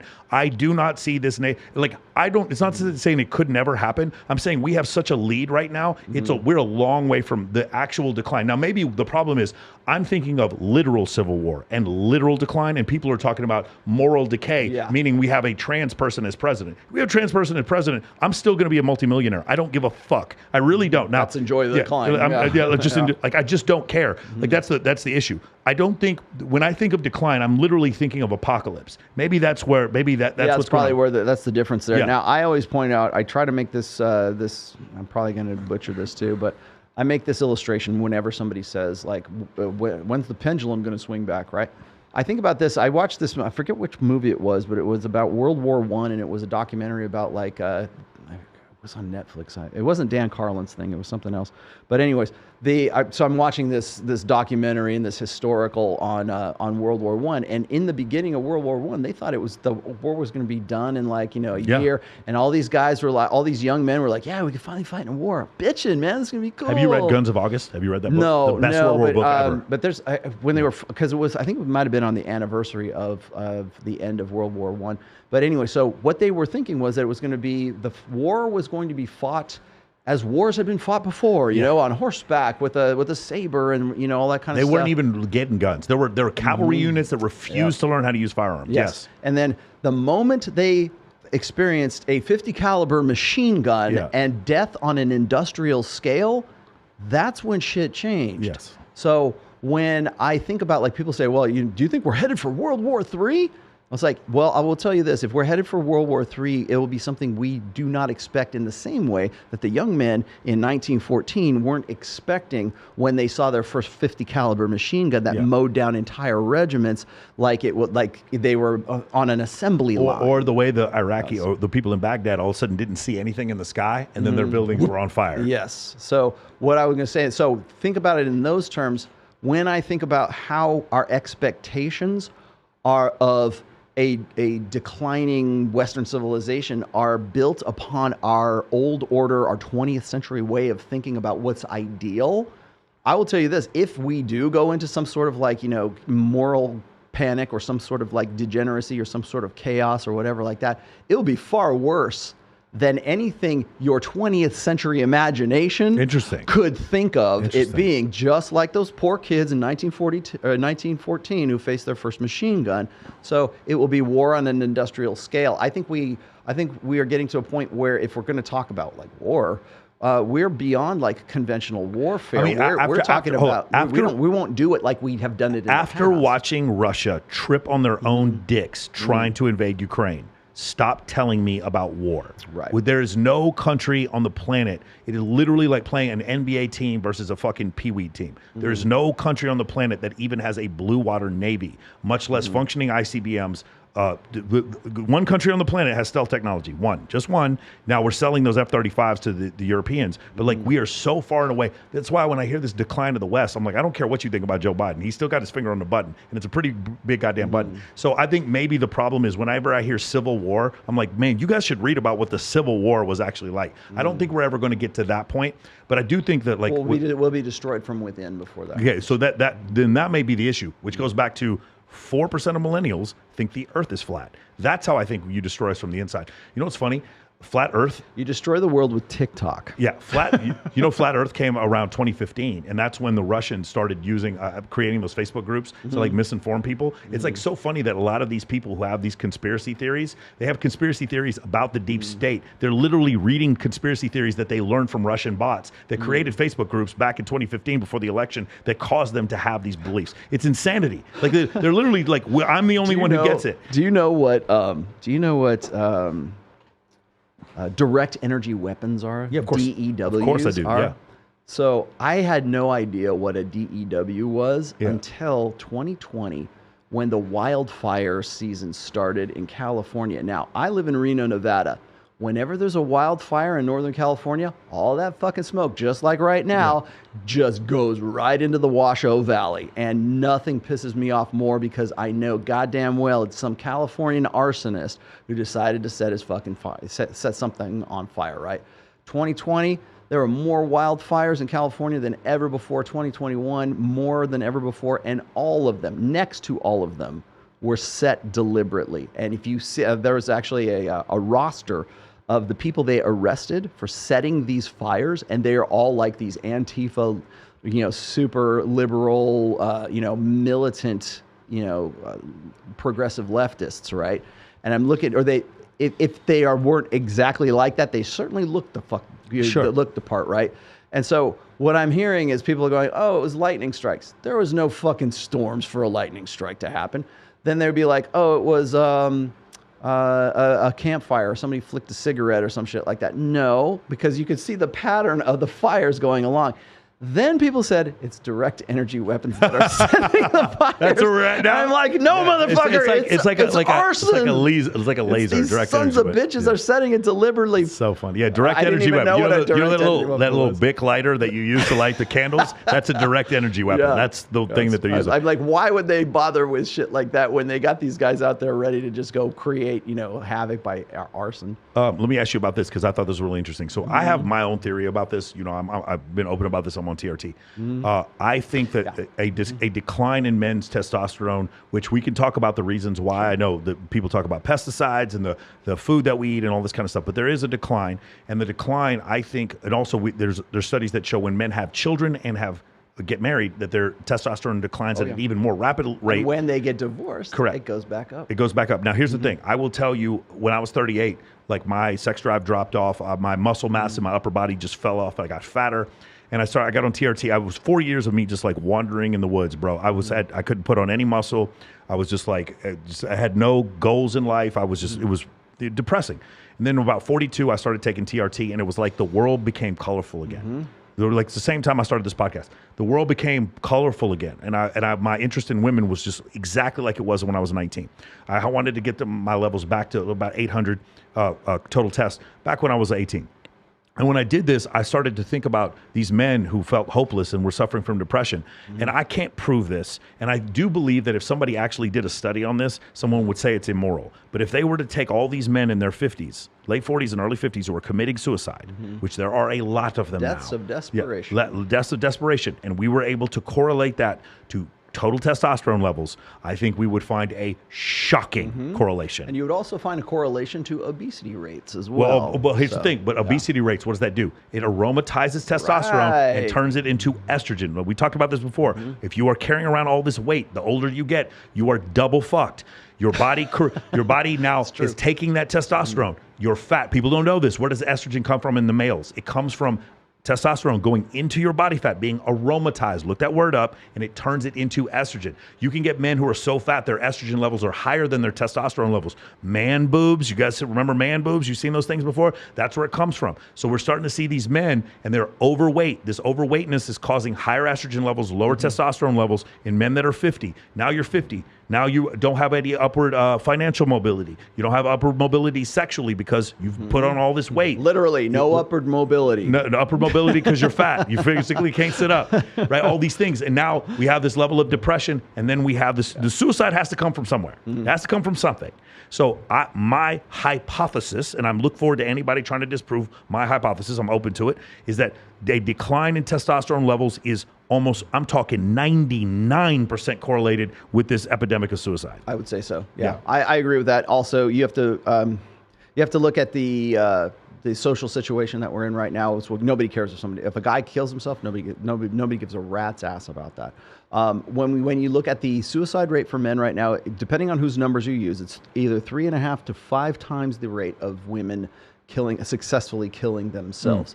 If it were women with that rate, we would have a special month dedicated to Women's Suicide Awareness Month, and we'd be wearing purple bands or whatever the fuck we wear on the NFL, right? Because men are the disposable sex and women are the vulnerable sex, and we live in there is a separate standard of justice for men than there is for women than there is for men. So having said that, I 100% agree with you. I think that testosterone levels, I have actually done interviews with reporters about TRT, about declining sperm count too. So you have to take that into consideration. So it's not just testosterone, it's also declining sperm count, which you will hear. You go on YouTube and there's nothing but articles about that right now. But so that coincides with like phytoestrogens, that coincides with TRT, declining testosterone, which also declines with the idea that we have been essentially gelding the last 3 or 4 generations of men so that they become self-loathing of their own masculinity. To be a man is to be insecure, or to be shameful, or to be it's responsibility without authority. We have the responsibility to live up to a masculine ideal, but you have no authority to actually affect that responsibility in the first place. It is the gelding of Western men that has been going on, really, I would argue, since the sexual revolution at that time. But it definitely comes down to so let me just answer the question really quickly here, because I get this shit all the time. When I'm on my show, you can see me from about here up, okay? When I go on Fresh and Fit and I'm wearing a tank top and I look like this, right? Or I do a photo shoot or something, people go, "Oh man, Rollo Tomassi, Rollo lift," and I'm like, dude, okay, so this is no secret, I'm 54 years old. I have always lifted weights. I've always been athletic. I've always been competitive. I've never taking TRT, okay? Because the next thing out of anybody's mouth is, well, it looks like the TRT's working. Yeah. This guy's Well, like, I don't care. Why can I not own this? Why can I not just have done this naturally? Do you want to know why I never cared about that?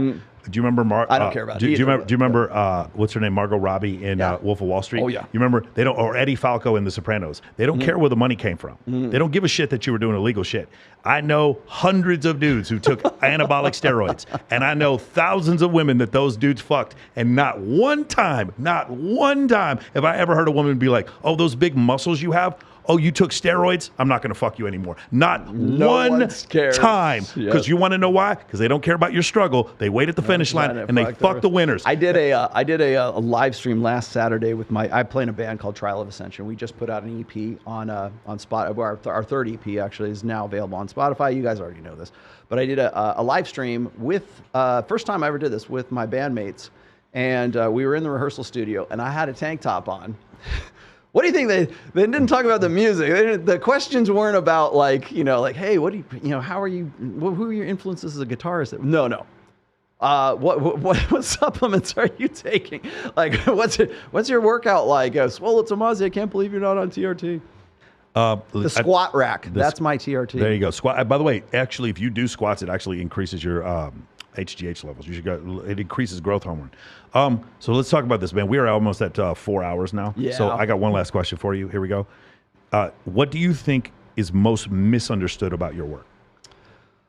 Oh gosh, where can we start? I think that a lot of the stuff, the thing that's most misunderstood, I think, is people who want to cast me in a particular mold because it fits their ideological bent, right? Or they would like to take my work or take like little snippets of, like Andrew Tate was talking about, take a 30-second snippet and they want to make that the whole, the sum whole. They were going to dismiss you because of this one 30-second thing. The same thing kind of happened to Myron and Fresh when they were doing that interview with DJ Academics and Brittany Renner. A minute and a half short is all anybody cares because they just want to see people get their comeuppance. And I think that's kind of tragic right now because we live in the TLDR generation, the TikTok generation, where we're used to a 45-second clip, and that becomes the sum total of whoever that person is. I have 20 years doing this. I have 5 books. So when people go and they go, Rollo, you don't have any receipts. Show me the hot bitches you're. Rollo Tomassi don't get no hoes, man. That's one of my intros. And so when I hear that stuff, I have to laugh. I have to own it now because I have to laugh at that. So show me your receipts. Show me your receipts. Okay, well my receipts are, let's see. I've got a 40+ notch count. I have been in. I was in the metal scene of the late 80s, early 90s. I've got I've got a lifetime worth of receipts. I've got 5 books that are receipts. I've been in this for 20 years as receipts. And it's like, show me the hot bitch with the big titties. So here's the issue, right? Because I do have a few of them and those girls. And I will tell you that if you were saying something that was incorrect academically or empirically, like myself or Justin Waller would tell you it was wrong, but it's not. The thing is, at some point, the scientific method does not work. Here's my hypothesis. Let's prove my hypothesis. The scientific method is, here's my hypothesis. Now disprove my hypothesis. So what should happen is somebody should read the Rational Male and then say, well, and then I put this into practice and then I had terrible, deleterious results. And that doesn't happen. So that's the reason why. Like, I don't care that you've been married 26 years. It doesn't make any difference. But like, that's the reason why. But if you were saying something that was empirically untrue, I would know. Right. Trust me, bro, I would tell you. And it's not. I usually get into, like, people will always say, Rollo, you need to debate Destiny. You need to debate Ruslan. You need to debate this guy or that guy or whoever else. And I'm like, okay, well, what are we going to debate about? If you're going to if you want me to come on your show or you want me to do something, we're going to talk about whether I'm a good guy or a bad guy. That's not a debate. That's opinion. That's belief, right? So what you're saying makes you an evil person. Is what I say true? Where am I wrong? Oh, you got long hair and a ponytail. Where am I wrong? Where am I? The scientific method. Show me what. Okay, so here's what really throws me off is this: when you do algebra, when you do calculus, when you do trigonometry, it's not enough to get the right answer. You have to show your work. Yes. Right? You can't just, because you could just easily just say, it looks like this is it right here. You could just stumble into the right answer. But the teacher wants to show, how did you work this formula out? Show me your work. I go to the point where I go and I show the work, I show the studies, I show this is how I got from point A to point B, and this is why I say men and women can't be friends. This is why I say the alpha widow is a thing. This is why I say war brides, right? But all they hear and all they see is the answer. All they see is the and they disagree with the answer, right? War brides this, soulmate that, all these things that I've been known for over the years, but they never check the work. They never go, okay, I'm gonna see what the fuck this guy is actually talking about. Because when they do, then suddenly they go, okay, maybe he's got a point, right? And so it's usually ignorance. And I can excuse stupidity. There's a difference between stupidity and ignorance, okay? There are a lot of people who are very smart people, but they're ignorant because they simply don't know the fact. I'm ignorant of a lot of things, right? I'm a very smart guy, but I'm ignorant of certain things. The difference is I don't go popping off about things I don't know about. Right. And then there's stupidity, which means you just simply don't have the mental, faculties to process understand what we're even talking about in the first place. I can excuse stupidity because you don't have the raw material to work out the problem.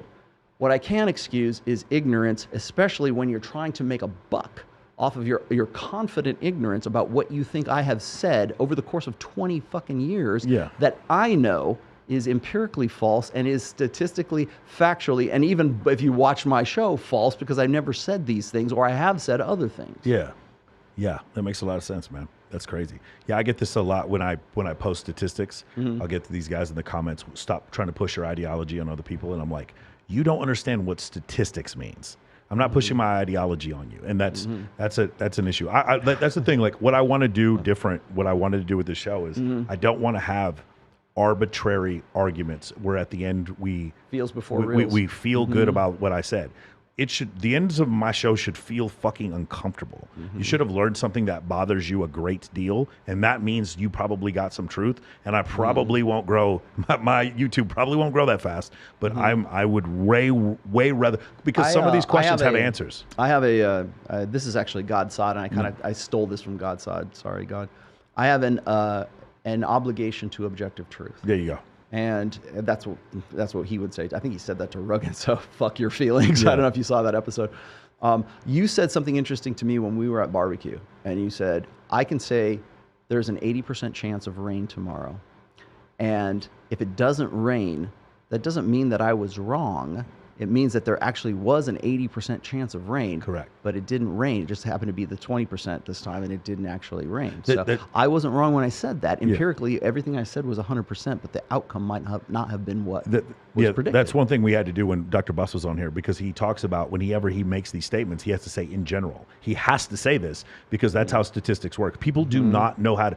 Most people, especially on social media, if you have a shorter attention span, you have a binary type of thinking instead of a nuanced way of thinking. And that's part of the TLDR generation. Correct. They want to make a decision and move on to the next clip.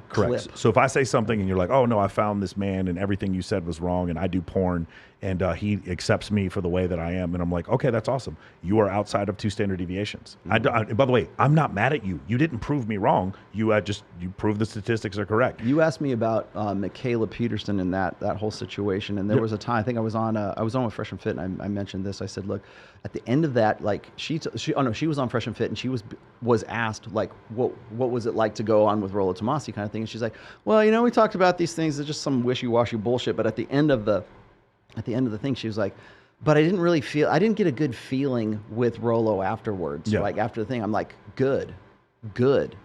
And I thought about that, and I'm like, was that the function? Was that the purpose? Were you hoping to feel good and have some good, warm, fuzzy moment afterwards?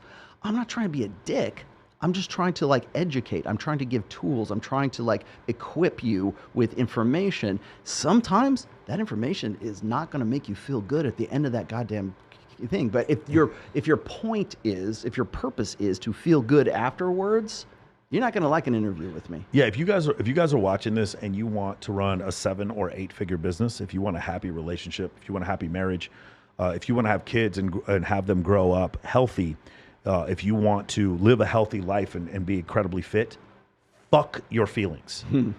Fuck your feelings. There is objective truths on how to accomplish those things. And if you work on those objective truths, that is the way you're going to find success. And for those of you who have not found success, if I give you a technique, or Robert Kiyosaki gives you a technique, or you read something from Dale Carnegie, or if you read something from whoever, from Brad Lee, or listen to Rollo Tomassi, by definition, if you have not had success and I tell you to do a thing, by definition, it's not going to feel comfortable. It's going to feel awkward. Success is going to feel awkward if you have not been successful. Always. In every instance, when you don't do bench press and I take you to do bench press, your chest is going to hurt like a motherfucker the next day because it is awkward. Success is always going to feel awkward. So one more time, I love you all. Fuck your feelings. Your feelings. The truth will set you free, There but you it go. does not absolve you of the responsibility of knowing that truth. It does not absolve. It's not going to feel good. The truth is not always. It's setting you free, but it may not be. It may not taste good. It may not be you have a responsibility to that truth once you have it, and sometimes that's more than most people can really handle. Beautiful. 4 hours and 5 minutes. It's Wow. the new record. Is this the new record, Chase? That's For me, yeah. That's average for me. I think with the Flat Earthers, That's a you might Sunday have gone show. 5-6 hours. No. Flat Earthers was 348. We're at 406. Hey, we're Awesome. going to do this again. For sure. Yes. We're going to be doing a lot of things together soon. I do have a plan on going on Fresh and Fit later on this year. Definitely plan on doing more stuff with you. Justin and I have become like BFFs. You know what I'm saying? He's Louisiana and I'm Texas. So we definitely going to do stuff like that. Hopefully I have Tristan Tate coming on at the end of this month. Excellent. I've been talking to Sterling Cooper, a bunch of people like that. And I'm going to tell you something else. I have some feminists that are coming on that I'm friends with, that I love, people that I care about deeply in my life. I don't have to agree with everything they say, and I'm never, ever, ever, ever going to ask that they be canceled or that anything that they say be subdued, and I will always give them an opportunity on this show to expound their point of view, and I will always listen to what they have to say with respect. And I hope that the rest of you feel the same way. But if you don't, and you're part of council culture, you're not going to want to debate me. You're just going to cancel me. And I will tell you you're wrong. Exactly. Hey, guys, thank you so much for checking us out. Once again, man, I thank you for the 100,000 downloads on Spotify and on Spotify and on Apple. Thank you guys for the millions of impressions that we've been getting on Instagram. Obviously, Instagram has been growing the biggest, like with the impressions, and TikTok. I thought that my podcast was going to be, I thought that my social media was going to promote my podcast. Bro, it's the opposite. My podcast has been promoting the clips on my social media have been what's growing the biggest. So I want to say thank you. The opportunity to interview some of my favorite authors has been just absolutely incredible. Some of my favorite musical artists are going to be coming on the show. So I cannot express to you guys enough how grateful I am. Man, even if you disagree with me, I'm so grateful that you guys at least watch and know who I am and talk shit about me on YouTube. By the way, I meant to tell you this. With the haters? It's really, let's do that. It's really unhealthy that I do this. Before I go to the gym every day, I go on my YouTube and I go on Telegram and I look for people who talk shit about me and I just go hard on them, bro. I am bad. I grew up in I may look like this. I grew up in East Dallas. I will talk bad about that. And I get so fucking amped and then I go to the gym. You go to the gym, I got to stop doing the energy. very unhealthy thing that I do. Anyway, guys, thank you so much for checking us out. You will be seeing definitely more Rollo. Where can we find you? Of course, you can find me on the channel you're watching right now, and on this channel, all channels, and also I'm on Instagram, I'm on Twitter. I, of course, have my show, which, by the way, I'll still be doing my Sunday show. It's 1 p.m. Pacific, 4 p.m. Eastern, which I do in Reno, Nevada. And I'll be making a lot more trips down here in the immediate future. We've been working on some stuff together, and I've got some plans with Miguel as well. So there's big things afoot right now. I definitely want to come down for the when you get Tate down here. Beautiful. So yeah, I was just gonna say I think that's it. I'm also doing video work with Kevin Savo right now. So. Beautiful. One more time, because he's got 5 books. I would recommend you check them out. It'll definitely read the first book. It was definitely paradigm shifting for me. So something. It was actually one of these things where I had seen these truths when I worked at a gentleman's club, and then I'd never seen anybody write it down like that. It's available on Amazon. Get. Oh, and also I have an NFT. It's the Red Pill Lions NFT right now, where we take the funds and the money from that, and we fund things like independent films and documentaries that are red pill oriented. It's called Red Pill Lions. I love it. I love it, man. Thank you guys so much for checking us out, and we will see you all next week.